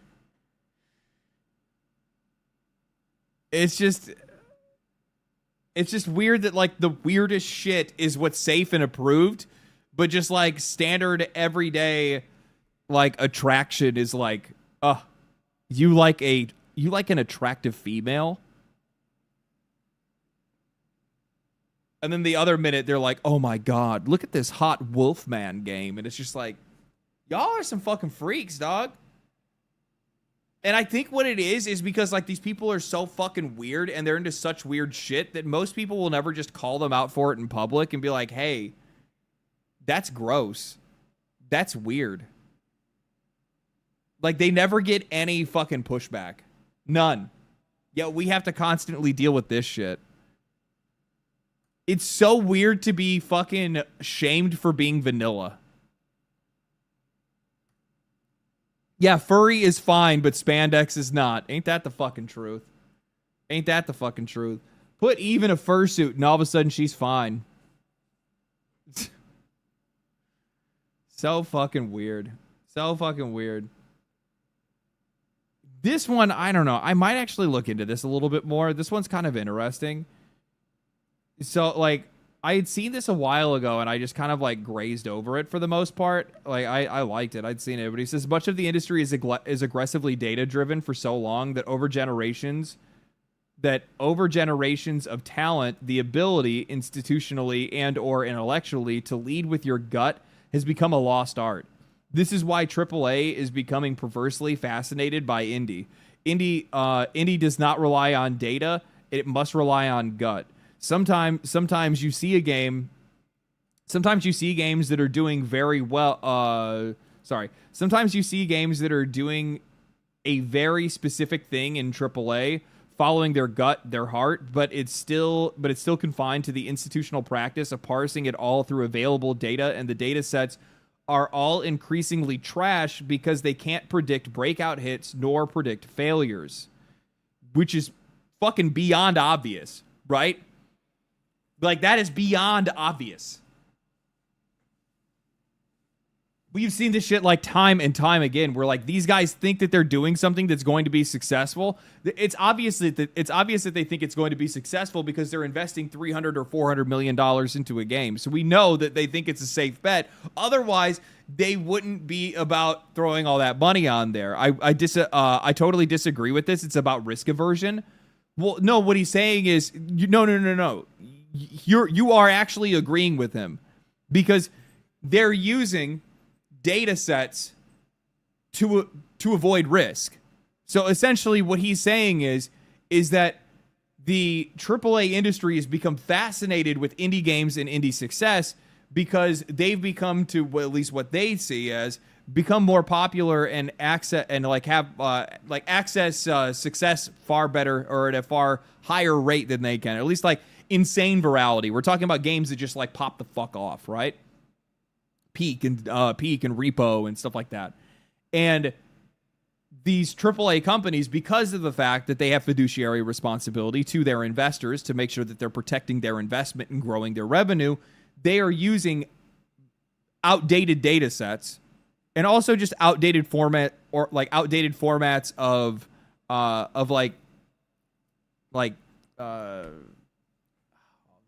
focus groups and shit like that, essentially, is what they're doing. And they're doing that to avoid risk while also still like letting their developers make something that's following their gut. So what you end up getting is you get something that started off as an original idea, but then was filtered through focus testing. And that focus testing is not reliable. So their risk aversion and the data sets that they're using are ruining the games at the end of the day. It's like something starts out as a good idea and then ends up as Dragon Age the Veilguard. Data changes all the time. Yeah, and like that's the thing when it comes to especially like younger generations right now. Like they just don't, they can't predict a lot of the like where things are going, which is actually like I think is kind of fucking stupid, to be honest with you, because like all you have to do is just like what is missing right now. If I was working for any of their marketing or any of their research teams, all you have to do, you don't even have to pay attention to the games industry. All you need to do is just pay attention to society. Look at society right now. What is one thing that's missing in society right now? What do you think is the one thing that is likely leading to a lot of division in society? Sex appeal? You're not wrong. Humanity? Close. Censorship? Sag girlfriends? No. Just like one thing. It's even family. That's pretty close, actually. Yeah. A sense of community. Community and family. Those two things are largely missing from society right now. So what people are doing is they're clinging to things that honestly don't matter at the end of the day.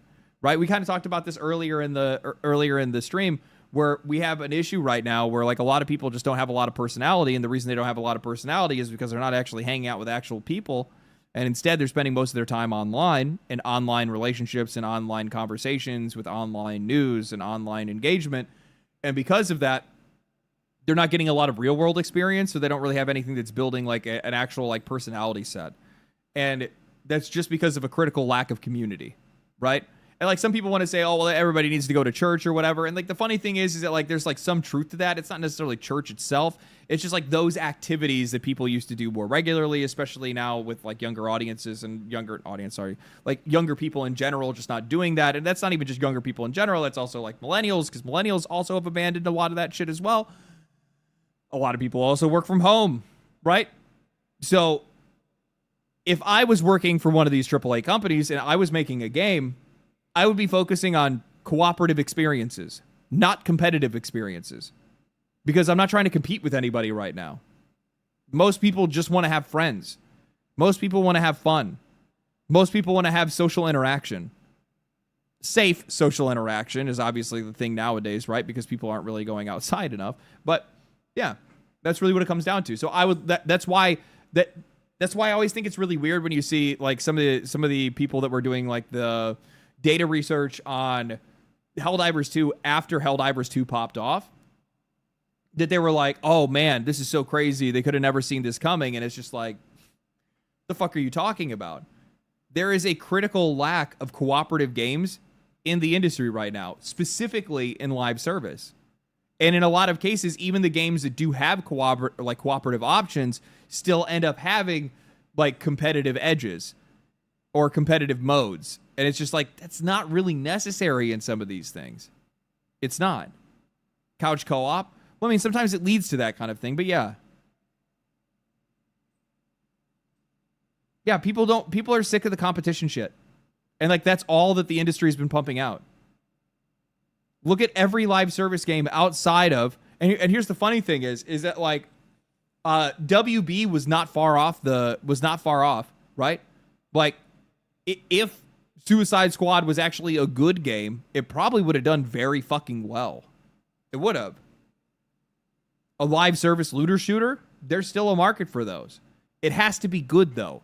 And like that's the other thing that they keep missing out on is the fact that like they keep spending too much time and too many resources on like target audience and like a bunch of other bullshit that just doesn't actually not target audience, but like they're spending too much time on just shit that doesn't fucking matter.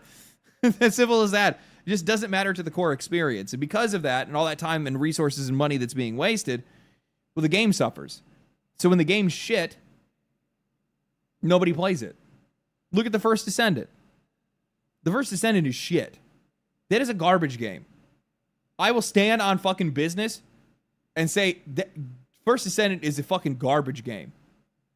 It is a wholly and totally Warframe / Destiny ripoff with no soul of its own. The only thing that it has going for it that is its differentiating factor is that it's got Asian chicks with huge tits.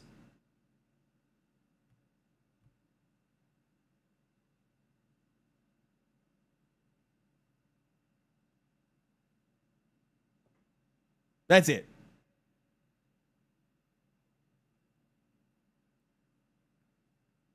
Hope your day's going well. My day's going fantastic. Absolutely fantastic. So that's the thing. Like, so these guys are so stuck in their own asses when it comes to like going over data sets and trying to like perfectly position these games and avoid risk that they're also lengthening the development term on some of these games, right? And they're also likely including a lot of bullshit that just doesn't need to be there, which is also then increasing the amount of money they're spending on it, lengthening the development time, and then ultimately steering it away from the audiences that likely would have played it in the first place.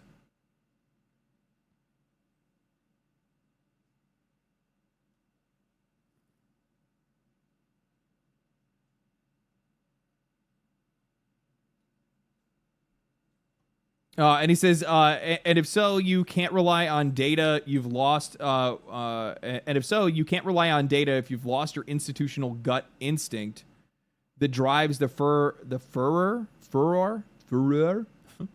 of expression defines the game, and you get stuck. If public panic becomes safe, which is dangerous. Hence, genres disappear until indies create breakout hits that introduce new data.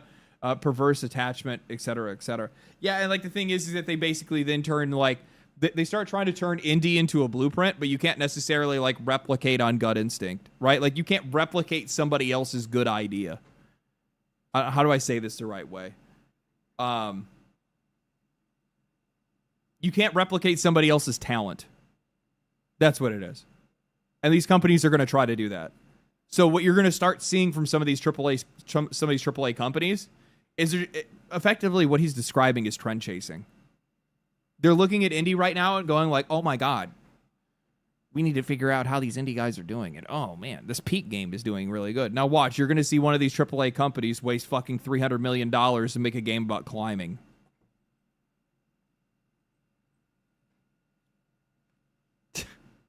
You know it's going to fucking happen. You know it's going to fucking happen. And I already can picture exactly what that game will look like. It's going to be overly complicated. It's going to be overly complicated. Mechanically like too mechanically deep. It's going to be more about the like they're just going to go way too far into the fucking weeds. That's essentially what they're going to do. It'll have a skill tree. Yeah, maybe. Yeah, I have like skill tree. It'll be shallow. No. Shallow is actually the reason why some of these indie games are working out so well. Bro, I just talked about this in a video just recently. What these guys do is they just pick a couple of things and do those things really, really fucking well instead of trying to do far too much and basically completely lose sight of why people are supposed to be playing the game, right? Like, why do people play Peak? Do people play Peak because Peak is a mechanically complex game? No. They play it because it's fun and it's goofy and it's cooperative and you can pick up your friend and carrying them up the mountain. You can feed your friend food and carry stuff for them and all kinds of shit, right? Like, that's why people are playing it. It's the friend part of it. It's the cooperative part of it. And they make sure that the mechanics of the game are not getting in the way of enjoying that experience. It's the same way why I said that Hollow Knight is a great game, because Hollow Knight is a graphically, or not graphically, but like visually beautiful and auditorially beautiful as well, like music wise, like the sounds and everything is absolutely fantastic, but the game's mechanics don't distract you from that. The other problem is that oftentimes these AAA companies will use far too much money and far too many resources, and then as a result charge too much for the games that they make while trying to copy some of these other companies, right? So like as an example, Ubisoft's Prince of Persia game, the Metroidvania that they made, from what I understand, great game. Too expensive. It cost them too much to replicate what indie does for a fraction of the cost.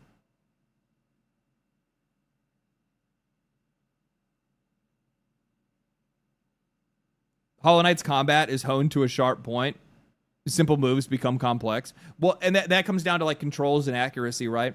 What was there's that like the fucking platforming game. Celeste. It's like that, right? Where like their controls are like so fucking intuitive that like the game just feels so good to play, right? Mechanically, very simple game, but because the controls were honed so fucking perfectly and the levels were designed perfectly, the game just blew the fuck up and people love it. We're also seeing huge groups of gamers that will never venture outside of your free-to-play games like Fortnite and Roblox. There are millions of gamers that will rarely ever buy any games. Well, I mean, keep in mind, Fonz, did you watch my video on Gen Z? It actually has nothing to do with the games being free to play. I mean, it does, but it only has to do with that because they don't have any money. And nor do they have any future. Just say future. Like a lot of those guys just don't have a future. There's just not like right now, like the future, it just looks bleak. I'm just gonna be real with you, man. Like professionally and for jobs. It's not give up, kids. It's just be malleable. Be flexible. Are you gonna check out Duet Night Abyss? What is Duet Night Abyss?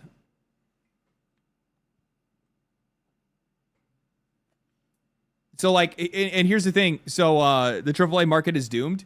The AAA market is doomed if they do not figure out how to actually, like, predict where the next generations are rolling with their money.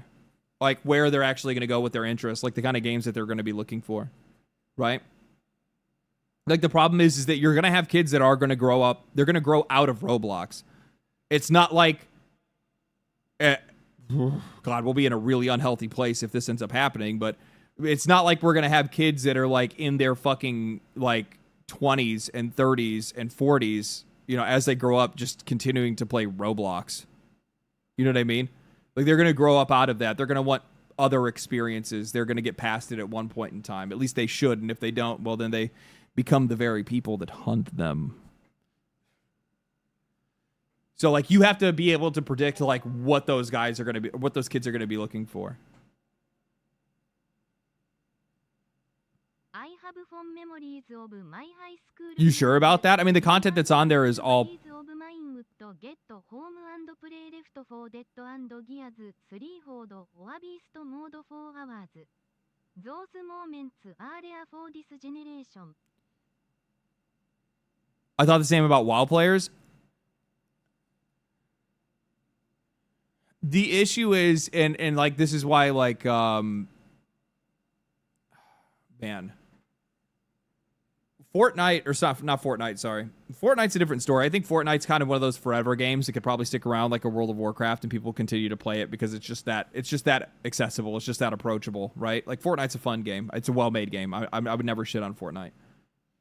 Roblox, on the other hand. Roblox is a hodgepodge. Roblox is a series of 1,000 different, I don't want to say, like, what's the fucking word? Like throwaway experiences, right?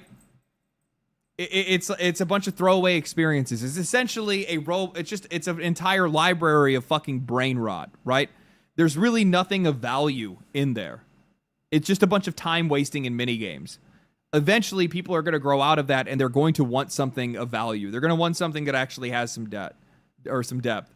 Now, I mean, like, you might actually maybe I'm completely wrong, and these kids that are going to grow up on Roblox are literally going to be so fucking brain rotten that they don't ever grow up, and they're just going to live in Roblox for the rest of their lives, exactly like how a lot of these Silicon Valley elite hope they will. But I don't see that being the case. Bender, thank you for the 10, brother. Appreciate that. I have fond memories of my high school years. Me and a couple of buddies would get together and play Left 4 Dead 4 and Gears of War 3 Horde mode or Beast mode for hours. Those moments are rare in this generation. Yeah, and that's the thing too, is like you have to figure out how to get them together, I guess. I don't know, man. I mean, maybe that's never gonna fucking happen because it's just the way the nature of the world now. I don't know. But it's the one thing that I do know out of anything at the moment, at the very least, is that it is Path of Exile time. I'm gonna put up switch the Twitch shit so that way people can start getting drops and whatnot.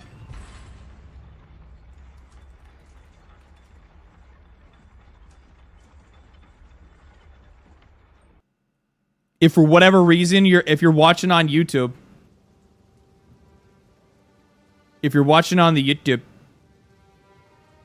I would recommend watching on the Twitch, because if you watch on the Twitch, you get free drops, some really cool cosmetics, and a bunch of other shit. There's also, I think, like, I think they have something else that's going on for, like, gifted subs and shit like that, too.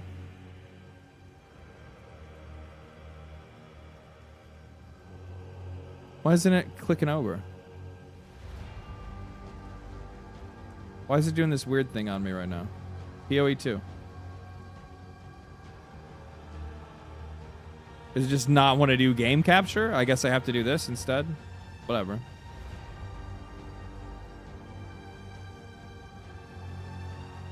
Yeah, I forgot what the deal is, but it's like 2 gifted subs or something like that. You get like some fucking cool cosmetic or whatever. Okay, drop me, daddy. Good lord. Please, why did I read that out loud? Nick Adonis, thank you for the prime, man. Appreciate that. Love your content and watch every video you drop. Keep me informed. No problem. I'm on it, motherfucker.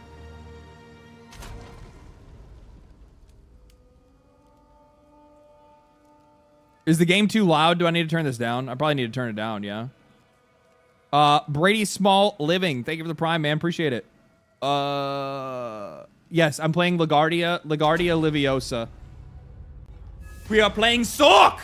Like I said. I shoot lightning from my fingertips and snowballs from my...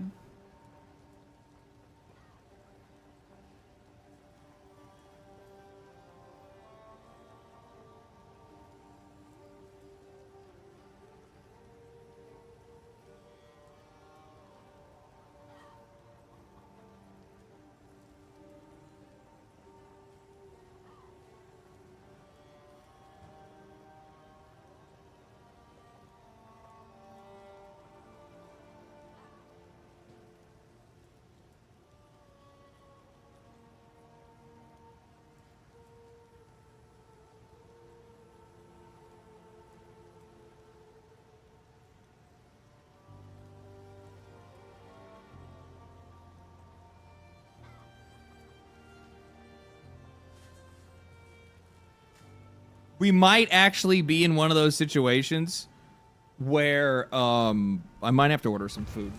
I'm getting hungry. I'm actually getting very hungry. I will show you guys this really quick.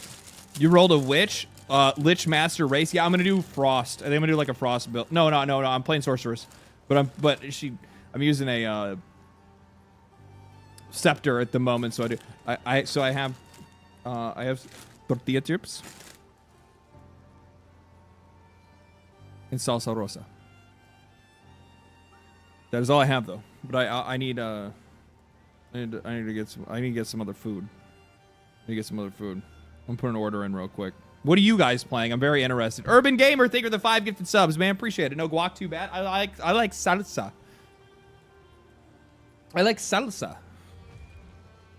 Order me something too while you're at it. Yeah, that's cool, man. What do you want, brother?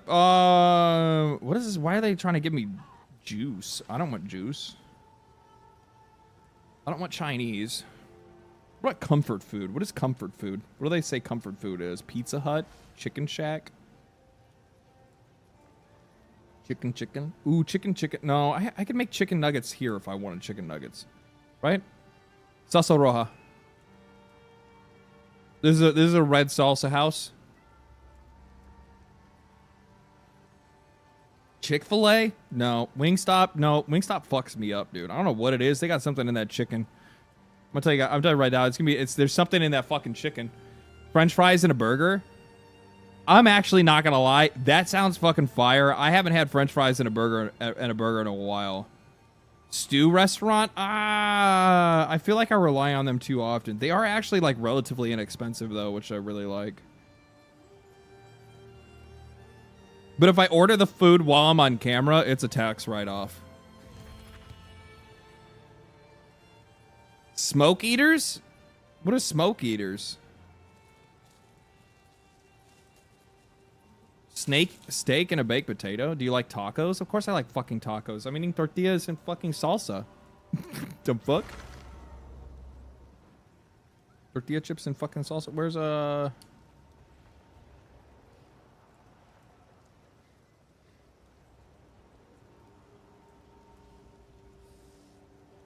Their fries are actually pretty solid. I could order from there. It actually wouldn't be that bad of a deal.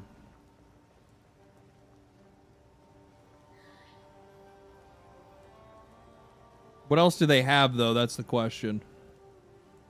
Most ordered. Signature sandwiches. Popular meals. Seasonal feature. Family box. Ew. Ooh.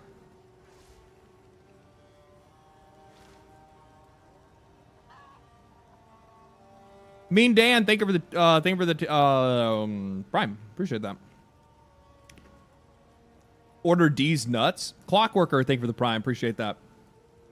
Wow, Dad, Gray, Parser, French fries. Oh, you were the one that said you were actually the smart one, to be honest with you. Fuck, holy shit, we're already a tier 3 fucking train.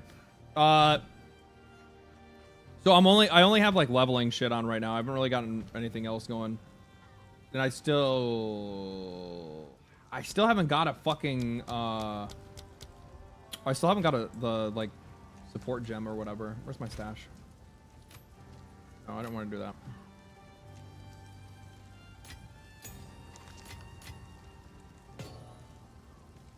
I kind of want to switch this to a wand.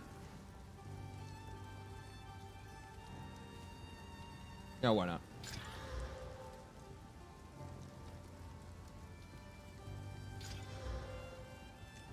That's actually really fucking good. That's actually... Norsky, thank you for the 5 gifted subs, brother. Appreciate that, man. Thank you, thank you, thank you. I still haven't found a fucking ring. Can somebody sell me on this? Should I go with the mana regen and the energy shield? I feel like the intelligence is probably just the better place to be right now. I'll be honest with you. I feel like intelligence is probably the better way to go.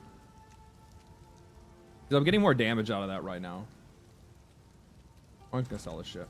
Oh no, I can actually disenchant now, can I? Yes.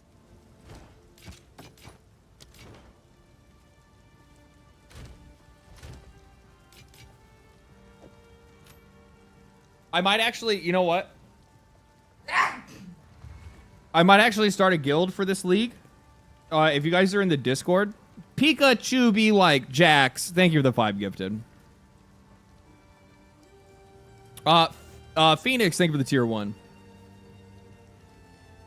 I might actually start a fucking clan for this league. So if you guys are in the Discord, I'll throw yeah, level 5 hype train. Holy shit. I don't even know what the highest we've ever been to is. Like 2? We will then I'll pull people in and we'll put a so then we can get like a guild stash going and stuff like that, and I can steal from it and not tell anybody about it or ever contribute to it. I'm in this cemetery right now. Okay, let me order this food real quick.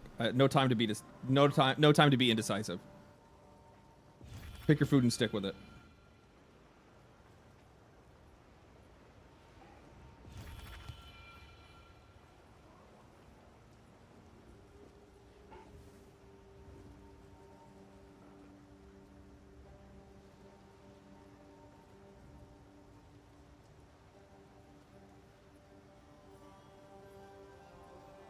You know what, fuck it. I'm just gonna order Wendy's.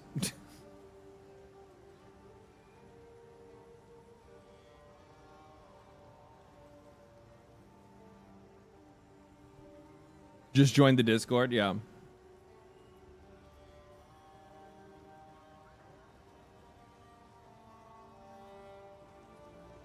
Wendy's is good. We mean no.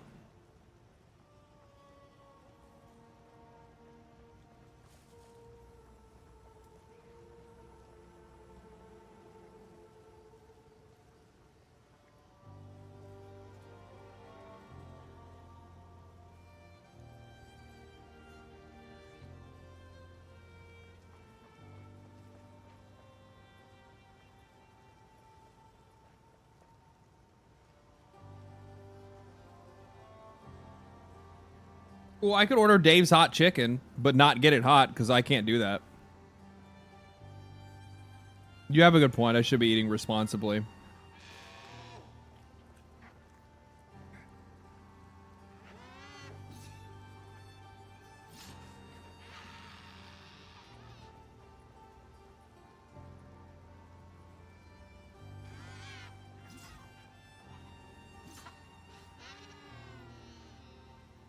We'll do that. We'll do that. We'll do that.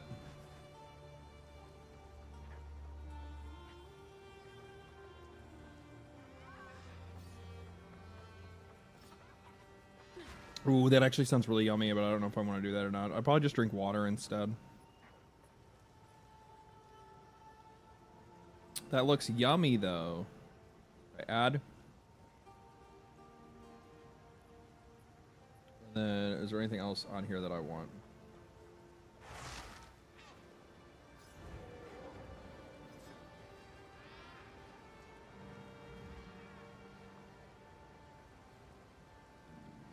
My eyes are bigger than my stomach right now. I haven't ate all day. I'm fucking starving.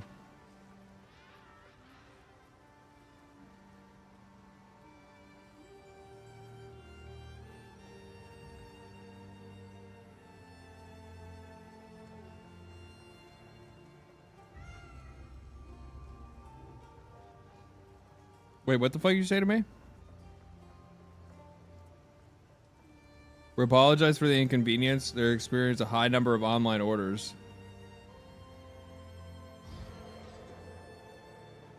God damn it. Like everybody at the exact same time. Everybody at the exact same time is trying to order from the same place that I want to order from. I just said I can't do Wingstop. Wingstop fucks up my stomach. I don't know why it does. It does. Specifically Wingstop, I have like some fucking issues with, and I get fucking sick from their food. Every time I tell myself, I'm like, oh, you know what? I'll be fine this time. I'm immediately not fine that time. It happens every fucking time. It is the most annoying shit in the world. Okay, you know what? Fuck it. I'm sick of.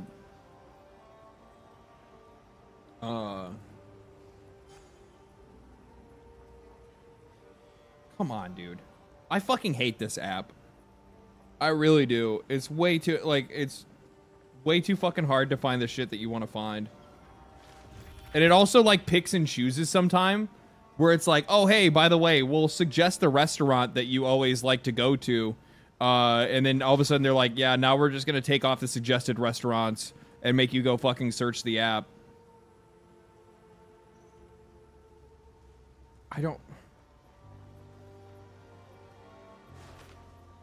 I earned a hype chest. Open your reward. Oh, we got a scared monkey emoji. Imagine DoorDash getting DDoSed. That's probably what it feels like for them. Oh my god, it finally shows me the fucking place I want. Okay, look, I'm just gonna do this. Bam, bam, bam. No. You're out of your fucking mind. This place is so weird. Like, their food is actually, like, relatively inexpensive. It's not bad at all. And then they're like, oh, you want a bag of, like, 3 cookies? And I'm like, yeah. And they're like, well, that's $13. And it's just like, fucking excuse me, dude? What the fuck? Like, what? 3 cookies for fucking $13? It's the same amount as the meal. It's like, what the fuck, dude? Ooh, I could do a banana cream pie, though. I would like a little dessert. I'm gonna be honest with you guys. Ooh, actually, you know what? I'll take that instead. Continue. Bring me the food.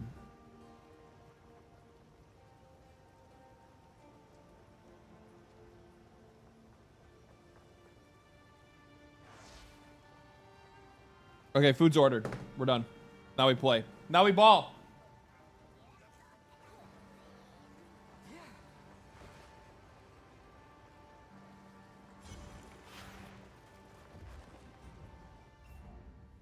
Now we ball. By the big size? No. Okay, so I already did the promenade.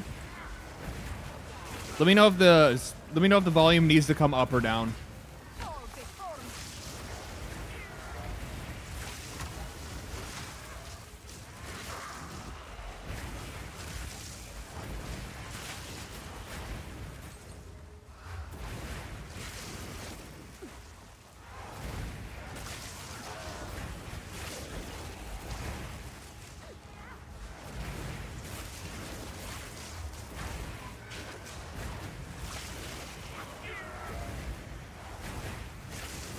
I'm not gonna do it now. Like, I'm gonna stream for a while. But what I might end up doing is, I might end up at one point in time.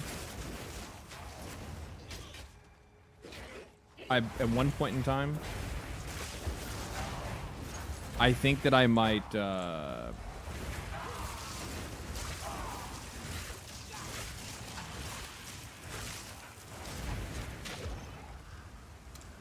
say the words that my mind is thinking of.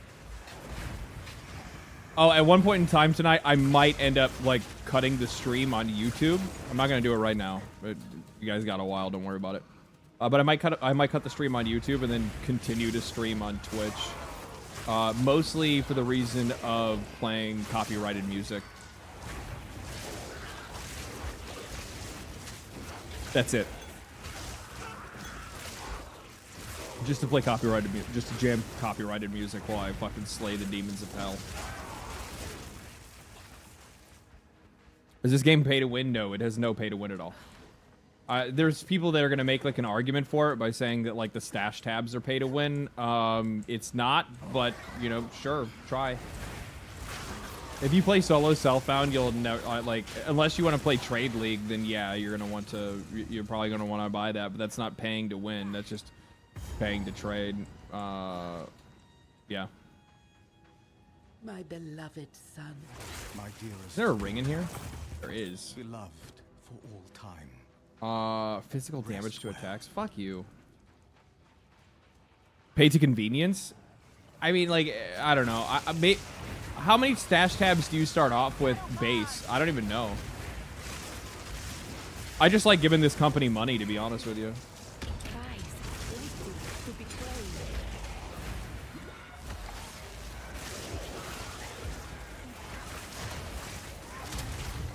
I'm not gonna lie, I actually miss having the fucking, I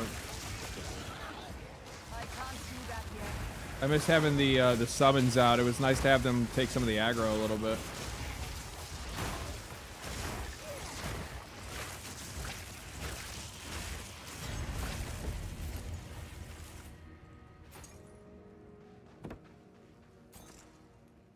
What class is that? I'm playing Sork. If this game is better than Lost Ark,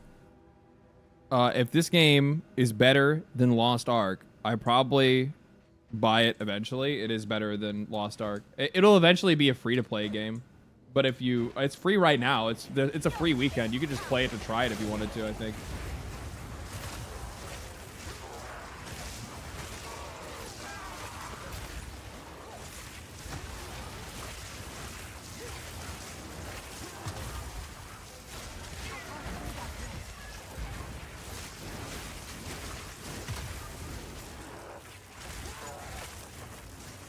I think this looks so fucking cool.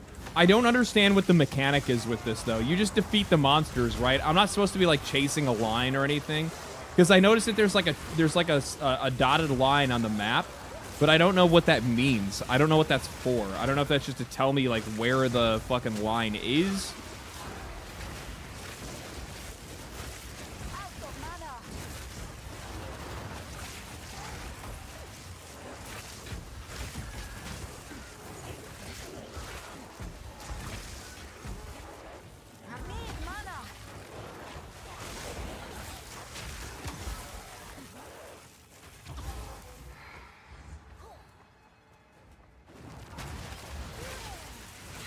I fucking hate when they're on the side of that, because I can't hit them.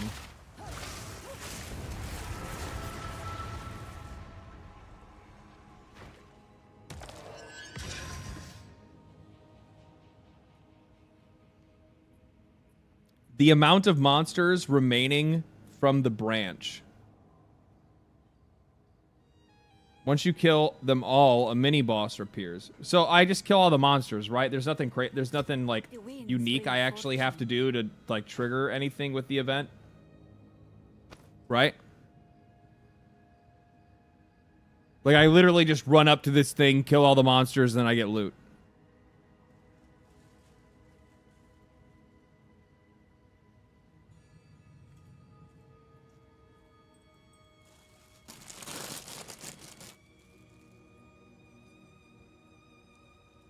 It's salsa, kitty. I'm gonna tell you right now. You are gonna regret if you eat that.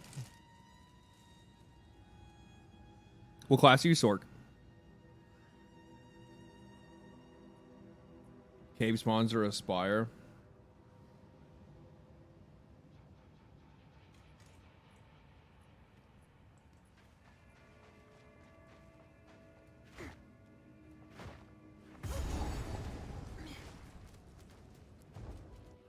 Tomb of the Consort.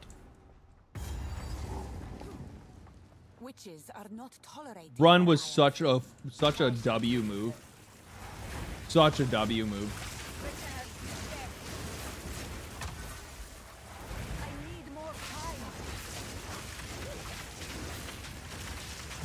Oh, I hate these guys because I go into fucking autoplay, like auto brain. And I forget that their shields just reflect everything back at you. So,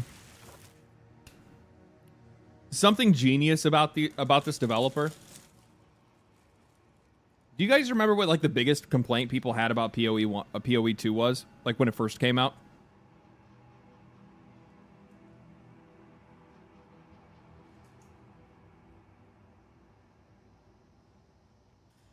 Or at least one of.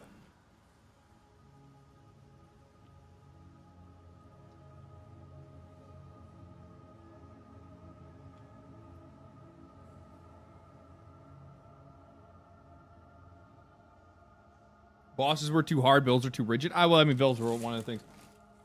A lot of the PoE, like, a lot of the PoE like purists, like the people that had played the game for a long time, like Path of Exile 1 specifically, they all said that the maps were too big, and there was too much backtracking.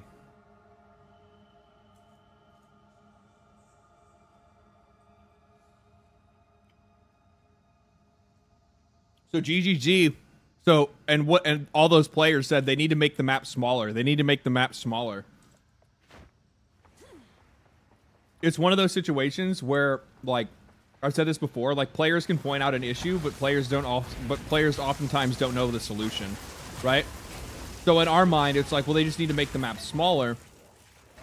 And GGG's like, nah, that's not what we need to do. We'll just give you a different, like, they're like, well, what if we just made it where you could get through the maps faster? So they added the run. Get the fuck out of here. Really fucking smart play on their side. Really smart play on their side. What the fuck is that? Oh, it's the box is trapped. Oh, that's great. I need more time. My tale sounds legendary.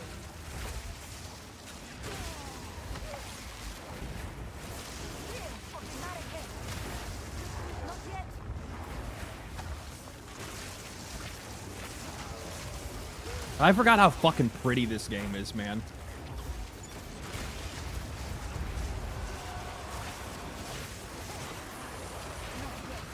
Back up.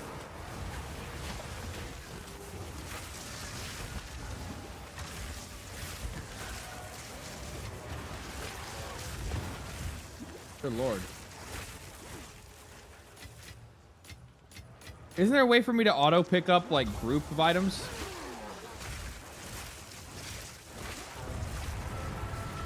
I thought there was a way for me to be able to like pick up all those exaltation orbs, or all the exaltation. I wish those are exalts.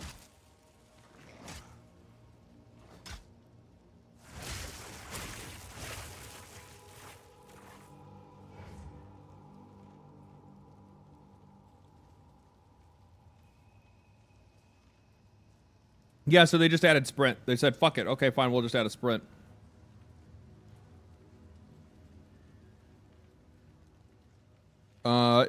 Still not sure how I feel about the playstyle / build being tied almost purely to your weapon. Huh? How is that a thing?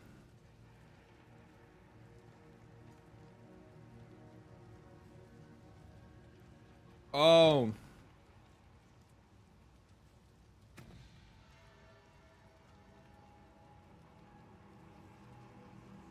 It doesn't look like there's any weapon restrictions on spells.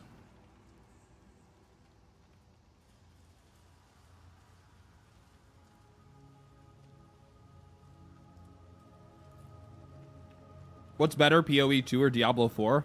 Diablo 4 is just honestly probably the best game that... Like, a lot of people try to fucking dunk on Diablo 4, but like...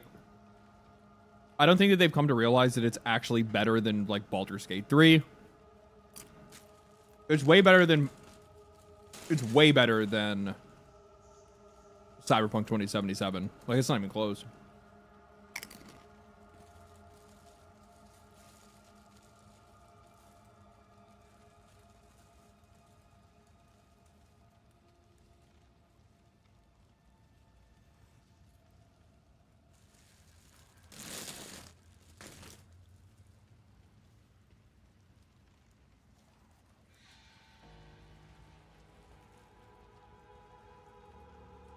What I especially like about Diablo 4, and I think it's like, it's probably its best quality ever, is that they brought back everybody's favorite thing, which were greater rifts from Diablo 3. And they essentially like turned that into the entire game's endgame all over again. Which is like, honestly, I don't even know how you get to be like that genius. You know what I mean? I don't even know how you get to be that genius. I mean, how did they let Rod leave, right?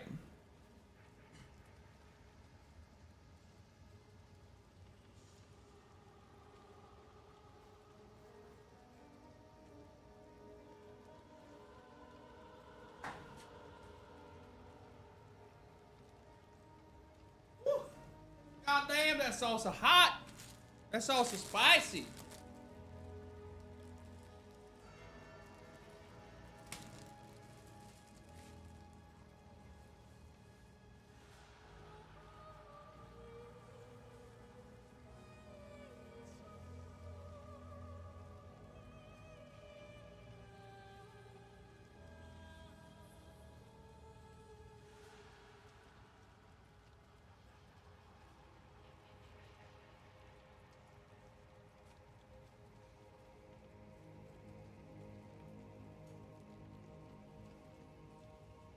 Okay, we're good now. Please stop. Please stop. Why is it so spicy? Because it's fucking salsa. It's hot.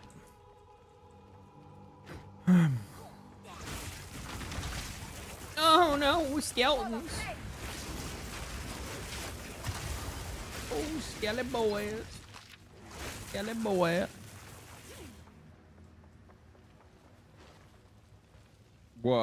Have you played Warhammer 40k Inquisitor Martyr? Super underrated 40k version of Diablo. I didn't even know that existed. Actually, that sounds familiar.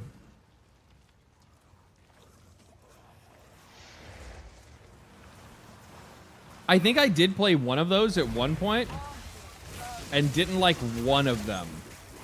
Maybe. I think it was Warhammer. It might not be Warhammer, but I feel like it was probably a Warhammer game. I remember my buddy Mark gassing me up to buy a Warhammer. Fonz, thank you for the Prime. Thank you. How was the move, buddy? I should bring you into Discord. Where you at? We'll chat. I'd imagine you're probably playing Diablo, or you're playing Diablo. I'd imagine you're probably playing PoE right now.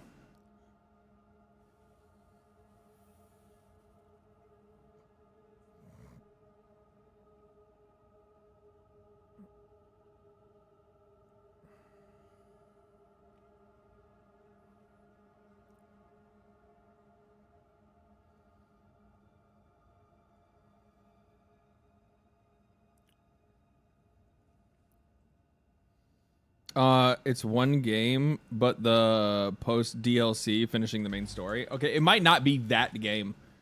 I mean, like I said, like one of my buddies gassed me up to play it. I mean, this is like many years ago now.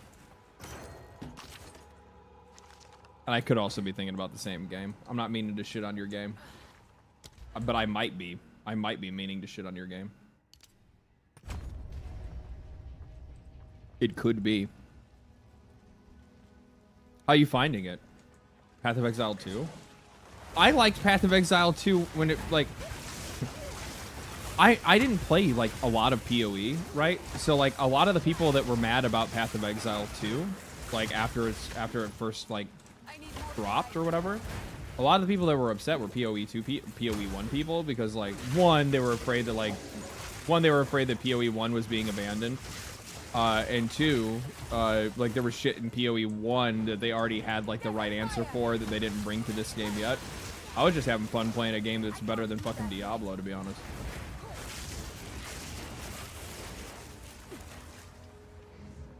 More skeletons.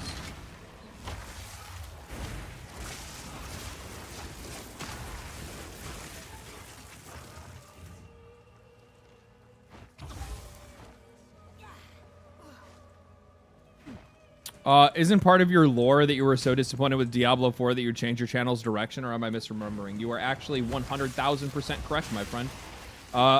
If you actually look back in the archives, the vast majority of the content that I was making at the time was like all Diablo related coverage. I was covering like every bit of news or every development, people's like reception of the game. Please don't kill me. People's reception of the game, all kinds of shit like that, right? Like that was basically all I was doing.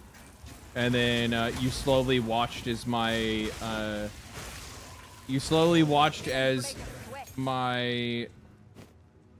boyish naivety was robbed of me because of Blizzard.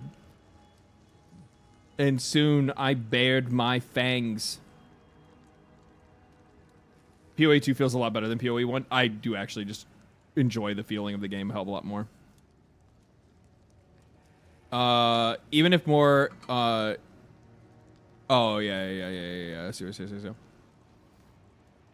I'm in Discord now. Yeah, I'll hop in there a second.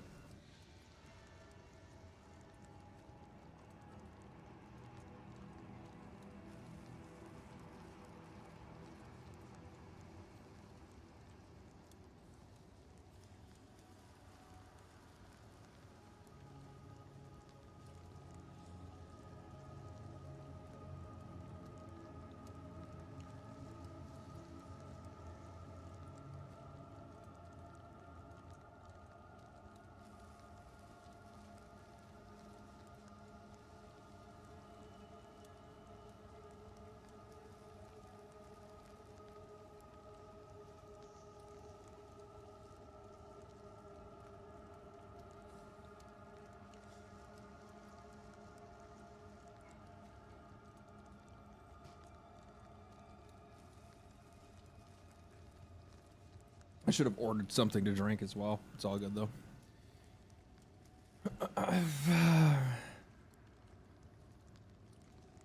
Yeah, no. I like the thing is that like I had grown up on Diablo 2 and Diablo 3. I was really looking forward to Diablo 4. I saw Diablo 4 as like my in to like content creation because it was something that like I had some familiarity with. I understood it, you know what I mean? Like I understood ARPGs. I also really liked ARPGs to begin with, or RPGs in general. I think like at one point in time at the very beginning, I was like, I'm just going to cover RPGs because RPGs are what I love. And then I knew that I was going to like farm the fuck out of Diablo 4. And the funny thing is that like, even though like my sodium levels that were fucking risen because of Diablo 4 are what largely drove me to like start becoming more critical in general and whatnot. It was more or less the excellence of Diablo or Baldur's Gate 3, the excellence of Baldur's Gate 3 that actually led me to like kind of change direction for the channel, because I was just so fucking pissed off when I saw how few developers were taking were being like accountable for like making shit games, and like how they were like trying to pretend like Baldur's Gate 3 was like some inachievable thing that none of them could possibly replicate because it's just not real, and it's just like it's an anomaly, as I said. Like no other game will ever be like it. And I was just like, yeah, you guys actually just suck at your fucking jobs and don't want to do your job. And I'm not gonna sit here idly by and listen to you guys piss and fucking moan. And then I saw like how regularly they were just like ignoring players.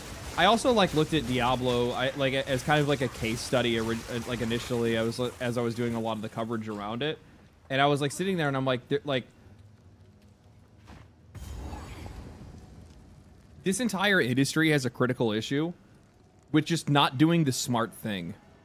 And like in a lot of cases, it's not even just like doing the smart thing. It's just like doing the common sense, like, duh. Like, how do you go and you make a new Diablo game that took you 7 years to develop, that you guys spent like like a shitload of fucking money on? I don't even know how much money they spent on it. Like a fucking insane amount of money that they spent on making that game. And you learned nothing from Path of Exile. You took nothing from it. Not a single fucking thing. Not one fucking thing. And I realize it's just because like the industry by and large, one, doesn't have good leadership. They don't have good management. And they also don't have talent. None. They have no fucking talent. Zero. When's your next video? Glazing Helldivers 2 just ended the console wars. Stop stealing my ideas.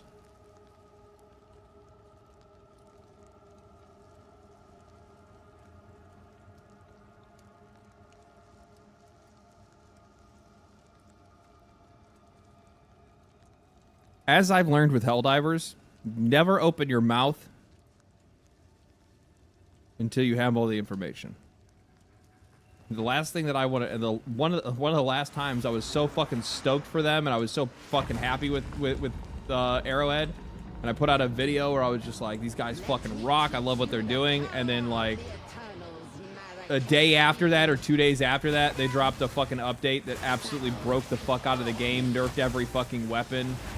And just like completely pissed off me and also like just like the greater Helldivers community, and I was just like, never again. I will wait till you post your updates, then I will make my comments.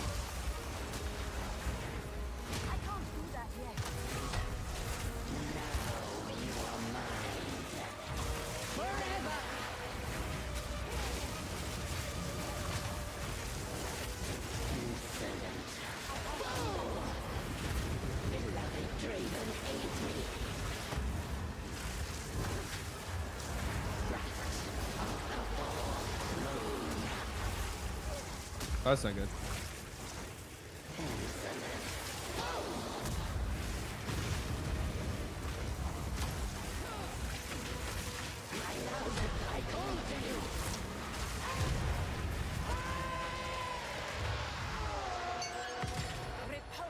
I remember that. Yeah, so do I.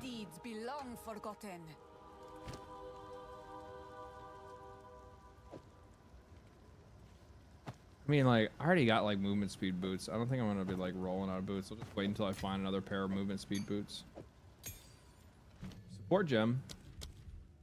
I guess I do flame wall. What am I going to do for flame wall? Fortress, actually. We'll do fortress. Fortress is the way.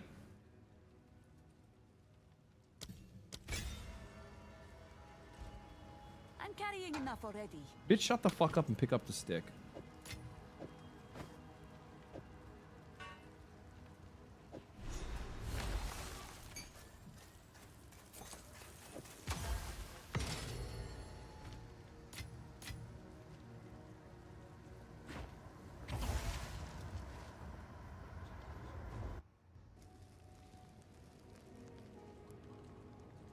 The flame wall sucks now. I'm just using it to boost damage for sparks. It's not like my it's not my build, baby.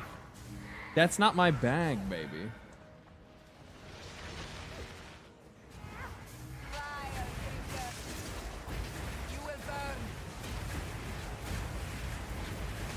Why do I keep casting it? I'm holding the wrong button.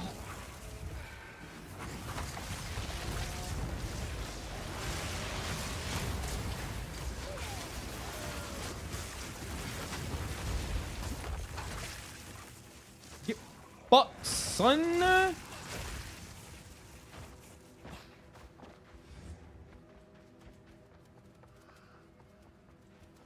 Running.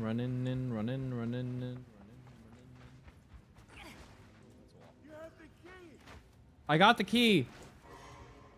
Do my eyes again deceive me? You have the keys. You showed those eternal bastards. Imagine adding item rotation for inventory managing and task givers with rep to unlock storage. Fuck, don't even bring up such fever dreams. Item rotation would be really nice though. What guitars do you have on the rack behind you?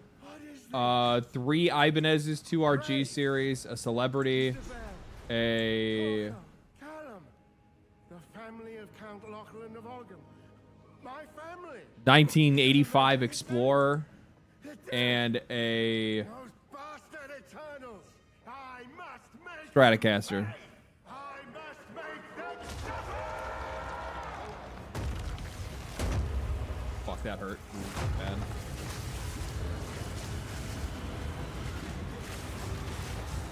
Ow, that hurt really bad. I forgot how fucking hard this dude hits.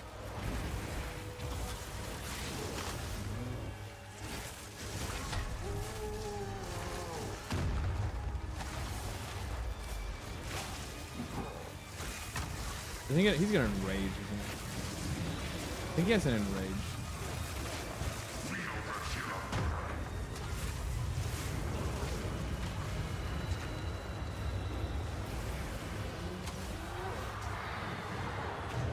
Yeah.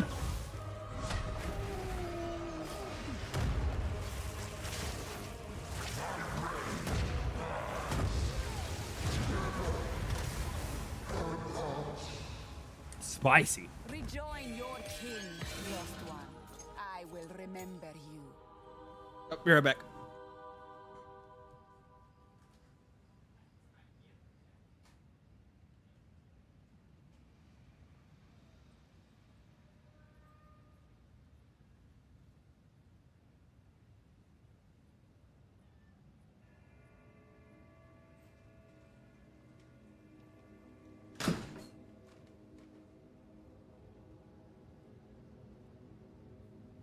Okay.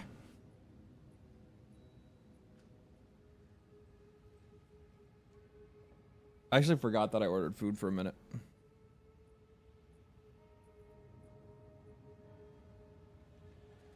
Only thing I can find online is $100 million in development for over 6 years, $35 million in marketing. Are you talking about Diablo 4?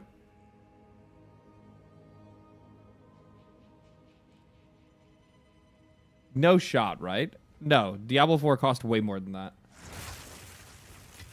I'd have to look back to see exactly how much it cost, but yeah, that game cost a lot of money.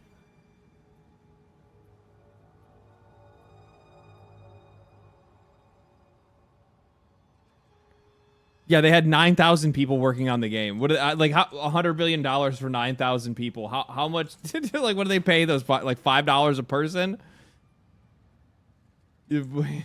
Fuck. Jesus Christ. Travel to Ogham Village.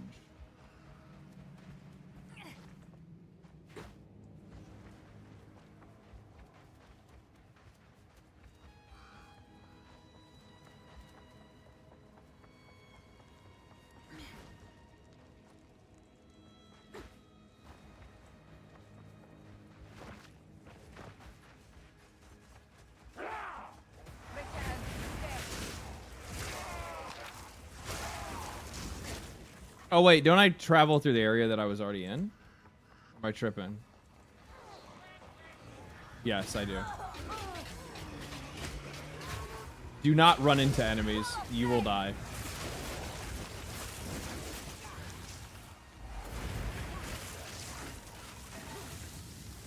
For some odd reason, I thought it was on this side of the map, but it's not.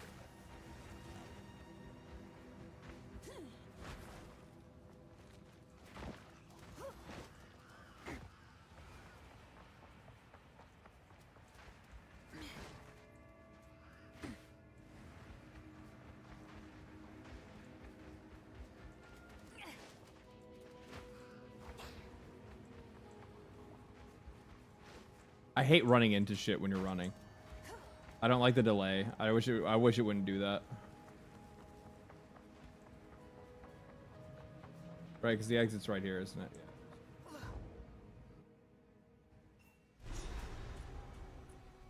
It's nice to have sprint though. It's very nice. Is Barbarian weak? I don't think so. No, I think it's it went through like a lot of buffs, a lot of skill changes, and a bunch of other shit. Straight to it then.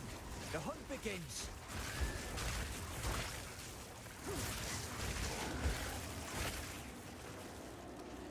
Gotta pick up the pace. Spirit, guide us.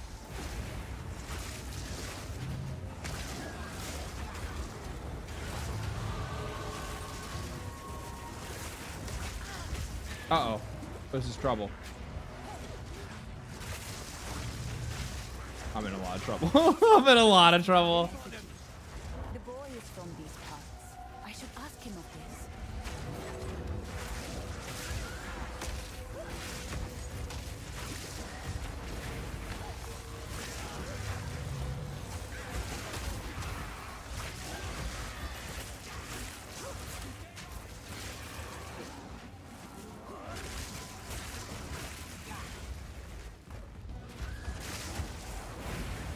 I forgot the other league mechanic that they had already added, this like spirit one, right?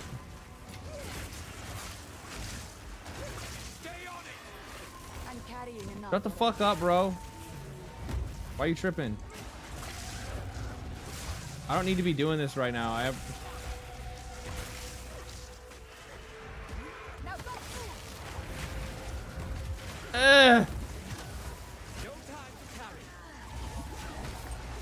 no time to tarry. No! Jesus Christ. You guys can't see my health. It's probably for the best.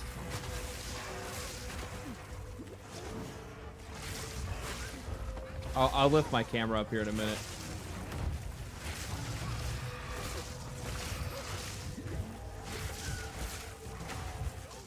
Oh my god. Ooh, that was close.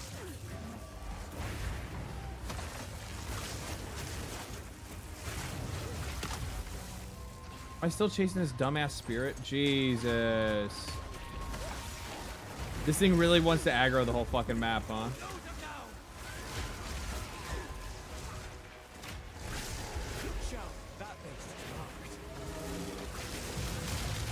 Oh my god, poison.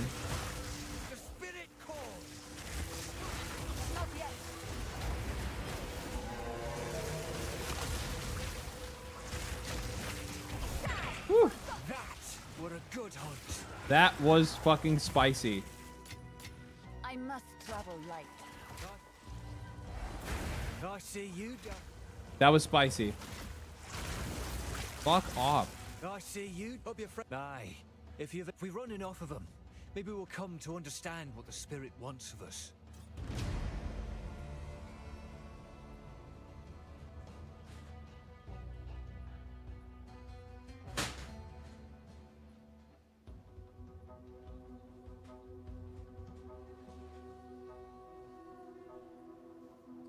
Okay. I need to travel back because I dropped a bunch of shit. I love how casual gamers love Path of Exile 2 and all the hardcore players do nothing but complain about it. Yeah, basically, I don't really, like, the funny thing is like, in a lot of cases, I'd probably be like, I think what it is, what upsets, like, the hardcore people that play Path of Exile 1 that are coming over to Path of Exile 2 is that Path of Exile 2 has issues that are already solved in PoE 1.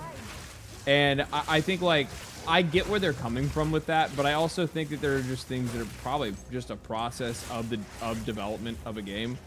And I think that there's also people that are like, oh, well, because they already made PoE 1, all of this should effectively be so much easier, and they should just be able to make the game, you know, faster or whatever it is. And then, I don't know, like, Grinding Gear Games is this weird company where, like, not only do they very often and very consistently exceed the expectations of their fan base, but they are also at the same time a company that is very frequently expected to go even further beyond that. So like I don't know, man. Like, I saw some dude, it's not even one dude. I've seen multiple times now people tripping out and getting mad because Grinding Gear Games hasn't transferred all of their cosmetics yet.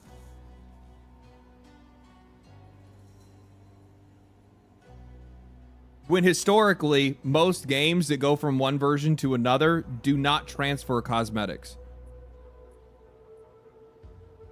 Right? Like, most games do not carry over all the cosmetics of the last game that they sold you. In most cases, they'd be like, fuck you. So now you have people that are like, well, why haven't you given me all my cosmetics yet? You greedy fucks. And it's just like,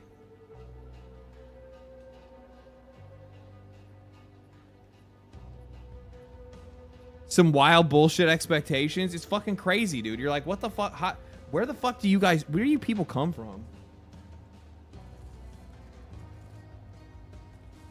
And also imagine that being like your main concern. Imagine that being like the one thing that you're worried about the most. You're like, God, I need my skins. My fucking skins. How will the 3 people that probably won't even notice me when I enter into town know that I'm the coolest when they don't see me wearing the skins that likely they all own too?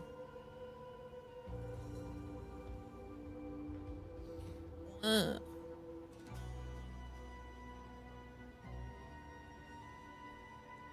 my god, I needed food so badly.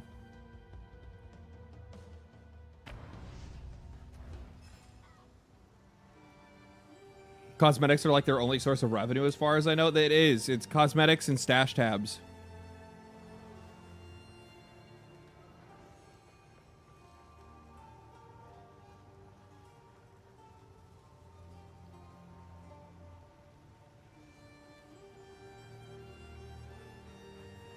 Welcome. If I don't spirit, I held a little while. See, will you pay them a visit? I used to be mildly fond of a few of them. Take a punt. You know you want to. Headstrong and overconfident, like me.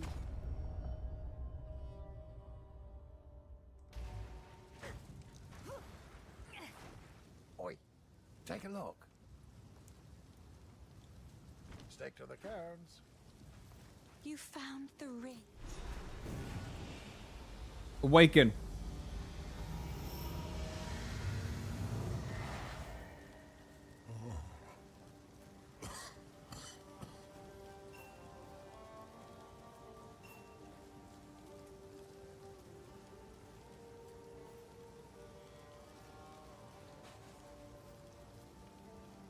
Transfer my last gen decade old microtransactions now. Actually, Nate, you bring up a really good fucking point. Like, these guys are bringing over transactions, like microtransactions and cosmetics that dudes bought like fucking 10 years ago, or more than that, actually. Isn't that fucking crazy? And these dudes are like, but I need it right now. And it's just like, you know, no developer's ever done this before, and now all of a sudden you're making demands that they do it immediately. Even though it's like an act of, honestly, it's just an act of, I wouldn't even say it's like generosity. It's not like the players don't deserve it. We definitely deserve it. So it's not like I want to treat them like they're fucking angels or anything like that. But like, it's fucking crazy. It's just, it's so weird to think that like people would be like that. It's so weird. At least your character doesn't look like a clown without cosmetics in PoE and PoE2. It definitely did in PoE1. Yeah, I agree with that. I think they did a better job at matching the character up with like better looking equipment in this game. And actually, in some cases, I actually prefer some of the outfits in game outside of the cosmetics. One thing that I don't like about this game, and I mean like it just is what it is, right? Is that like there's no feminine armor. It's all masculine armor. So, like, I can't make my witch or my sorceress look like a hot bitch. I don't like that. There's only one outfit right now, which is the Vol armor. This one right here. Which it looks all right, but yeah. It's literally my only issue. Like I want some titty armor. You know what I want? You know, I want to like let me put her in some fucking fucking yoga pants. Lore accurate yoga pants.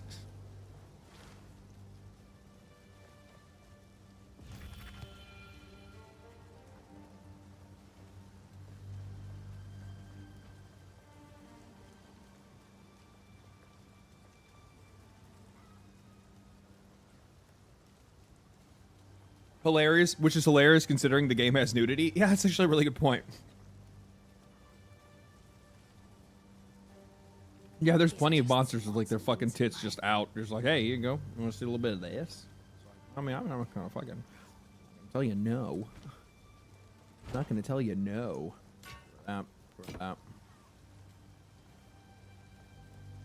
6 cold, 8 lightning.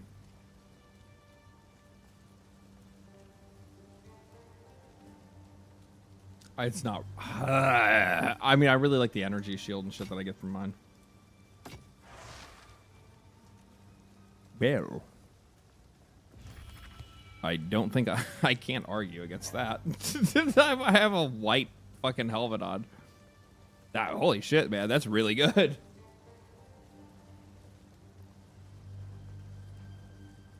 What a fucking sick early find. Literally everything I would want from it. The only thing that's missing would be like intelligence, but like whatever, that's fine. This game also isn't completely out yet either. These complaints are for an unfinished game. That's what makes it all the more ridiculous. It's like, you know, this is a game in early access, and you're like demanding that it's complete now. It's just like fucking grown children.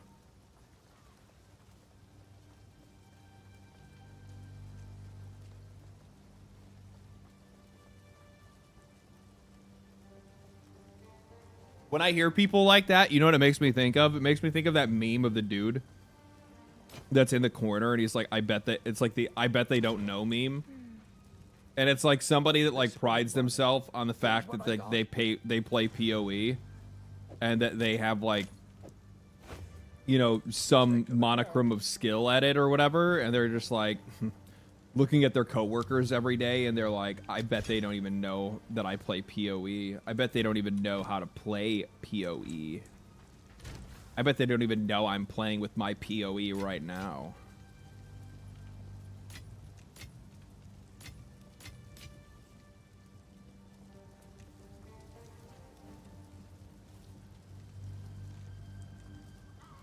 I'm gonna go ahead and enchant this ring. Fuck it.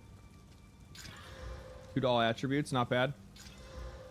Maximum mana, sure. Whatever. Actually, I should have waited, because she probably sells the rings, doesn't she? Yeah, but she says physical rings. We don't want physical rings. Fucking bitch. You fucking broke bitch.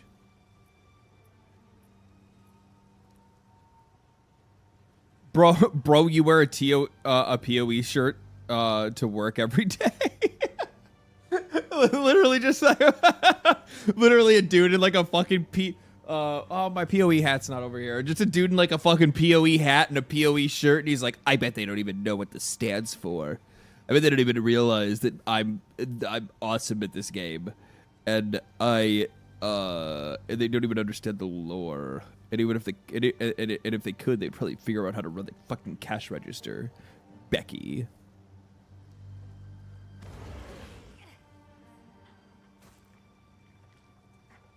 Glad I found your channel and your community. You've been hitting topics I've been passionate about for so long. It's nice to see somebody articulate the rhetoric well and use the platform to boost what we really feel. Hey, man, thanks. Appreciate it. Appreciate it, man. Appreciate it, brother. Edgar Allan PoE. You didn't know that Edgar Allan PoE was actually the inspiration for PoE?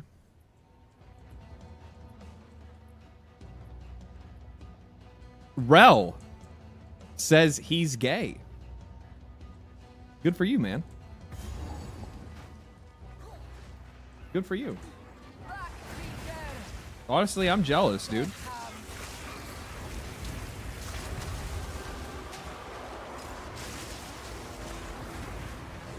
Probably makes life a lot easier, you know what I mean? A lot more simple, just hanging out with the boys.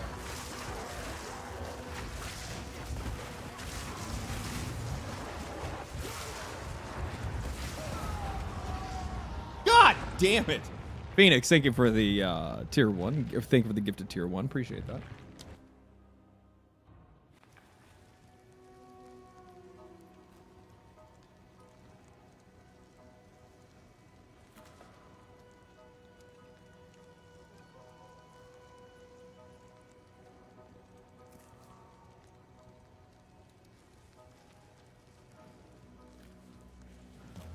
I would imagine that would probably increase your chances of a fucking, you know, a good like, you know, a good wrister, you know, while you're actually like, you know, throwing down on fucking Path of Exile.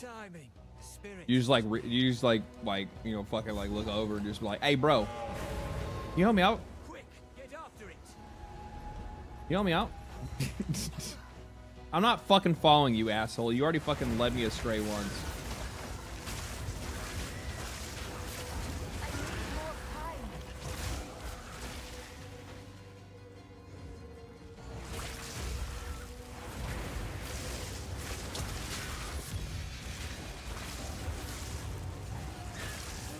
What do we have here? What do we have here? Well, well.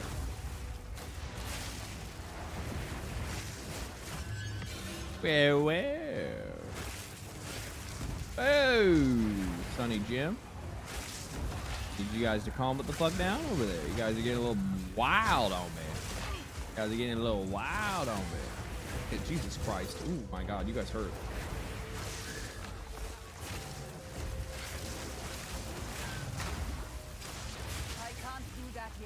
Yes, you can. Shut the fuck up and cast a spell. Don't be fucking with me. Bring this over here. Actually, I want it more like right here.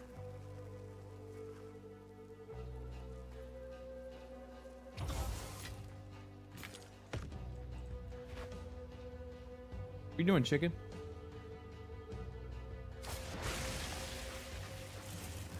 Can't kill the chickens in this game. 7 out of 10. Oh my God, I got attacked by another chicken. The bigger chicken came for me.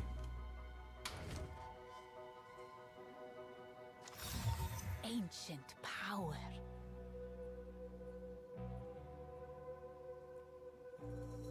Igniferous. 18% fire resistance, mana regeneration, increased light radius, life recovery. Life recovery from generation is not applied. Every 4 seconds, recover 1 life for every 0.2 life per second from the fuck. Okay, that's way too much for me. Chicken nuggets haven't been invented yet, so that makes sense. Ooh, good point. Update out? Yes, the update is out. The update. Not just any update. You understand. This is the update.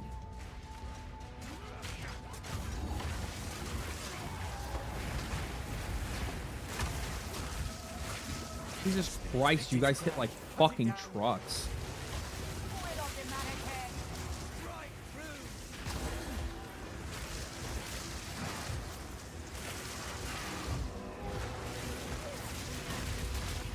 Ow. No. Fuck off. God, you guys hurt so fucking bad. I need some physical defense. Energy shield, stuns, hunted by fabled stag.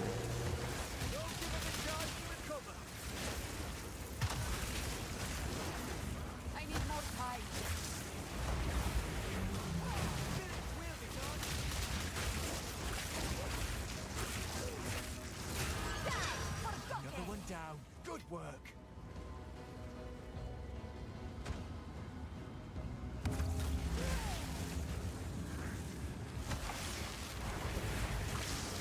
Okay. Oh, fuck, I forgot. I left Fonz in the fucking Discord. I need to go over there. I'll go over there 2 seconds. Let me finish this fucking activity. I want to talk to him about his new house. I probably won't die if I just... I don't know where the fuck he is.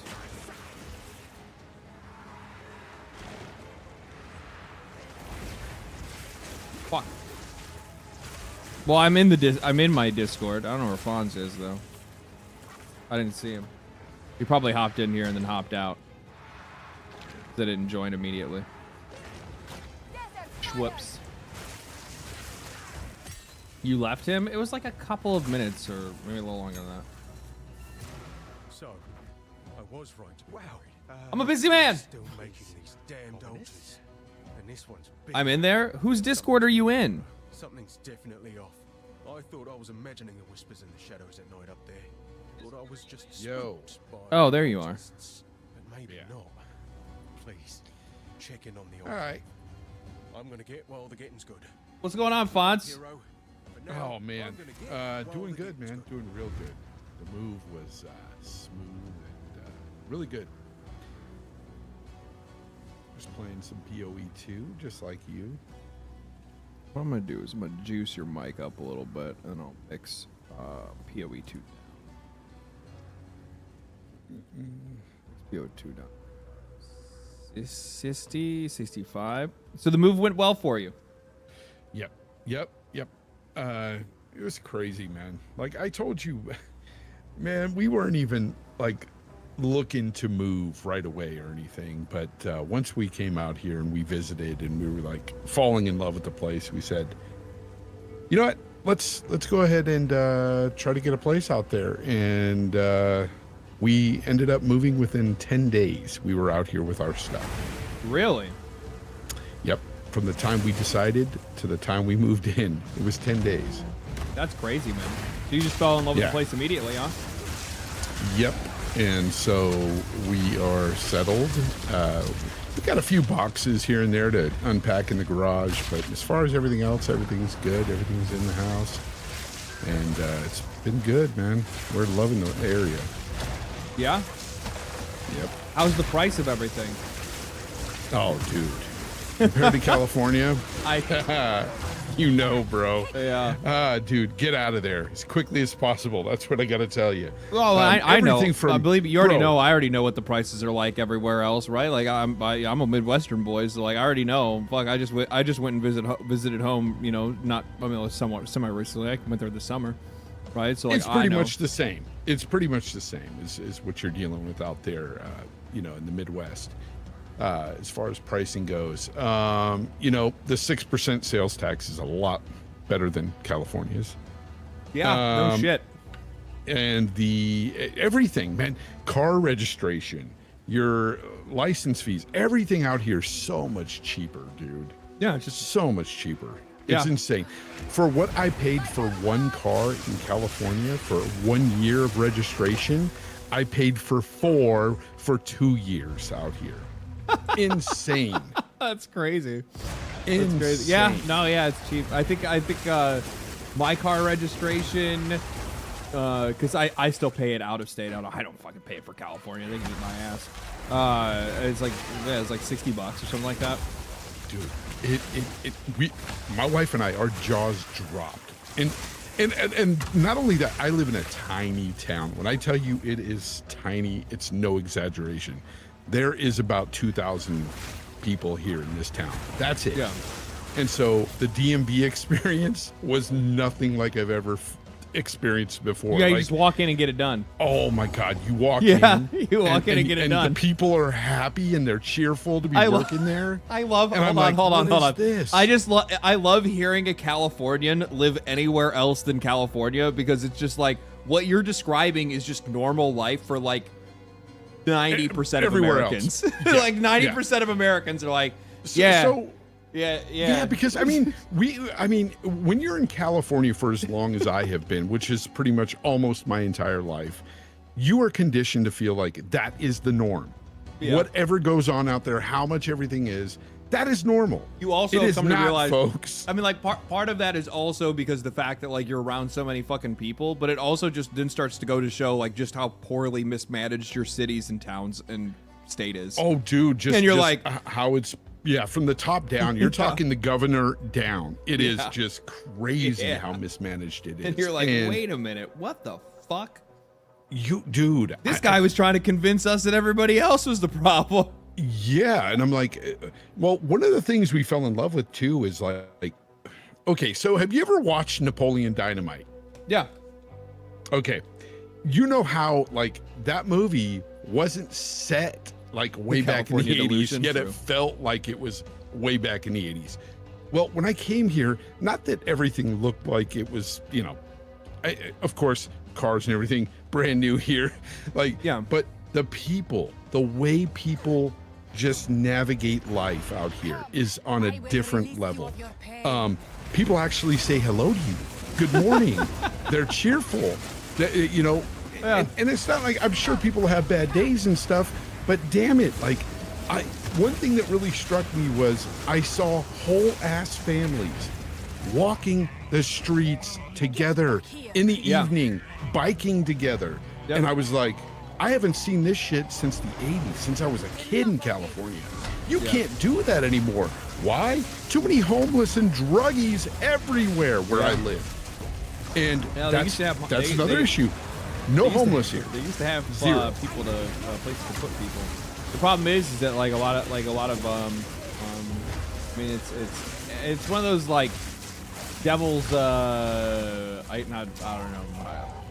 It's one of those like dual-sided issues where it's like the homeless problem is exacerbated by the fact that we don't have like mental like asylum. We don't have asylums anymore. True. And the thing is that like, but asylums were also shit. But at the same time, like I don't know. They had somewhere to go. They had somewhere to go. Yeah. So it's like it would have been better if we just fixed that system rather than get rid of it entirely, right? Facts. It's a big problem. There's a big issue with mental health with homeless. Yeah. So now our mentally ill in the U.S. just live in the streets. Yep. Basically, and so out here that was their solution. The idea was pure when they got rid of asylums originally, because the mental asylums, they were like, well, their families need to take care of their family needs to take care of you, but as time got on and life became more expensive and corporatized, and you know, all of a sudden men and women had to work in the workplace, and even if you got married, you still had to have typically two working people in the household. Well, now all of a sudden taking care of somebody that was mentally ill is just not even that's not even fucking possible. Yeah, it's not even realistic, right? Yeah. And I mean, one of the biggest reasons there's no homeless here, it's because, well, it snows. Yeah, it gets too cold. Yeah, they don't fuck with that shit. It gets way too cold, and they can't survive. So, we're talking 6 months out of the year, we've got snow. At least that's what I'm told. I have not experienced that yet, being from the Bay Area where we didn't have snow. We had to go to the snow. It's going to be an interesting adventure for you. Yeah. For sure. Have you bought the clothes for it yet? Oh, dude, yeah.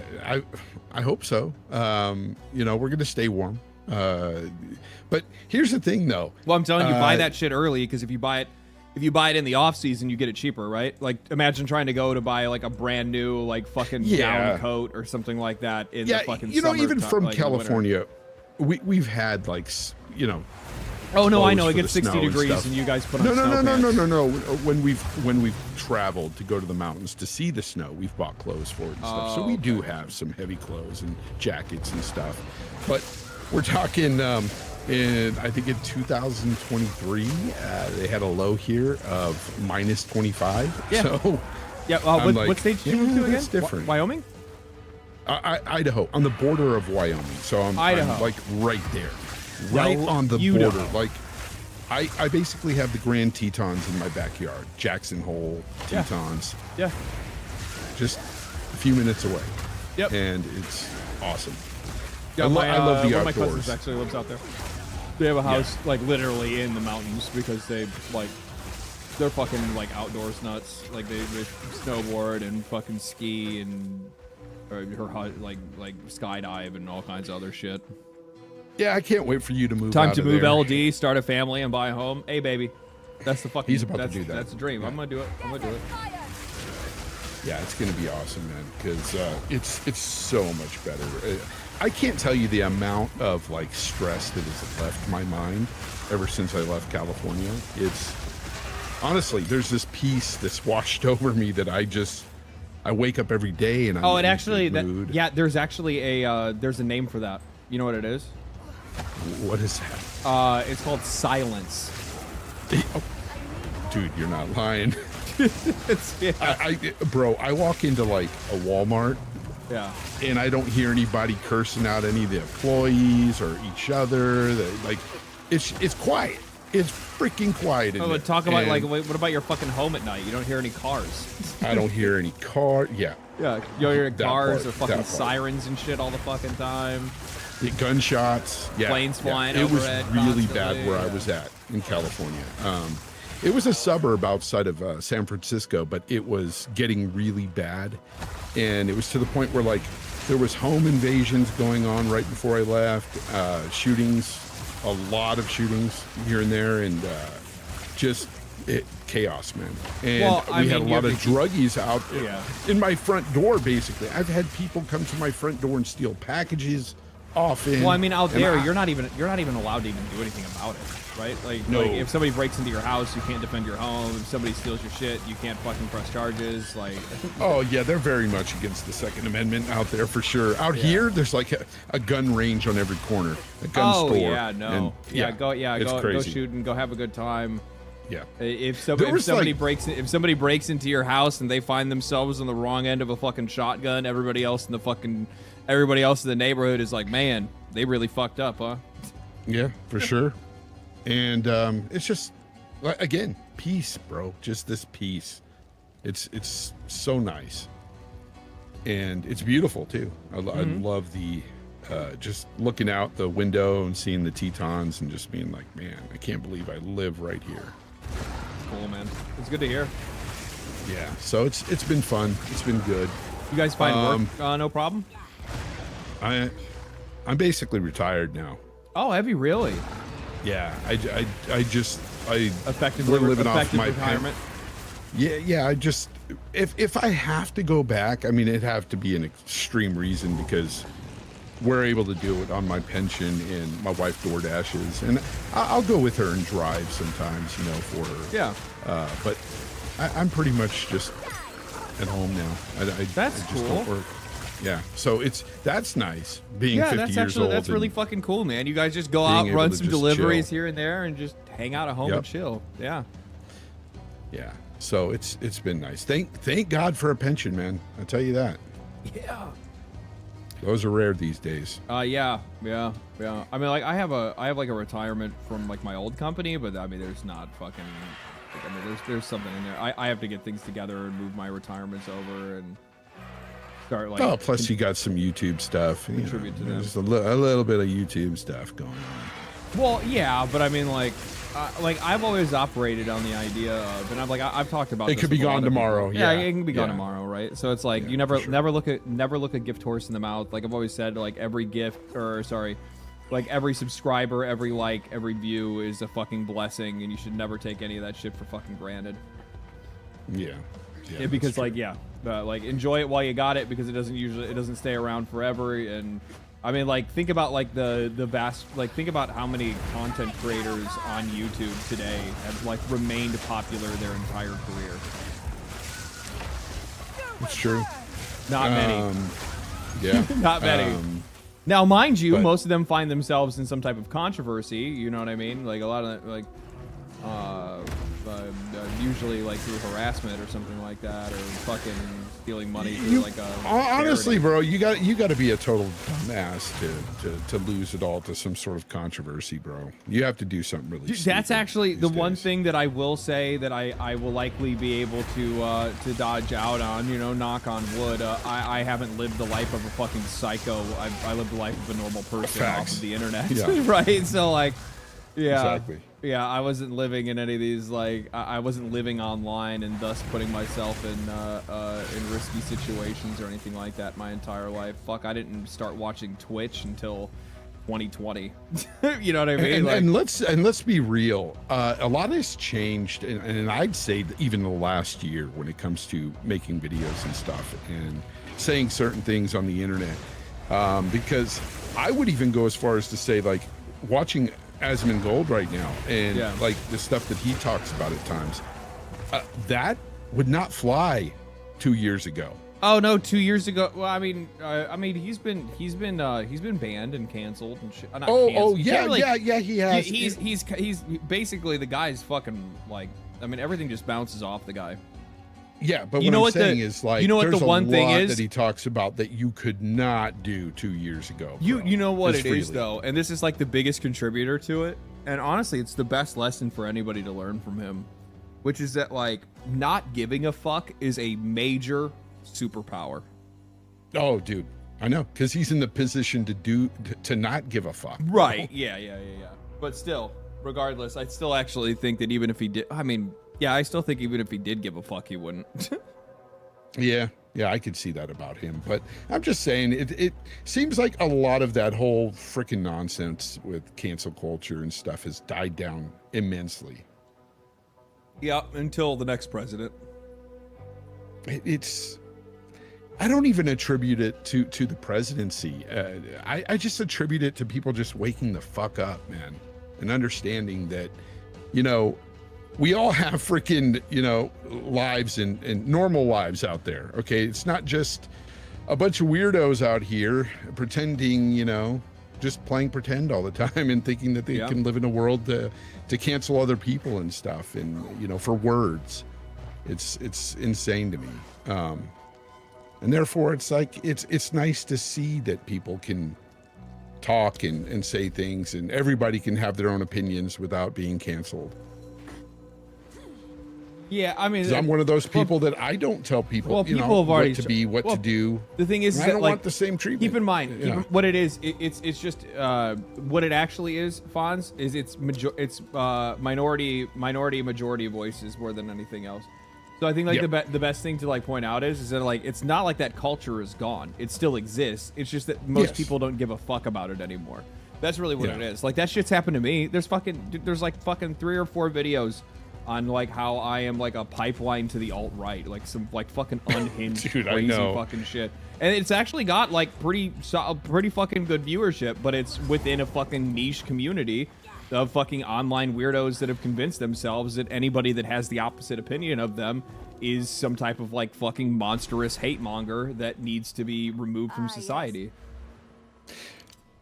Yeah, and I mean, it's not even just that deep. It goes for me, I'm 50, dude. So I come from a time where back in the 80s, we said things as kids that it was the norm. It wasn't something to shy around about. We weren't talking about a certain group of people or anything, but it was just we'd call our friends certain words that were terms of endearment rather than freaking. Yeah, and today it's you can't say certain things or whatever, and no, you cannot. Certain things are coming back though, and for me, it's something that, to be honest, I say the alt-right equals not liking Avowed. Yeah, I say certain things to my friends that I've known since I was a kid, even today, and it's just some people might go, "Oh, you can't say that word," and it's shut up. Well, the thing is with me, the stuff that people disagree with me on is I talk about what I perceive as uncomfortable truths, where it's I'm not against gays or inclusivity or any of this shit. The point that I'm trying to make is literally just from a fucking just from the perspective of a capitalist. Are you trying to make money? Yes. Well, it's obvious that your audience isn't enjoying this. So regardless of your philanthropic ambitions and your and how much you want to fucking save the world, you need to make the choice. Are you here to make money or are you here to make friends? And these companies are not in this to make friends. They're in it to make money. So they need to get their shit together. And that's if we're getting into a deeper conversations about DEI or whatnot. Oh, yeah. I'm not even going that far. For me, it's just, just stating the words, the certain language you use amongst friends. Yeah, I got you. But, and when it comes to that, I think there's bigger issues in the AAA market than freaking DEI. Oh, it's not even. It's honestly, it comes down to innovation, creativity. It's just there's a lack of it. And these developers play it really safe. The one thing that I've kind of stuck on recently, because I've been researching something, I have a bigger video coming out on Tuesday on something fucking huge. Or not something fucking huge, it's just a big fucking video. It's just taking a long fucking time. But effectively, I made another, Well,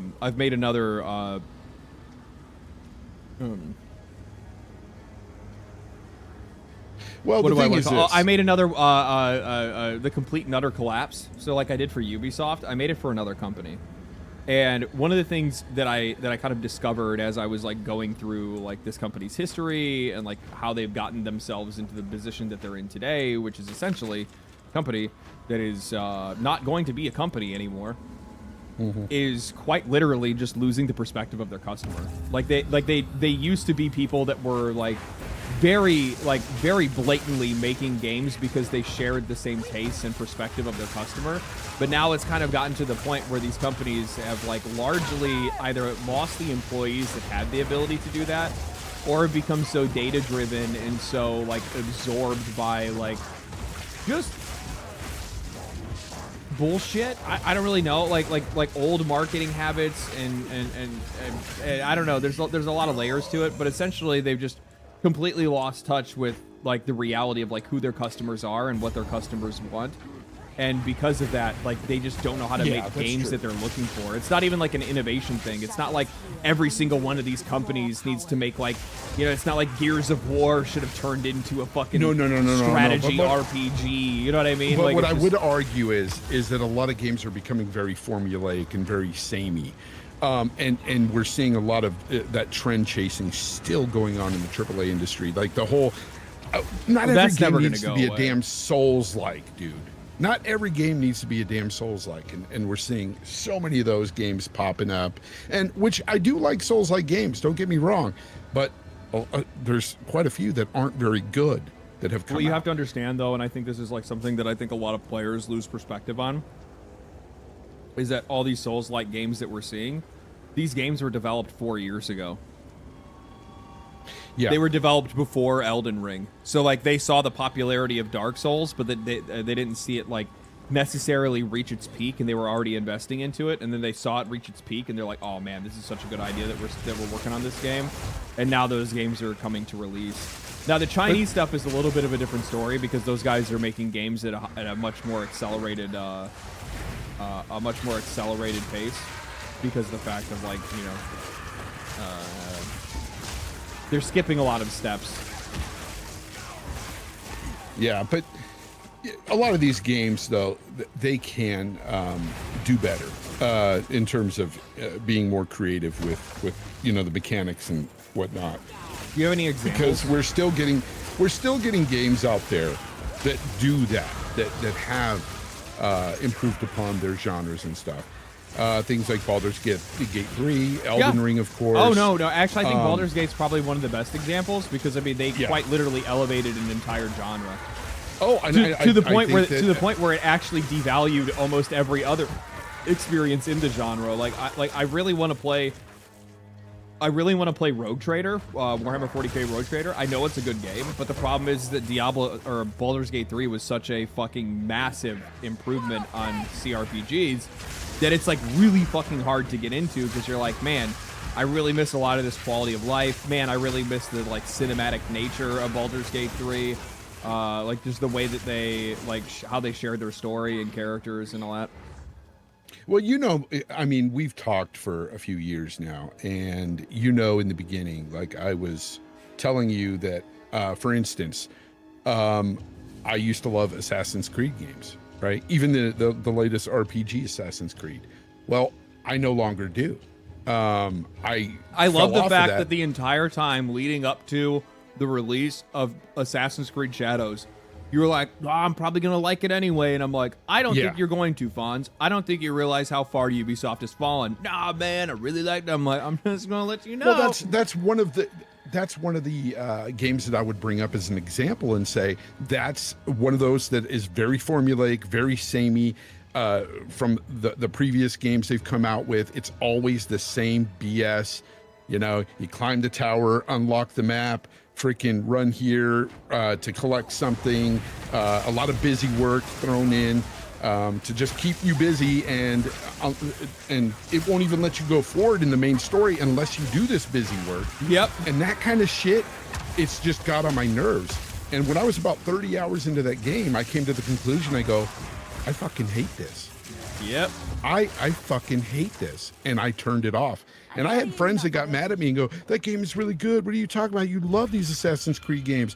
And I said, not anymore. I said, that kind of shit is just wasting my fucking time. Literally, and it's literally Fonz dropping the fucking, what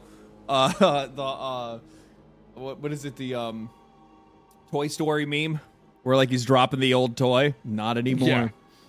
Well, it's because of games like Baldur's Gate 3, Elden Ring, these standout AAA titles that I fucking don't want to just settle for this bullshit anymore. And I'm tired of it. Yeah. And a lot of people call me negative, pessimistic. Oh, you're just if you got hate in your heart, gaming. And if you got hate in your heart, you lit it out. No, and then they say, well, maybe you're just too old for gaming. I'm like, how's that possible when I'm loving games like PoE2? You're too old for gaming. I can replay Baldur's Gate 3 and have a freaking fantastic time replaying that game for the 4th time. You know what I'm saying? Like, it's like, no, these games don't innovate. Back in the day, we had games that innovated all the time, or not all the time, but you had games every generation that really pushed boundaries. And we get a few of those here and there still, but it's just, we get so many games now in the AAA market that are just so formulaic and bullshit now that it feels like there's not a lot of good games out there because we get so many. I know there's a handful of this generation that was really good in the AAA space. And then you've got a bunch in the AA space. Don't get me started with like Expedition 33 that was freaking fantastic. My game of the year. That was another game that I was like, dude, it's just opening my eyes more and more to the AAA space and saying, what the fuck are we doing here? What are you guys doing? Do you know what? Do you know what? This sounds like somebody needs to make videos about this. I've been kicking that idea around about the AAA space. Yeah, I've been doing that, but you do such a fantastic job of breaking it down. I find myself seriously, and this is not buttering your biscuit here, I'm being honest. When you come out with a video and you're talking about this stuff, I'm like, yes, that's exactly what I'm thinking. That's spot on. You know, you're always hitting that mark every time. And I know a lot of people, that's why they watch you too. We used to have fun. Here's the thing, you know, people will pop up and they'll say stuff like that. There's still good games that are coming out now. Like the only reason I make the videos that I do and the reason I talk about the stuff the way that I do is because I want to see those games replicated on a broader scale, right? Where it's just like we should be seeing this shit more often. I shouldn't only be seeing this stuff like from like some random fucking indie studio. I should also be seeing this shit from like the company that just spent $500 million making their fucking game. Panic, thank you for the tier 1, man. 7 months in a row, brother. Here's the funny thing, right? That's perfectly said, because here's the funny thing. I was just telling friends the other day, I was like, you know what? Here's the crazy part. The blueprints are out there. There has been developers who have created these games that we want to fucking play out there right in front of these developers' faces. They could freaking look at that and go, hey, here it is. Here's the blueprint. Let's work off this, make a banger-ass game. And they won't do it because you got guys like Josh Sawyer from Obsidian who are out there pushing against Baldur's Gate 3 stating, oh, we can't do something like that. Don't expect that as the standard. It's like, no, you can do that. You know what? My favorite one was the dude from fucking fucking Chris Balzer from fucking Diablo that came forward and was like, yeah, it's an unrealistic standard. And I'm like, you guys just spent like fucking $700 million making your fucking game. You guys just had 9,000 employees working on your game. How in the fuck are you gonna sit here and tell me that you cannot replicate what this company just did? And how much did they spend? How much did Larian spend? $100 million. Exactly. and it's like, how can you not do this? $100 million to make Baldur's Gate 3. Isn't that fucking embarrassing? It Isn't totally that fucking embarrassing? And that's the other thing I agree with you about, and I constantly talk about now too with friends. I'm like, bro, especially when it comes to a live service game, early access, let the community help shape your freaking game and get funding get funding, and it will generate hype, which will appease the shareholders as well. But the problem is that there's an inherent issue that these guys are running into when it comes to AAA games, which is that AAA inherently is supposed to mean the highest quality product on the market. So by going into early access, it no longer is a AAA game. So like they don't BS. like it's a we. I know, but it's an image thing. Because if you talk to anybody, Baldur's Gate 3 is a AAA game. It's the highest AAA quality. game. It's the one of the highest quality games we've seen in probably the last decade, right?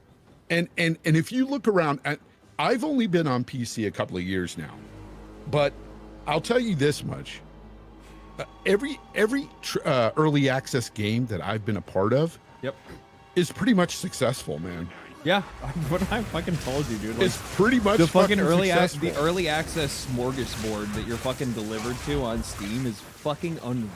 It is so crazy. Dude. Where it's like I tell people now, like I brought it up in a video recently where I was just like, you know, there's part of me when it comes to some of these AAA games that I actually hope they suck because I have too many fucking games to play. And I'm playing indie games at like a 10-to-1 ratio right now. You know what I mean? I'm gonna die to these fucking guys. Get the fuck out of here. I'm playing indie games at a 10-to-1 ratio now because they're just better. They're just better and cheaper. I'm buying like 6 games for the price of like one AAA game, and they're better. And I get to actively give feedback on the development of the game and help shape it so that it's exactly what I want it to be, or at least as close as to what I want it to be when the game finally releases. It's like, and I look at some of these AAA games that are coming. Why would I like, Why would I go really and give want this. fucking Sony fucking $80 for Spooderman? Oh, dude, I know. But I look at some of these games that are coming. I'm like, man, that looks pretty good. I want that to be good. And then when it comes out and I play it, I don't even get 5-10 hours, and I'm like, this sucks. I don't want to play this. I'm literally at that point with a lot of these AAA games. That demo came out for that game. I think it's called Hell Is Us or something. Yeah. And I wanted to like that game. I thought it looked pretty cool. Hey man, that might be a decent AAA game there. I hated that fucking demo. I think the game is just the combat is very boring. Number one, and all the enemies are kind of the same. There's no real variety there, and I just did not care for it. And I'm like, I don't know if I like these types of games anymore. Like, I need something that draws me in right away. I feel like there's just something wholly uninteresting about AAA games anymore. And like the only ones that I even catch my interest end up being just fucking like remakes. Right? Like I enjoy the Oblivion even with remake. but case in point, okay, so that's another thing that I have a problem with the AAA industry is the unoptimized games and games like Metal Gear. I loved Metal Gear 3. I loved it back in the day. Oh yeah, it's like one of my favorite games of all time. But the optimization in that game is so horrible. And wasn't that made by Virtuous though? Yes. What the fuck? Well, here's those the thing. guys have done so well. But UE5. That's the other part of the equation that I'm fucking hating about AAA. Everybody is running to UE5. Why? Because all the devs can use it. It's kind of like plug and play easy mode. Apparently, they're trying to like no. They want to do it because it standardizes, which means that they do not need to spend any money anymore on building their own in-house or upkeeping their in-house engines. And it essentially what it does is it creates an industry. They're trying to industrialize the video game industry. They're trying to turn it into a factory, a video game factory with like fucking standard practices that are agreed upon across all studios. Yeah, but the problem with UE5 is that even though it's this plug and play easy mode kind of thing, it's hard to optimize for. I was reading a Reddit thread about this, and there was a developer talking about it, and he said, look, there's no documentation on how to optimize for certain features within that engine. No, and that's why it is very hard. That's why it has so many extra tools that are there to cover up performance rather than actually fix it. Yeah. And he said the problem is 99% of the developers out there Kingdom don't know how to Kingdom Come Deliverance 2 best PC optimizer. Wasn't that made using the Cry engine? Yeah, that was CryEngine. Yeah. They didn't know how to use like game science, for instance, with Wukong. They didn't know what the fuck they were doing with optimizing that game. That game is still unoptimized to this day. It's still as bad as it was day one. It kind of makes me believe that you can't actually optimize. Here's the thing, though. You know what else was made with Unreal Engine 5? Fortnite. Expedition 33. Yeah, and that has some issues as well. You still get the traversal stutter. You still get this weird I never really graphic noticed any of that shit. kind of, yeah, I do. But it also could be that I'm like noticed, overpowering it. No, you're at the same power I have. No, I've noticed traversal stutter even on console back in the day with even UE4. It's been with Unreal Engine for a while, dude. It's not as prominent as it is today. It seems like it happens more often with certain games, but it's there. A lot of people thought it wasn't there with Hellblade 2, but it was definitely there. I noticed it, and then I saw Digital Foundry. Only a talk bad about craftsman blames his tools. I agree with that to an extent. I don't think it's necessarily the tool. The problem is like this. It's the standardization of them building something that has so many features that are meant to be able to cover up mistakes that are already existing in games, rather than these developers learning how to fix their own problems. On top of that, it also doesn't help that the GPU market is helping them do that as well. Yeah. Right, because like all these GPUs are now coming out with all these different tech to be able to cover up issues in games. And honestly, like some of these companies, I hear what you're saying about how some of these companies don't want to have to pay for their in-house engines and stuff. They want to standardize UE5. But at the same time, some of these companies have some badass engines that just work. And they're great. Well, that's why I said some of them do want to like keep what they have. But they don't. That's the problem. Some are moving to Unreal Engine 5 away from their own engines. Not all They're of them. tried and true. Not all, but some are. And it's just like, why? You know? Well, fuck, look at Arrowhead, Helldivers 2, the engine that the game that they built Helldivers 2 on doesn't even exist anymore. Oh, wow. Helldivers 2 is on a non-existent out-of-service engine that they have hodgepodged and fucking patched together and basically developed their own on. Because if it was on Unreal Engine 5, it would run like shit. I'm telling you that right now. Oh, I'm sure, yeah. Most games do that run on Unreal Engine 5. I don't disagree with you. Sad. Fuck, I got a whole Discord full of people that would love to hear you bitch about fucking Unreal Engine 5. Oh, dude. I swear to God, I swear to God, I fucking opened my Discord. Or my fucking general chat is literally just like fucking people bitching about Unreal Engine 5. It's pretty bad, dude.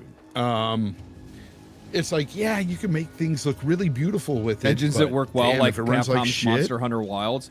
The problem with Capcom and the RE engine is that they keep trying to use the RE engine like it's a one-size-fits-all tool, and it's obviously not. World.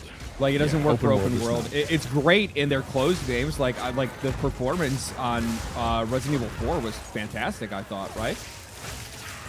Yeah. I don't think Resident Evil 4 had any performance issues whatsoever. Same thing goes for Biohazard and Village. Neither one of those games had any performance issues. It's crazy, but you have the Snowdrop engine that works pretty well. I preferred over Unreal Engine 5, and I wouldn't have thought I would say that 3 years ago, but I'm saying it now. And the other problem I have with the industry... Oh, you know what the thing... I'll tell you, the two engines that I've come across that I think are probably the two best ones out of all of them, I think CryEngine is still incredibly strong. I think that's very obvious by now, right? id Tech as well, I think, is pretty good. Yeah, I guess theirs isn't too bad. But the other one I was actually going to say, which is probably going to sound a little bit surprising.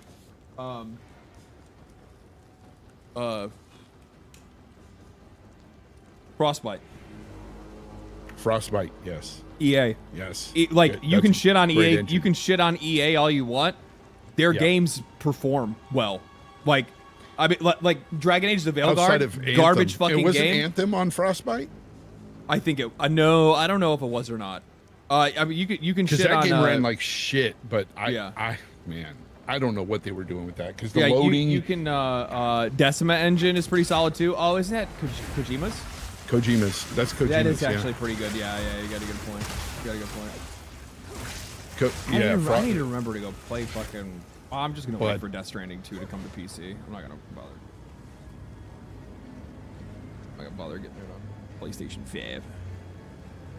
No, that's where I'm at right now, bro. Like Ghost of Yote's coming out, and I really want to play it because it was one of my favorite games last gen. But the rumor is PlayStation will learn soon enough that they're gonna learn soon enough that they can't keep putting their games exclusively on PlayStation, and then they're also going to learn that there's just no reason for them to even. There was have a to do it recent anymore. rumor that who came out. are they competing with? like Xbox. Yeah, I know, already but quit. there was a recent rumor that came out that said that Unreal Engine 4. Unreal Engine 4 was fine. The problem is that 5 brought with it all of this fucking AI technology, and guess what? AI is still very much in its infancy, and it's fucking retarded. It can be, yeah. But yeah, that rumor that came out saying that PlayStation might be putting out their games on PC within 6 months' time. If they do a 6-month window, I'm like, dude, if the game comes out within a 6-month window, I might as well wait for the PC version. Like that's not a long ass time. So there's that. Bonds, did you know that people that play games on PC don't use their PC on a TV at all? Yeah, they do, but I don't anymore. I used to. I know you did. But I love my monitor, bro. I love my monitor. I had a bunch of console Andes on Twitter. They're like, PC players don't put their games on the TV, and it's just like, bro, do you realize how many fucking outfits are on a fucking GPU? I can have it connected to 2 monitors and a TV. Dude, yeah, I used to have it connected to 2 monitors and 1 TV. Yeah. And so I could just sit down on the couch if I wanted to play a game. But now, I've actually just fallen in love with playing on this 32-inch monitor. Oh yeah, well that's just because like the fucking I think it's just because of like how the pixels are condensed. You're just getting the highest quality image possible. Yeah. It's so condensed. It looks so freaking pixel perfect.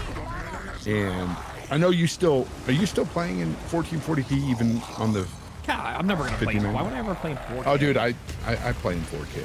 I play in 4K. No! I play in 4K. Okay, yeah. I play in 4K, and it's amazing. It looks great. Looks really good. But I prioritize frame rate before anything else. Frame rate, yes. I max my frame rate. Too, So like with my equipment, I can max my frame rate at 2K. Okay, so I'm using 4K, and I'm getting 80 to 150 frames, depending on the game, if it's really taxing, right? And I don't use frame gen. I hate fucking frame gen. I don't use it. So if I have to, on a really like big game that's like really taxing, UE5 and all this shit, I will dumb down the graphics just to get higher frame rates. I have to have higher frame rates. Yeah, I feel you. And that's when I will go with the lower resolution or whatever, just to get to that better frame rate. But most of the time, most of the games I play now, I don't need that. Like, it'll run 4K, 100 frames easy. Oh, the other thing I was going to tell you that I'm really disliking, that I used to actually vouch for and like, is subservices. I think it's created a problem with a lot of gamers. It's changed their mindset in bad ways. Okay. First of all, it's created gamers that don't want to buy games anymore. Number one, they expect Game Pass is the biggest culprit of this. Okay. They expect games to be on Game Pass eventually, even if it's not said it's going to be there or whatever. I've literally seen people and heard people say, I will wait till that goes to Game Pass eventually. And I'm like, so you're not going to buy the game? No. That game will go to Game Pass eventually. I've got plenty to play on Game Pass. I'm like, wow, okay. So we're conditioning people not to buy games through these sub-services. And you can say, okay, well, at least they're getting a value. They're getting hundreds of games. Cool. But what it also does to the gamer, though, is it makes them accept mediocrity.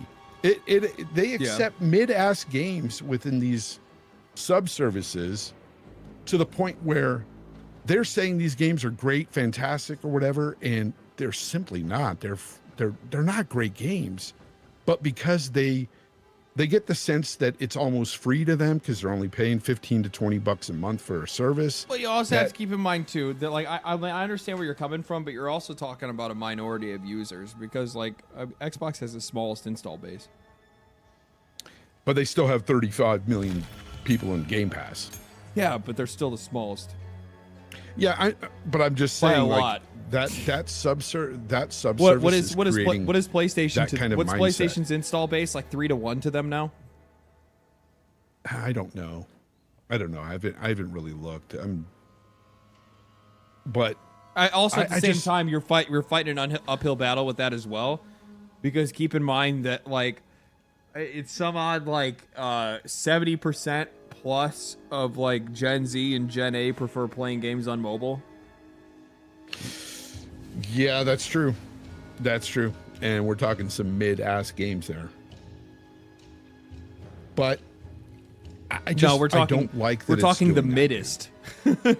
Yeah, no, but I just don't like what it's doing because I see it, man. Yeah. I mean, it's something that I don't like, and I think this is a problem. And I mean, we've got bigger problems out there. Like I was typing to you earlier about Roblox and freaking Fortnite and stuff. I look forward to the games are separate creating- cloud play sub, being able to play iOS only, maybe for a while. Oh yeah, that kind of sucks for some of those folks.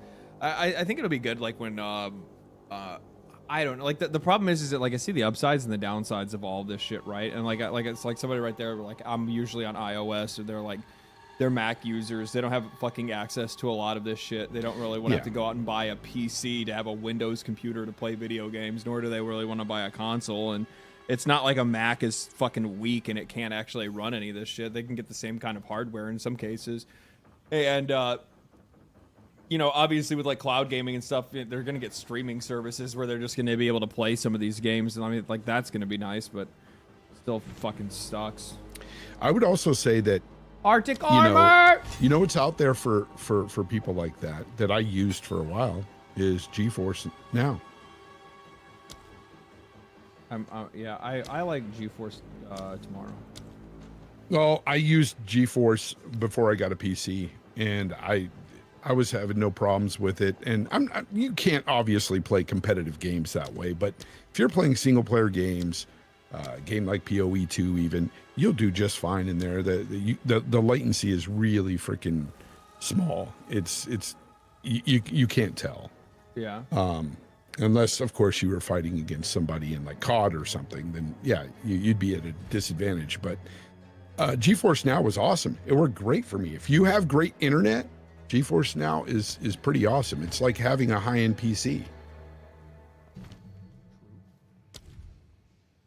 True. Man, the thing is, like, what's really fucked up with this PoE update is that, like, it's not updated for the new skill tree. For on like max roll. So if you're like looking at like trying to like cross-reference with like a build guide with what you're doing, you can't like either this fucking skill tree is all fucked up. And same thing goes for skill gems and support gems. They're all like renamed and shit.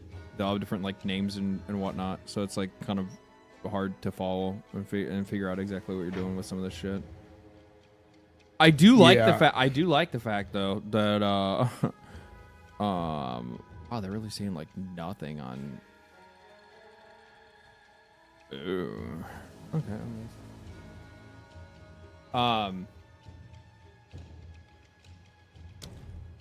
Actually, support gemmed out. Ooh, okay.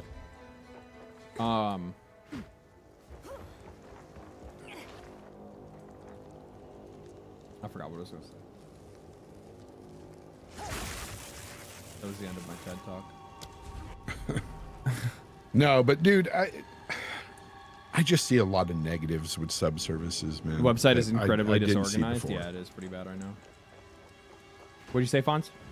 I just see a lot of negatives with subservices I didn't see before. Oh yeah, no, I think that you already know. I think Game Pass is the spawn of Satan. Me and you used to debate it before, where you used to you thought it was great and thought it was a good value, and I said I think it's a fucking cancer in the industry. Yeah, I see what it's doing to people's mindset, and it drives me nuts, man. It's like, this is not good for gaming. They'll say it's a great, value, which it is, I guess, but man, some of those games that are going in there, they're not very quality, bro, especially from first party. Well, I mean, as you can see, like less companies are using Game Pass. It's only when they a lot more developers are already at the point where they're like the internal conversation and basically the industry agreement is that like you don't put your game on Game Pass unless you think it's gonna fail or it's gonna struggle. If you think your game has any chance of success, I saw like a whole developer chain of them like talking about it and saying that like, if your game has any chance to succeed, don't put it on Game Pass. If you think it's going to do well, then you want to keep it off of there. Otherwise, you're going to lose out on a lot of money. Which they're absolutely right. Like, I mean, regardless, even though I say it's a small install base, it doesn't really fucking matter because at the end of the day, like you said, it's a fair share of people, and also at the same time, something that's really funny as well that I think that this happened like as a consequence of games going to Game Pass is that it makes it feel like those games are cheap, like they're of less quality, right? Yeah, like Game Pass has kind of made itself a name for being like very like low quality games. And actually, the funny thing is, I don't think it's Game Pass; it's Xbox. It's like being attached to Xbox's services or Xbox the brand. Just overall now seems like a very cheap and generic like an overall like cheap and generic product, right? Like, I mean, like look at the reception on Gears. Right. Yeah, I should actually change the way I say that. Look at the lack of reception you see on Gears. You see, it only reached like 4,000 players or 5,000 players on Steam. Yeah, and it only got a total of 1 million, even with Game Pass. Yeah. 1 million player, and I mean, obviously they're probably going to gas that number up a little bit, right? So what does that tell you about the number of people that bought it on PlayStation? And also, mind you, the other thing is here's the other thing too, and by the way, I think it's awesome that they did this. They gave the game away for free if you bought the Ultimate Edition. So not only is it Game Pass, not only is it Game Pass, but it's also the fact that they gave that game away for free. Right?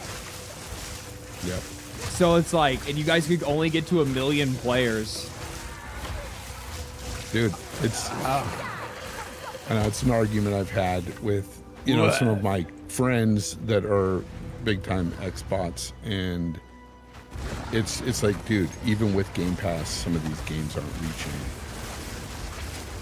How do you think Outer Worlds 2 is gonna do?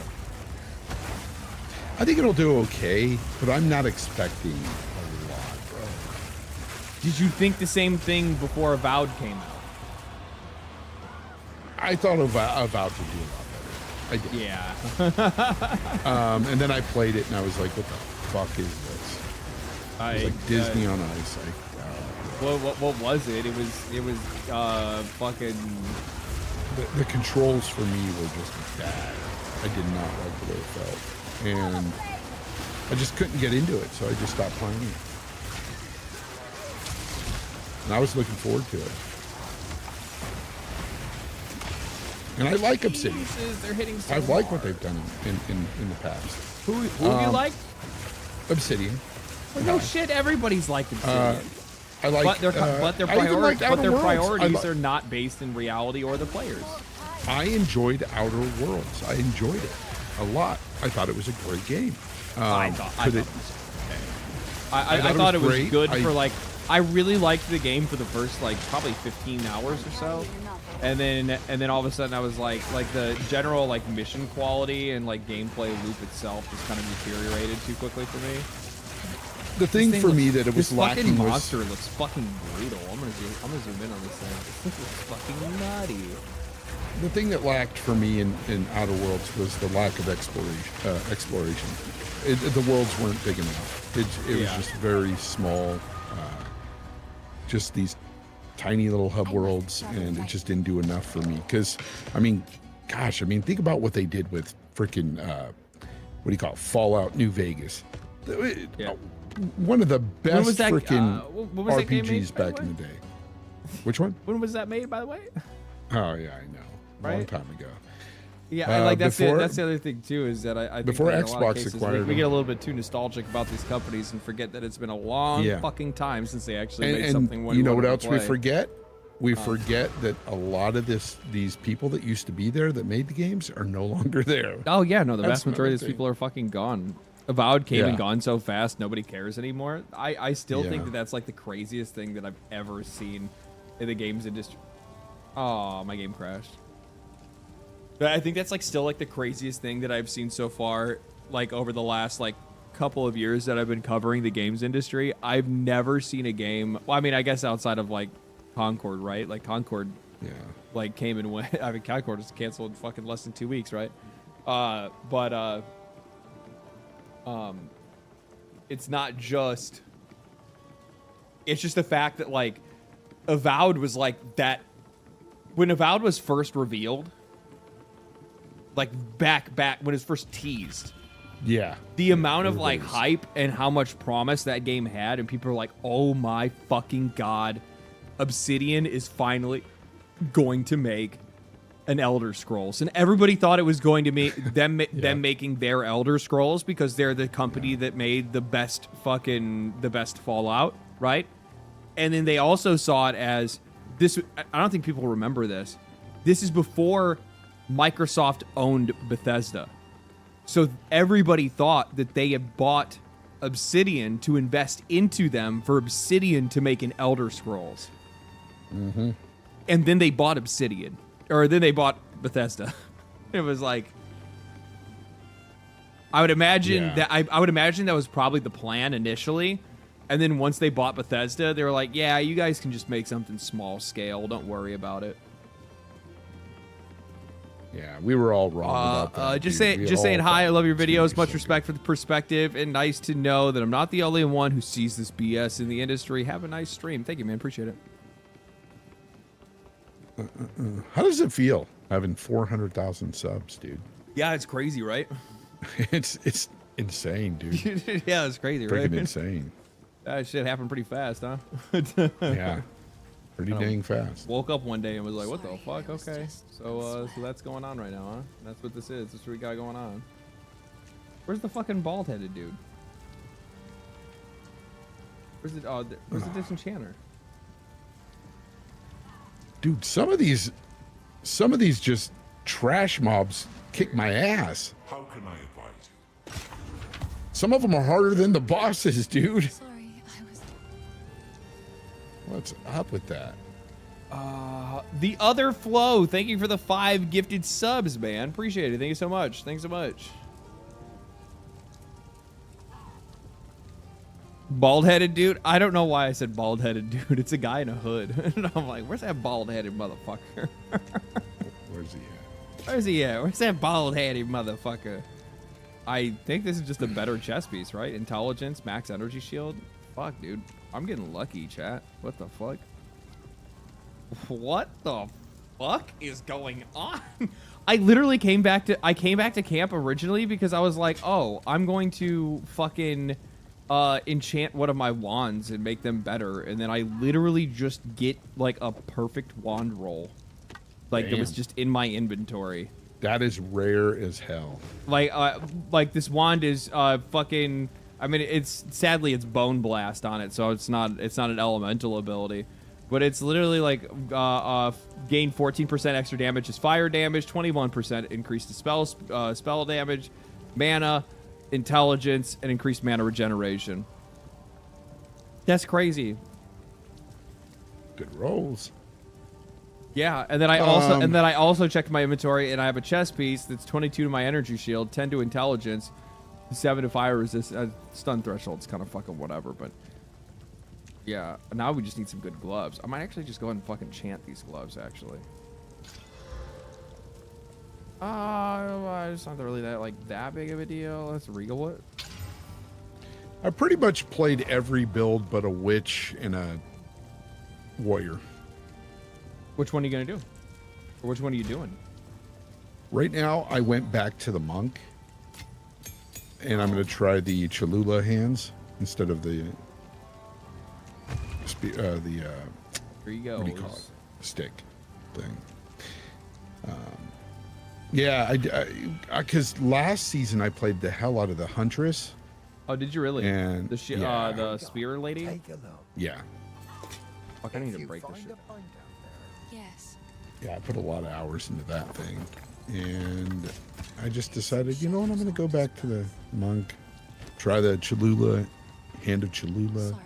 Wait, did I just sell that shit to her or disenchant? I don't know. Stay safe if you can. Well, I guess I could look. And the warriors never interest me in any game like this. I've just never been a warrior fan. Really? You know you can play them like a fucking druid or something, right? Like you could literally just be like,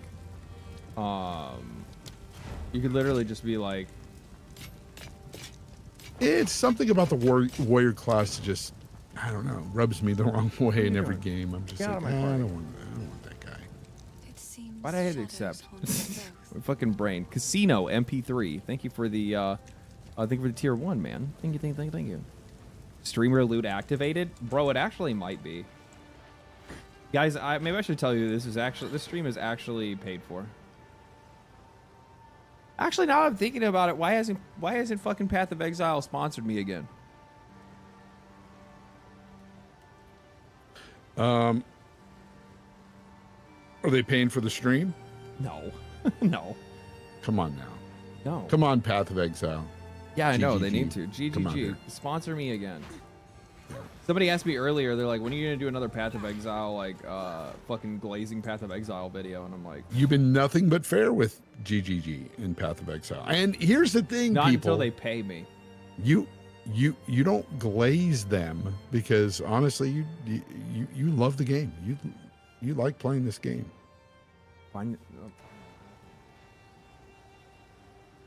I do really enjoy playing this game a lot. It's not as good as Diablo 4, but maybe maybe it can get there. True. I got a buddy of mine who always argues about this game compared to Diablo 4. He loves Diablo 4. And he's like, oh, Diablo 4 is way better. And I'm just like, dude. Did he graduate high school? I don't even think he graduated middle school, to be honest. But yeah, it's just a failed take, dude. And he played with me one time for like 10 minutes and quit. Bro, I can fucking tie his shoes. and then he said that he played a bunch with his buddies. And then I looked up his account, and he's only got. Anytime somebody tells me they like Diablo 4 more than Path of Exile 2, I imagine they wear Velcroed shoes. Yes, dude. It's funny. I'm you know, he sat there and he said, oh, I know all about that game. I played enough of it to know it's not as good. I don't like it. And I looked at his time, and he's got 3 hours total. I'm like, bro, you didn't touch anything in this game. I realized that's just, I'm gonna use that as my like, that's just gonna be my new fucking, that's just my new like insult for people from now on. Velcro. Yeah, I'm just gonna be like, somebody's gonna say some stupid shit and they're like, I bet you fucking Velcro your shoes. Wakes up every morning. Yeah. Straps that Velcro. Straps their fucking shoes on. Grabs their fucking... He straps that Velcro just like everybody else does every morning. Yep. Grabs their fucking Lunchable and their fucking... Hot Pocket. Heads on down the way. That's Heading through their fucking Walmart door reader fucking job. Oh god. Oh god. This fucking... What do you think about the league mechanic? These motherfuckers are mean. Dude, that's what I'm talking about. The trash mobs that are just freaking infected. Oh my god. Oh, the boss. Oh, the boss. Oh, the boss. I also think that like the league mechanic thing looks cool as shit too. Like actually like the fucking cracked brown and like everything goes green and yeah, very cool. This game is pretty. It's honestly the best looking ARPG. It is a pretty game. Bro, I have an ice shield. Stop.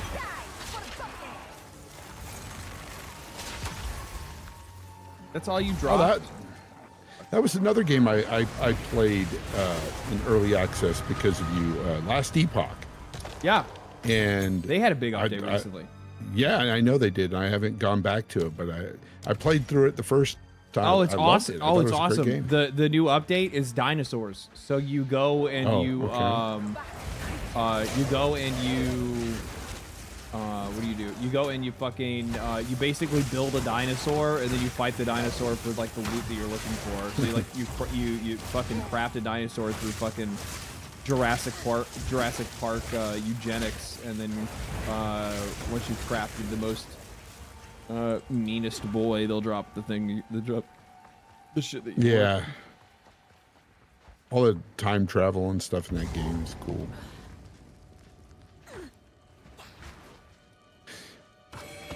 Not as good as Diablo 4. Though. Diablo 4 just they just do everything better. They really do. Yeah, they've simplified and boiled down the formula to its to its oatmeal. I think the best part of it is being able to craft whatever you want, like specific to your character, and do it pretty quickly in that game. And you can just easy mode. I probably want to go for exposure first, right? I don't know what direction I want to go in. I'm looking at an older skill tree to see like where. Yeah, I wouldn't even know where to start because again, I would imagine that like more exposure is going to lead to more damage. This is like, do I want exposure or magnitude? That's the question.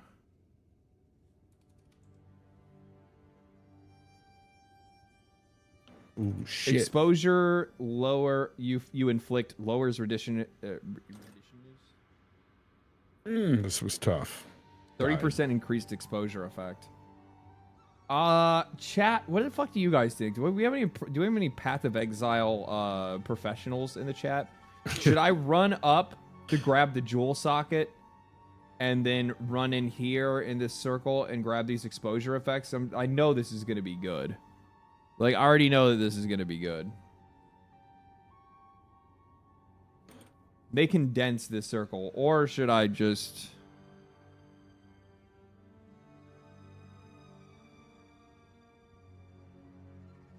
Do they still have, Or should I run over here and get Echoing Frost? And Echoing Thunder. Dude. I think they added more effects to the game too. Some of the bosses. There's things going on with some of them I haven't seen before, in terms of like just graphics and color and like. Oh yeah, no, the game looks better in general. Particle effects. Are you playing Stormweaver? I was thinking about going Frost. I guess is it Stormweaver? I forgot. I hate that I can't see like what my passives are going to be afterwards. I think it's Stormweaver that does the frost and everything.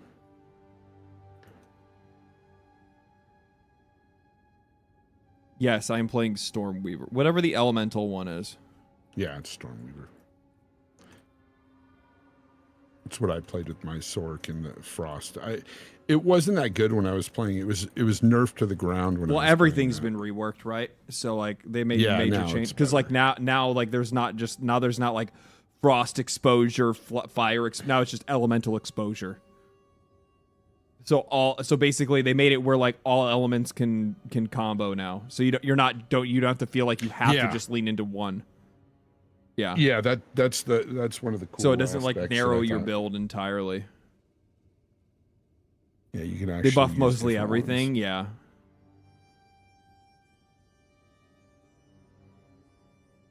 LD players don't like from compensation.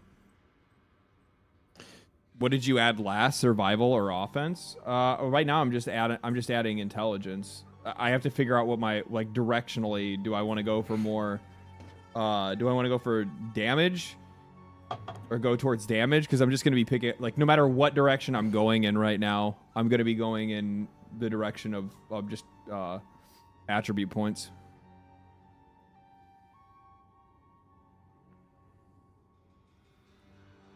What's poppin', man? Chilling. What? Oh, well, I mean, like, what's survivability? I mean, a survivability node's not a bad idea.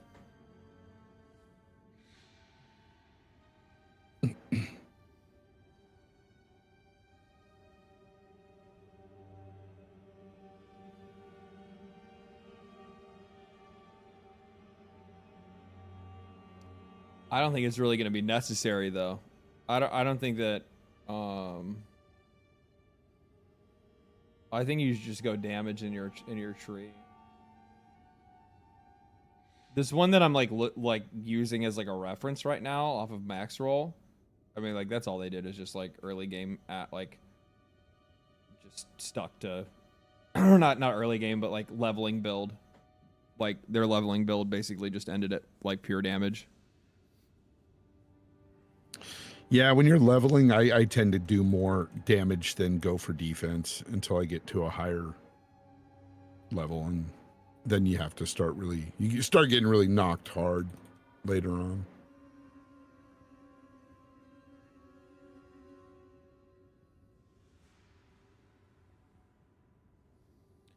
Go again, up you're and a glass cannon. Go up and take the crit on the left 2 nodes.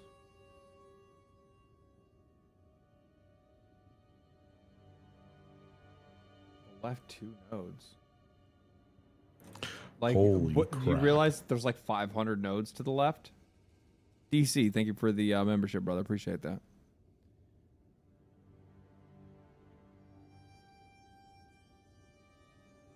Bro.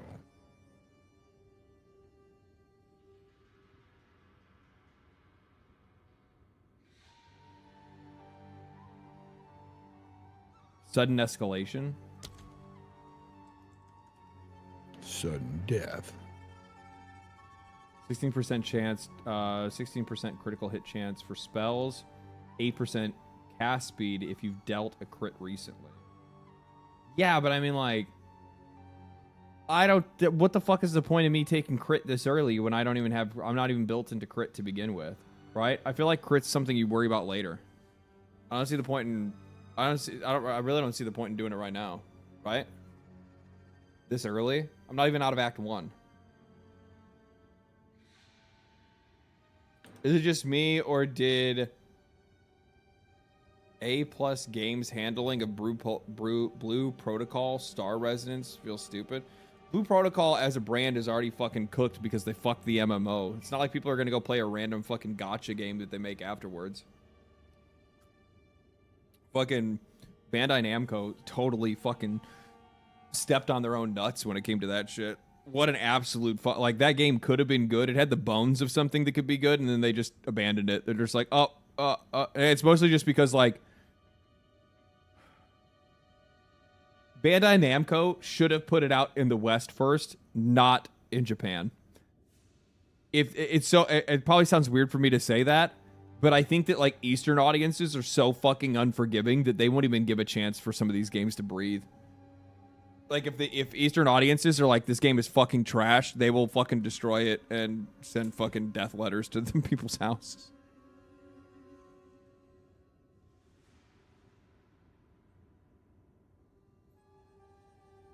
They'll be like, shame on your family and your entire family line, right?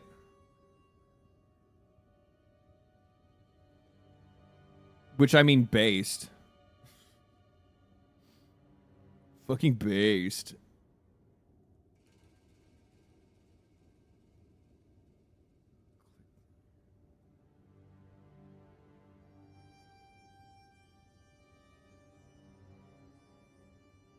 Oh, that's nice.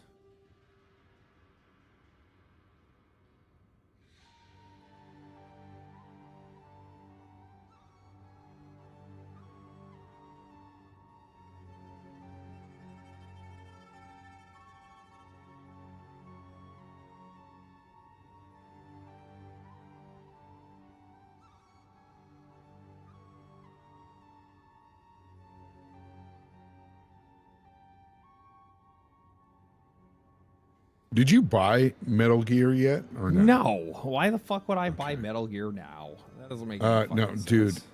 Well, I was gonna say it's $70. Like, that's another thing for that old ass game. Yeah. A new shiny coat of paint. It's basically dipped in UE5. That's all, and they want $70. It's like crazy.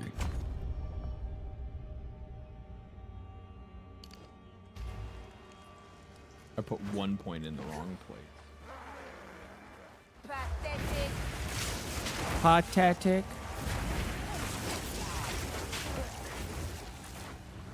Yeah, I think it's better for me just to go for exposure and pure damage at first, and then build into crit in like the mid game. Because like, what the fuck is the point of me like pushing into crit now when I don't have anything that's giving me crit to begin with? I'm just doing like 10%. And you want to unlock stuff too. I mean, yeah, before you get crit. Yes.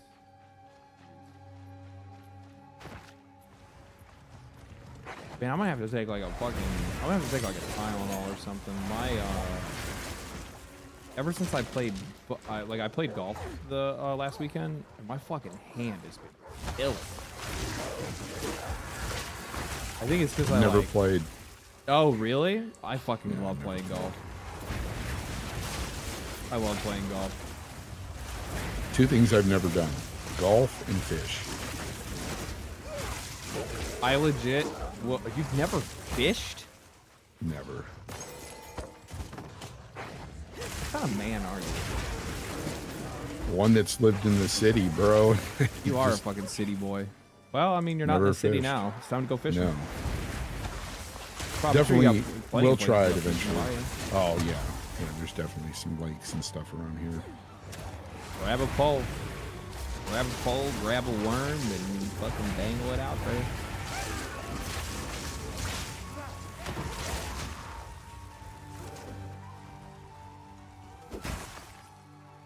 Yeah, no, I went golfing. I fucked my hand up. I don't really know what the fuck I did. I think I just in the club here and something like that. Oh, actually, I do know what it is. God damn, I wasn't paying attention. I do know what it is. What it is that like I recently fell into the the pipeline of. No, my God. Okay, that sucks. I fell into the pipeline of YouTube golf. I don't really know what brought it on, but something did. So I started watching like all of these like golf channels on YouTube, right? And like just super fucking good. It's literally like it's essentially podcasting, right? Is what it is, but it's just dudes on a golf course. And it's just like the most like chill vibe / like partially like nature content, but also like dude broing and stuff, which is like way up my fucking alley. And then like I watched this one dude that's like a professional golfer that's like really fucking like he's really getting like super popular. Like he's won like I think he's won the US Open like twice, somewhat recently, and really fun dude to watch on YouTube. Totally understands like YouTube and like how to be like entertaining on the platform and shit like that, while also being like fucking absolute next level golfer, right? And so I was like watching one of his videos on like, you know, what he does for his swing. So then I was like, okay, well, you know, I'll fucking try that. And I fucking did it, replicated it, and I went out and I fucking crushed. I mean, like, damn. I was, dude, my, like, all of a sudden my fucking, I absolutely just completely killed my fucking, my slice, which is basically when you, like, hit the ball and the ball just, like, goes off to the fucking right. Then, like, you just can't control the direction that your ball's going in. On target, insane fucking shots, at least for me, as, like, a, you know, just a fucking casual golfer, like, absolute fucking nutty shots that I was hitting. I feel, it makes me feel kind of bad, like I was, like I was pool sharking or something like that, because, like, when I, like, met up with the group that it like paired me to go golfing with, I was like, yeah, I'm not any good or anything like that, and then like I just started fucking, and then destroy them. No, well, no, you're not playing against them necessarily, right? Like you're just playing your own no game, no of course, but regardless, they're gonna be like, damn, okay, like motherfucker.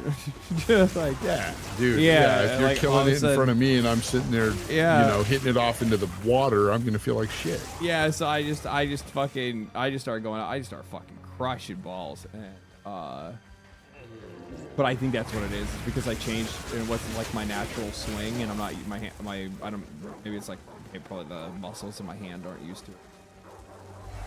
Maybe.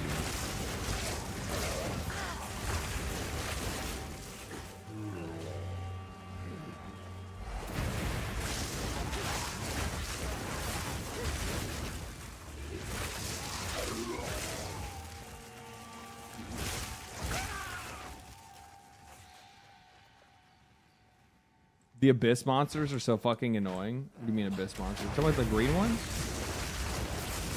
They're fucking mean is what they are. Yeah, I like the challenge, honestly. They're not annoying to me. They're just scary. I just give him the bone wand, you know what I mean? Give that bone wand.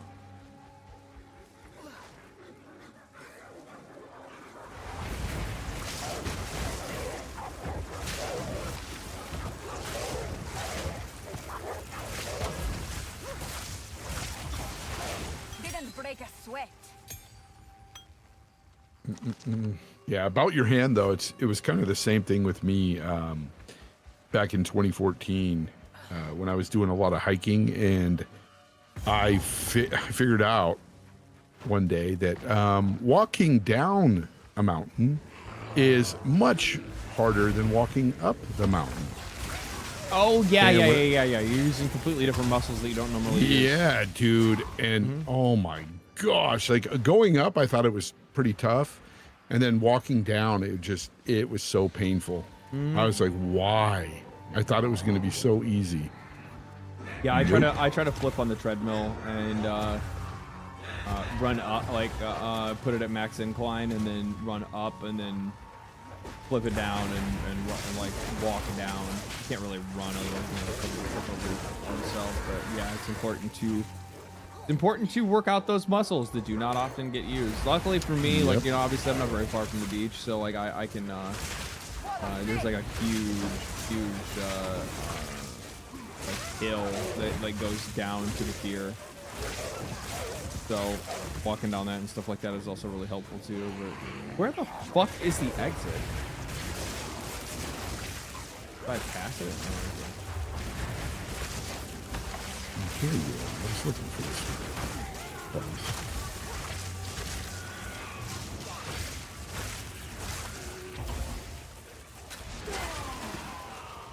I hope that the sword ends up having like really good clear by the end game.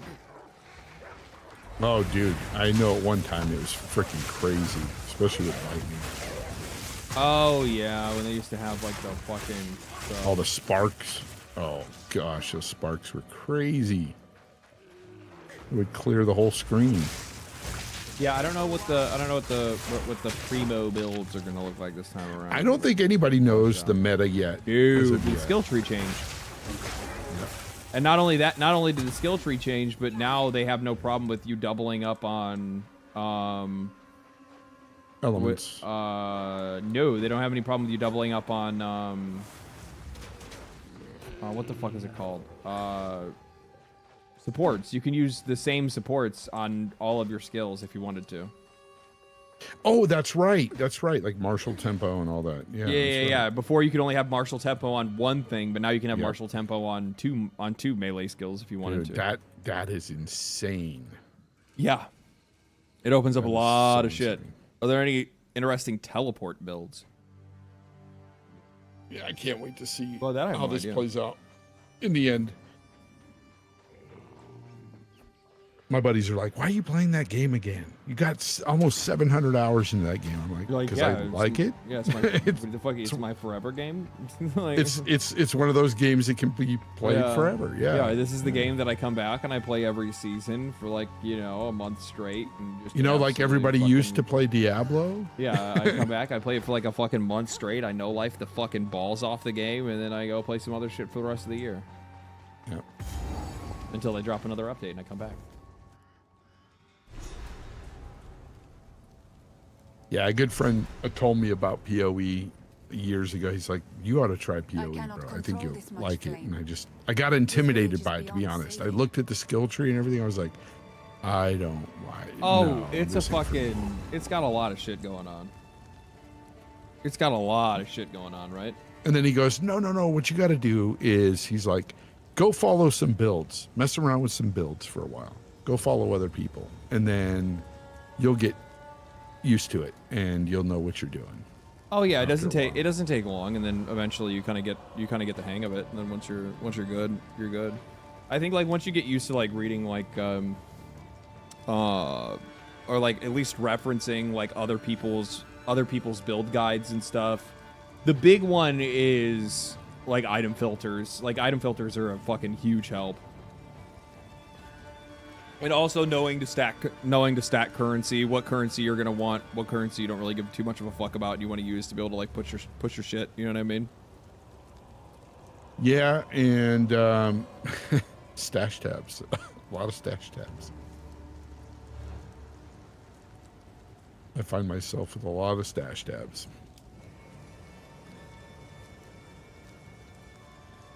Oh, did you buy all the premiums? Yeah, back currency in the and day. all that shit. Yeah. Yeah. The only thing I don't like is honestly the cosmetics. I think a lot of them are ugly as shit. Yeah. Yeah. They got work to do there, but I mean, like, who cares? That's fucking last. And they got work level. to do. Just what you were saying earlier too about how there's no really real feminine cosmetic. Like they need to work on the armor sets for all the characters. Variety of armor set. The problem is right now is the Yeah. fact that it's like, It's all they're too like much to see. we have bulky armor 1, bulky armor 2, bulky Mhm. but shiny armor 3, bulky paladin, bulky, and then also Yeah, and bulky. we got light hooded armor. We have medium hooded armor, and it's like, dude, it's all the same.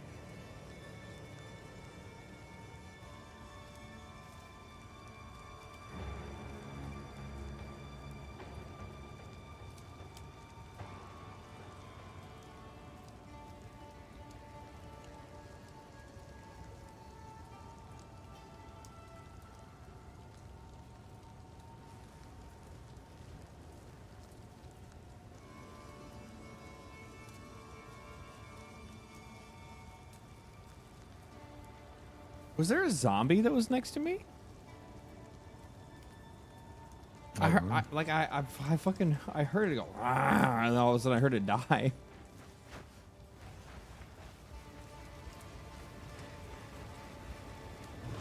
Desert fire.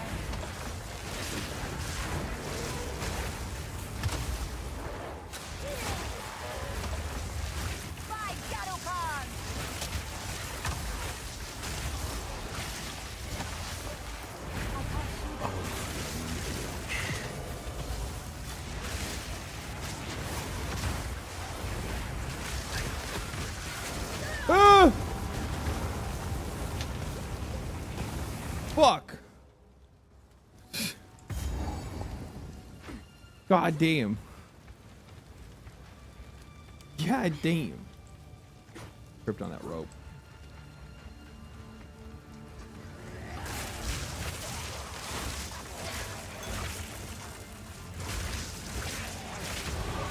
I will learn all the secrets of this world. Fonz. One of your fucking console Andes escaped the fucking loony bin and was like in one of my fucking one of my console Andes. I'm not on console, baby. I'm on PC. With that fucking dude on Twitter, Nicola. Oh, that weirdo. The guy that uses his PlayStation 5 as a fleshlight. Yeah, the guy who was like putting pictures of him kissing his PlayStation 5. Yeah. Yeah. Because I just posted, like, somebody had asked a question. They're like, who the fuck uses their PC on their TV? And I was like, oh, plenty of fucking people do. And then he comes in, he's like, do you have any data for that? Like, data? What the fuck are you talking about? What does that even matter anyway? It's so stupid. Like, who cares? Nobody what fucking cares. Nobody fucking cares. He's just a fucking weird dude. He's just a weird dude that... You know what it is? It's that console mentality. Back in the day, I used to kind of think the same way. When I would think about PC, I would be like, well, I like to play on my TV. And people would tell me, oh, you can put your PC by your TV. And I would say, no, I don't want that in my living room. And I was just like, I don't think like that anymore. If I want it on my TV, I'll put it there. But that's not where I have it. And well, you know, the ultimate setup that I wanted at one point that I thought would be like really fucking cool is if I had it, if I actually had like my PC and my desk set up, and like in front of my desk, like, but my desk was like up against the back of a couch, and then in front of that couch was the TV at an angle where I could see like the TV screen like above my PC monitors. Yeah. So then that way I could have it be like my third screen. True. And have like videos or whatever, you know, fucking play it on a big screen in the back of the room. Well, I could just look up and be like, oh, it's cool while I'm like playing a game or whatever. Yeah, not only that, shit, though, like that should be kind of lit. It'd be kind of cool. I remember having this friend that would tell me he played exclusively on PC, and he would tell me, well, honestly, I prefer to play on my monitor. I don't want to play on my TV now. And I always thought it was weird. I was like, nah, you're full of shit. You don't really want to play on that small monitor. You just don't want to hook it up to your TV, you know? And, dude, I'm there now. Like, I could care less about having a bigger screen. I love the way it looks on a monitor. I love the way it feels. I get much higher frame rates. You can get big motherfucking monitors. Like, there are TV size yeah, of course. Of course there are. But and eventually I will want to get something like that and have it like above on the wall, like above my two main monitors. Because it will be kind of nice to just kind of kick my feet up and like play a game on controller, right? Yeah, you can do that, but I do that now with this 32-inch. Like, it's big enough. Yeah, no, I feel you. I feel you. I'm saying. Yeah, I've got one of those. You have no data, nobody cares though. Yeah, it's like one of those, like, it was one of those, like, just like kind of like generally like, yeah, people do this kind of things. They're like, do you have data? It's like, no, you fucking weirdo. Leave me the fuck alone. Yeah, I just don't understand why he's so concerned with what others are doing with their PCs. I need to know if you're telling the truth, or if you're just saying something that you did and nobody else ever has ever. It's literally just you. What are you gonna do with that information? What is it gonna what does it accomplish in your life? Could you tell me? Actually, I know what it accomplishes. The problem is that like the idea of people using a TV as well as their computer defeats the purpose of those PC players wanting to own a console. And like, since like PC Andes are just like console. Wow, they're just like, you know, this is there you go. That's it. Like they need to make sure that that PC players have the justification. They need PC players to need them, is what it is, right? Like especially when it comes to fucking PlayStation. Like PlayStation Andes are like so fucking desperate for PC players to need them. You guys wouldn't have any games if it wasn't for us. You wouldn't have any games if it wasn't for us. Like, bitch, you guys wish you had our games. Bitch, you wish you had these. You wish you could smell these fucking nuts.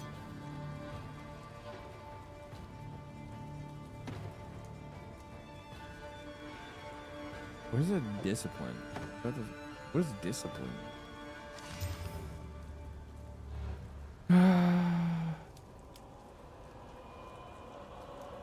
Ooh, these could be good. It's the thing is another reason why they're like upset too is the fact that PC gaming has taken over in revenue and popularity over the console market. Oh, it's not in the even, last decade. They're not even in the same neighborhood anymore. And they don't like that. It basically goes like mobile and then PC. Yeah, I mean, like it's not like console's not relevant at all, but it's not nearly as relevant as it used to be. No, even some of the CEOs and executives, you know, from some of these consoles have stated that consoles are niche.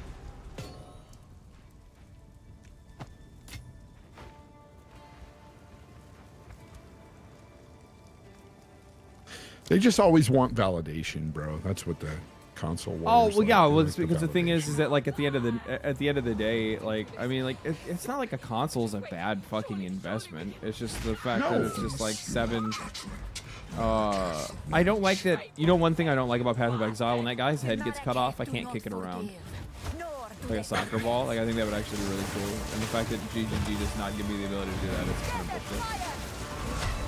Fail. Game failed.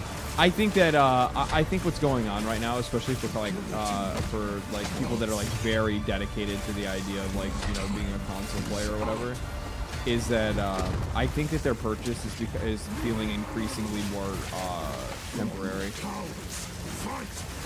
Right, where like buying an Xbox 360 felt like you were making like a fucking purchase for something that you were going to be playing for fucking ever. And guess what? It was, right?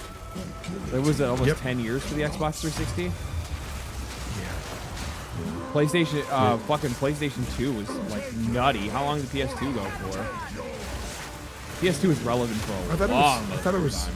7 or 8 years. Sure, it wasn't like 8 years. Let's act like 2 years make that big of a difference. I just remember it used to be like a big event when those consoles would drop back in the day. And even some of the big games, it was a huge thing. It was a huge now deal. it's like so the Nintendo Switch came out. Oh.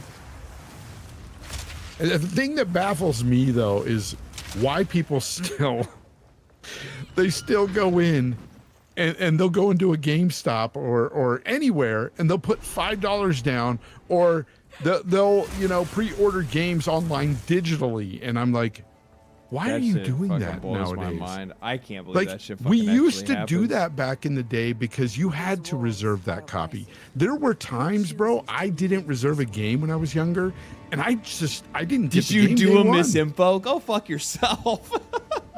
I wouldn't get the game day one because I didn't pre-order it. Legendary and I had Drops to try wait telling a week. console Andy that his PlayStation 5 is a low-end gaming rig and they'll fucking rage. Well, that is actually very true. They do not like hearing that kind of shit. And it's just like, but no, like, no. you know Tell what you're the paying PS5 for. Pro. Yeah. PS5 You know what Pro. you're paying for, though. Come on, man. Like, there's nothing wrong with it being a lower. Like, it's not a low. Essentially, now these consoles are just becoming gaming PCs, but they're just lower end. Right? They're basically like, I guess a step. They're low end PCs. Like, yeah, but they're a step. They're a step above a laptop.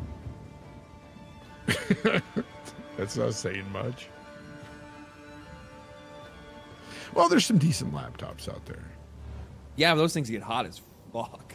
Good lord, dude. Good lord. Yeah, I don't. I like wouldn't I trust play. a gaming I have laptop personally. I got a gaming laptop. I've been playing like tabletop simulator. I've been playing Magic the Gathering on it. There's a this is so fucking crazy. And that's and part of me wanted to actually make a video just talking about it because it's such a fucking insane thing and it's so cool. And it's also like really fucking funny to see like how inept these like multi-billion-dollar companies are. But somebody made a mod for a game called Tabletop Simulator on Steam, right? And the mod is 4-player plus Magic the Gathering. Commander, right? Commander is like the main format that people play Magic the Gathering in right now, and have for like the last few years. Wizards of the Coast has yet to create an actual like well-working, like high-functioning online solution to play their fucking card game. Outside of playing their game in playing like the standard version of their game, which you can do that on like their like mobile, like their gacha game mobile app is essentially what it is, because you're paying for digital cards, not even getting physical cards. But they have something that's called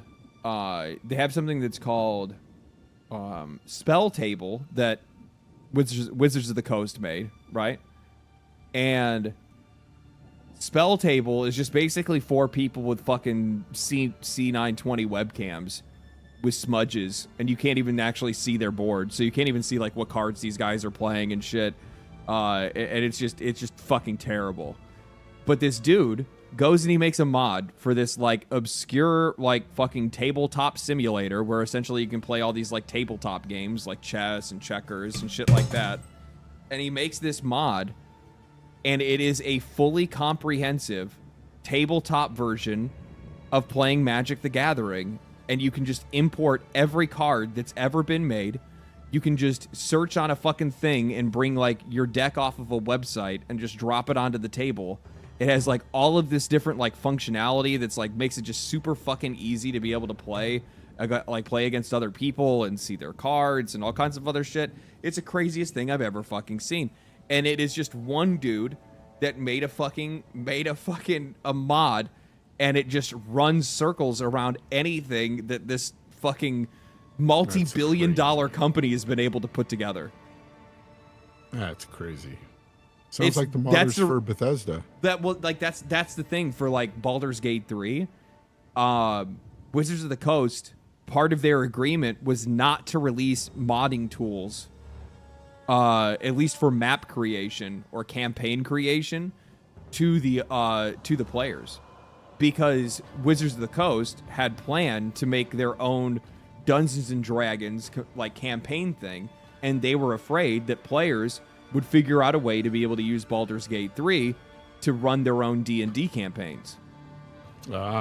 Right? Like a dungeon master could go in there and write their own quests, and they could even get friends together and voice act the characters. Like if you gave people enough tools, they'll find a way, and you'd have people that would make like handcrafted D&D campaigns. And I don't know if you know this, but Divinity Original Sin 2 actually had a dungeon master mode, where like you literally could have a 5th player. You could have 4 players that are playing the game, and then you could have a 5th player that literally controls like where monsters appear. They could create their own narrative and like have different events come up, you know, put bosses in areas and stuff like that, and then, you know, basically kind of command like the direction in which the party would go and how their adventure would go. They nerfed your build. They basically put a stop to that. They said that we don't want that to be in Baldur's Gate 3. They didn't want them to do the Dungeon Master mode for Baldur's Gate 3, even though they had planned to, specifically because they were trying to sell another product in the future. Not Larian, but Wizards of the Coast. Wizards of the Coast, yeah. Damn. Yeah, it's crazy what some of these people can do with mods and stuff and create.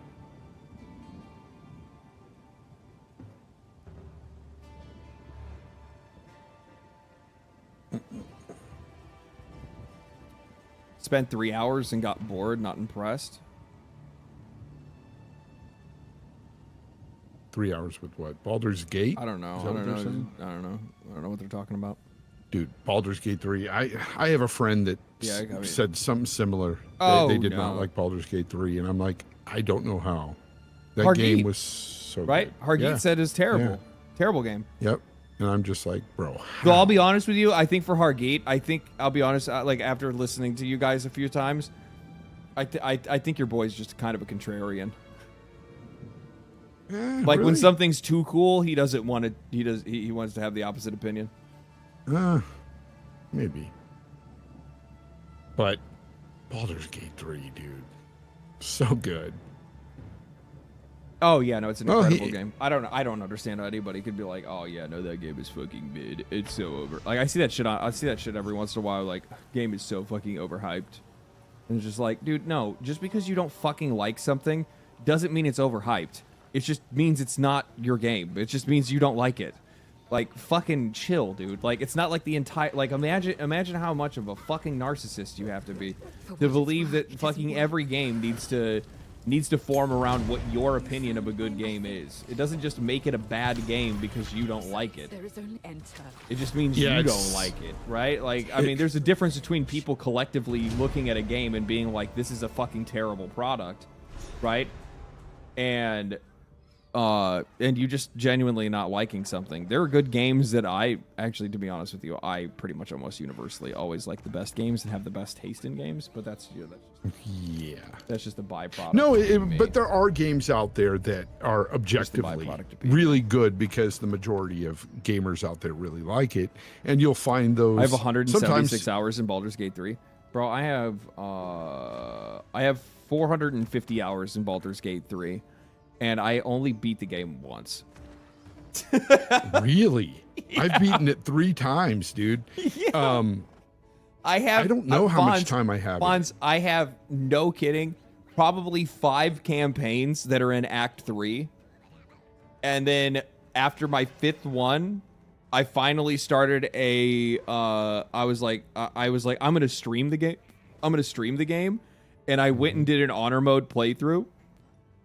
And I beat it on honor mode on stream. And I just played it through all the way through on stream. And that was when I finally beat it. So on my 6th playthrough of Baldur's Gate 3, I finally beat the game. So I beat the game the first time. I've been watching and I haven't received any drops. It's bugged, or am I crazy? Everybody else has received theirs, right? Is there anything wrong with it? I can check to see if drops should be enabled. So I am in the Path of Exile 2 category. And what are you talking about, drops? So if you're watching my channel on Twitch, you'll get drops for Path of Exile 2. There's a bunch of like gifts and shit like that you'll get. I was in there for quite a while. I don't think.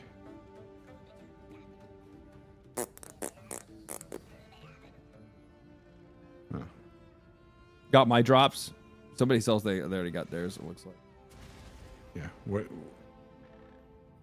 You get them somewhere like inside Got Twitch? mine? Okay. Yeah, so you might just need to refresh or something like that. I'll be honest with you, man. More times than not, it's just Twitch being fucking Twitch.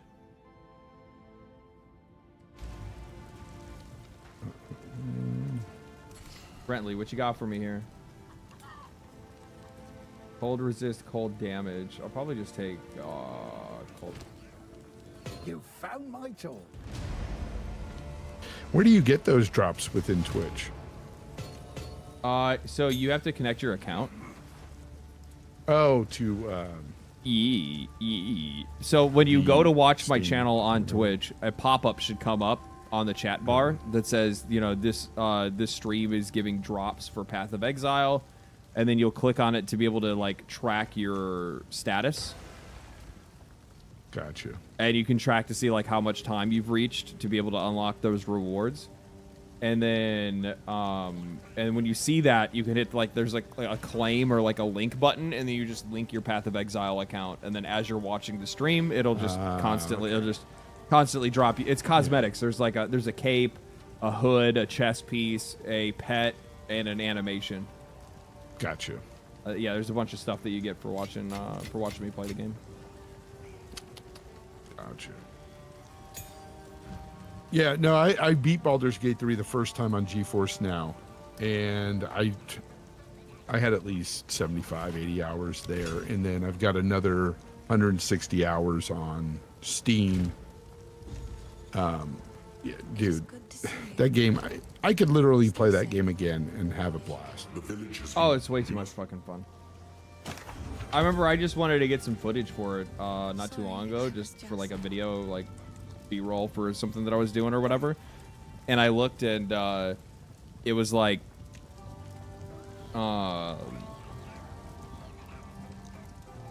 next thing I know, I looked up and I played the game for like 6 hours. And I was like, what the fuck happened? So since you only beat it once, I assume you didn't do the dirge at all. No, that's the playthrough I beat it with. Oh, did yeah, you? I beat it as I beat it as Dark Urge. Yeah, yeah. Oh, bro, that was some good times, bro. That was so different. Yeah, yeah. It was so weird. the I was like, narrative what in the that fuck? game. I'm like, this is like a completely different fucking game I'm playing all of a sudden. Oh, which narrator did you use? What do you mean? There, well, I mean, the you female still use what the fuck is her name? I can't remember the voice actor. But in the dirge run, I remember the way she acted was it was so cool. It was so different. Her voice like changed sometimes. Well, it would like flip on you every once in a while. You'd be like, what oh, the fuck? dude, and she'd be telling you to do some crazy shit. I fucking loved it. Yeah. Like at the beginning of the game with what's his face, Gale, in the portal. That was so good, man. I don't want to spoil it, but some good stuff. Yeah, I like how that instead of you giving him a hand, he gives you a hand. Yeah, it's amazing.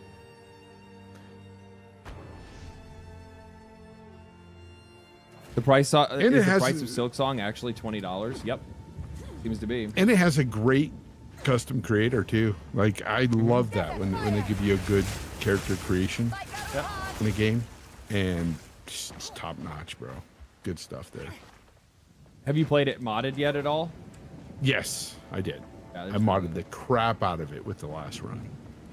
Yeah, there's been a lot of people have done a lot of like a lot of customization mods and you can, and all kinds dude, of there's shit. so many different outfits and stuff you can get.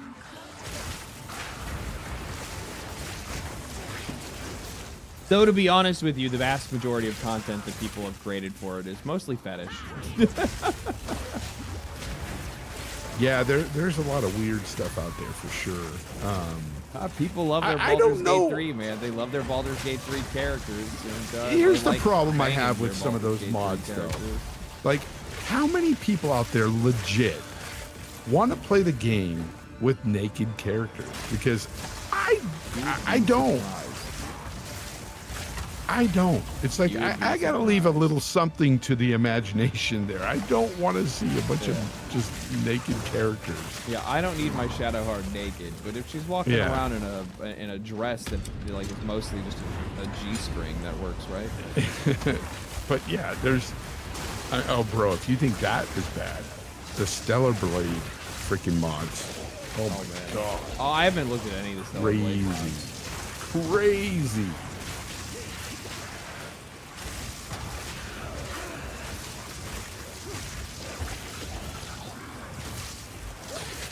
Oh man, I'm gonna have to get out of here, bro. It was great talking to you. Yeah, you great too, brother. seeing you stream tonight, man. I'll definitely catch up with you soon again, but I gotta get some sleep. Yeah. Anyways, I'm running on low batteries here myself. I'll probably be heading off soon enough. yeah, man. But it's been fun. Yeah, good talking Talk to you man. later, bro. Yep. Late.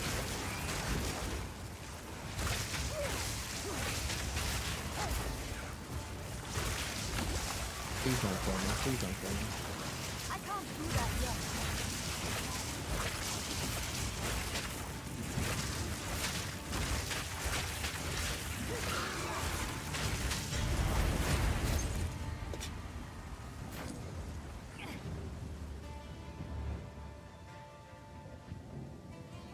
A touch revealing is pretty neat. Yeah, it's way better.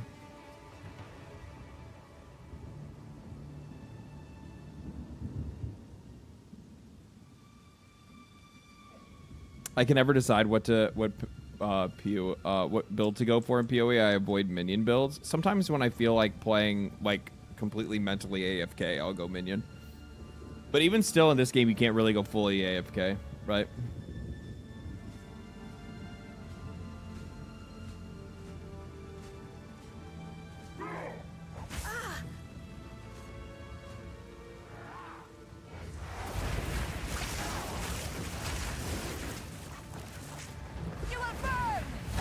You were bad.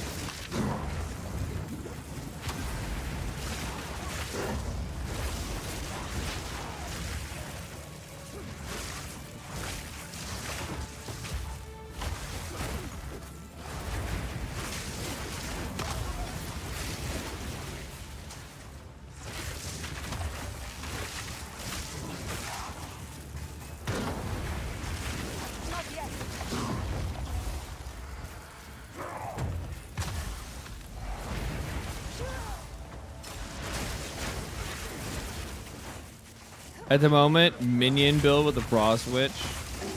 Shit. Screen. It'd be really nice if I had a way to be able to like at what actually happened look off screen. They need to build some streamer tools so I can just like be chat where like the chat in the game is. I've had it here the entire time. I said I was going to do it earlier.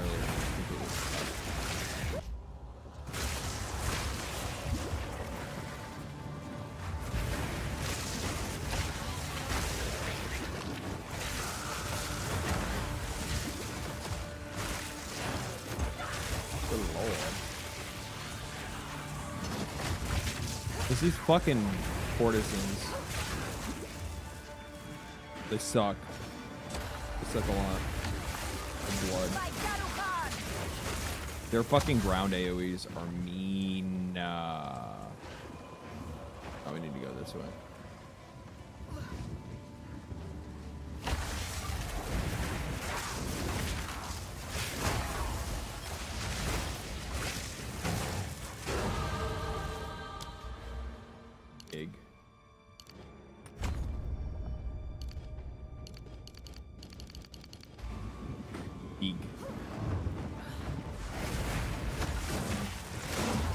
Hello,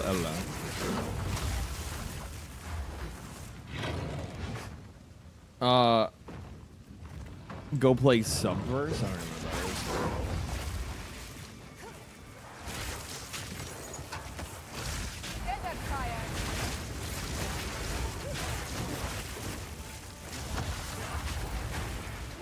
I never really understood the like. I never really understood the whole like adult game thing,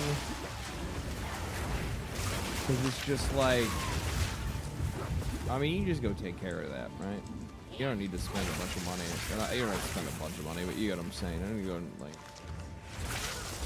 that's a pretty short gaming session, you know what I mean?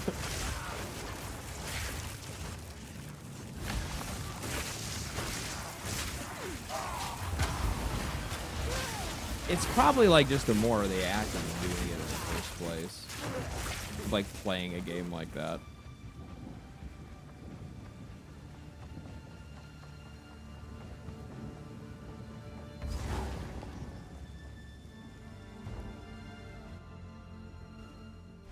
Some love slow burn. Yeah, probably. I guess I can see that. This mad wolf.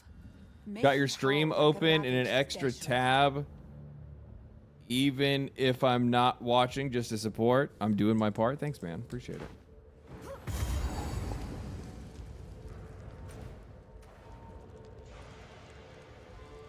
Big preach. Big preach.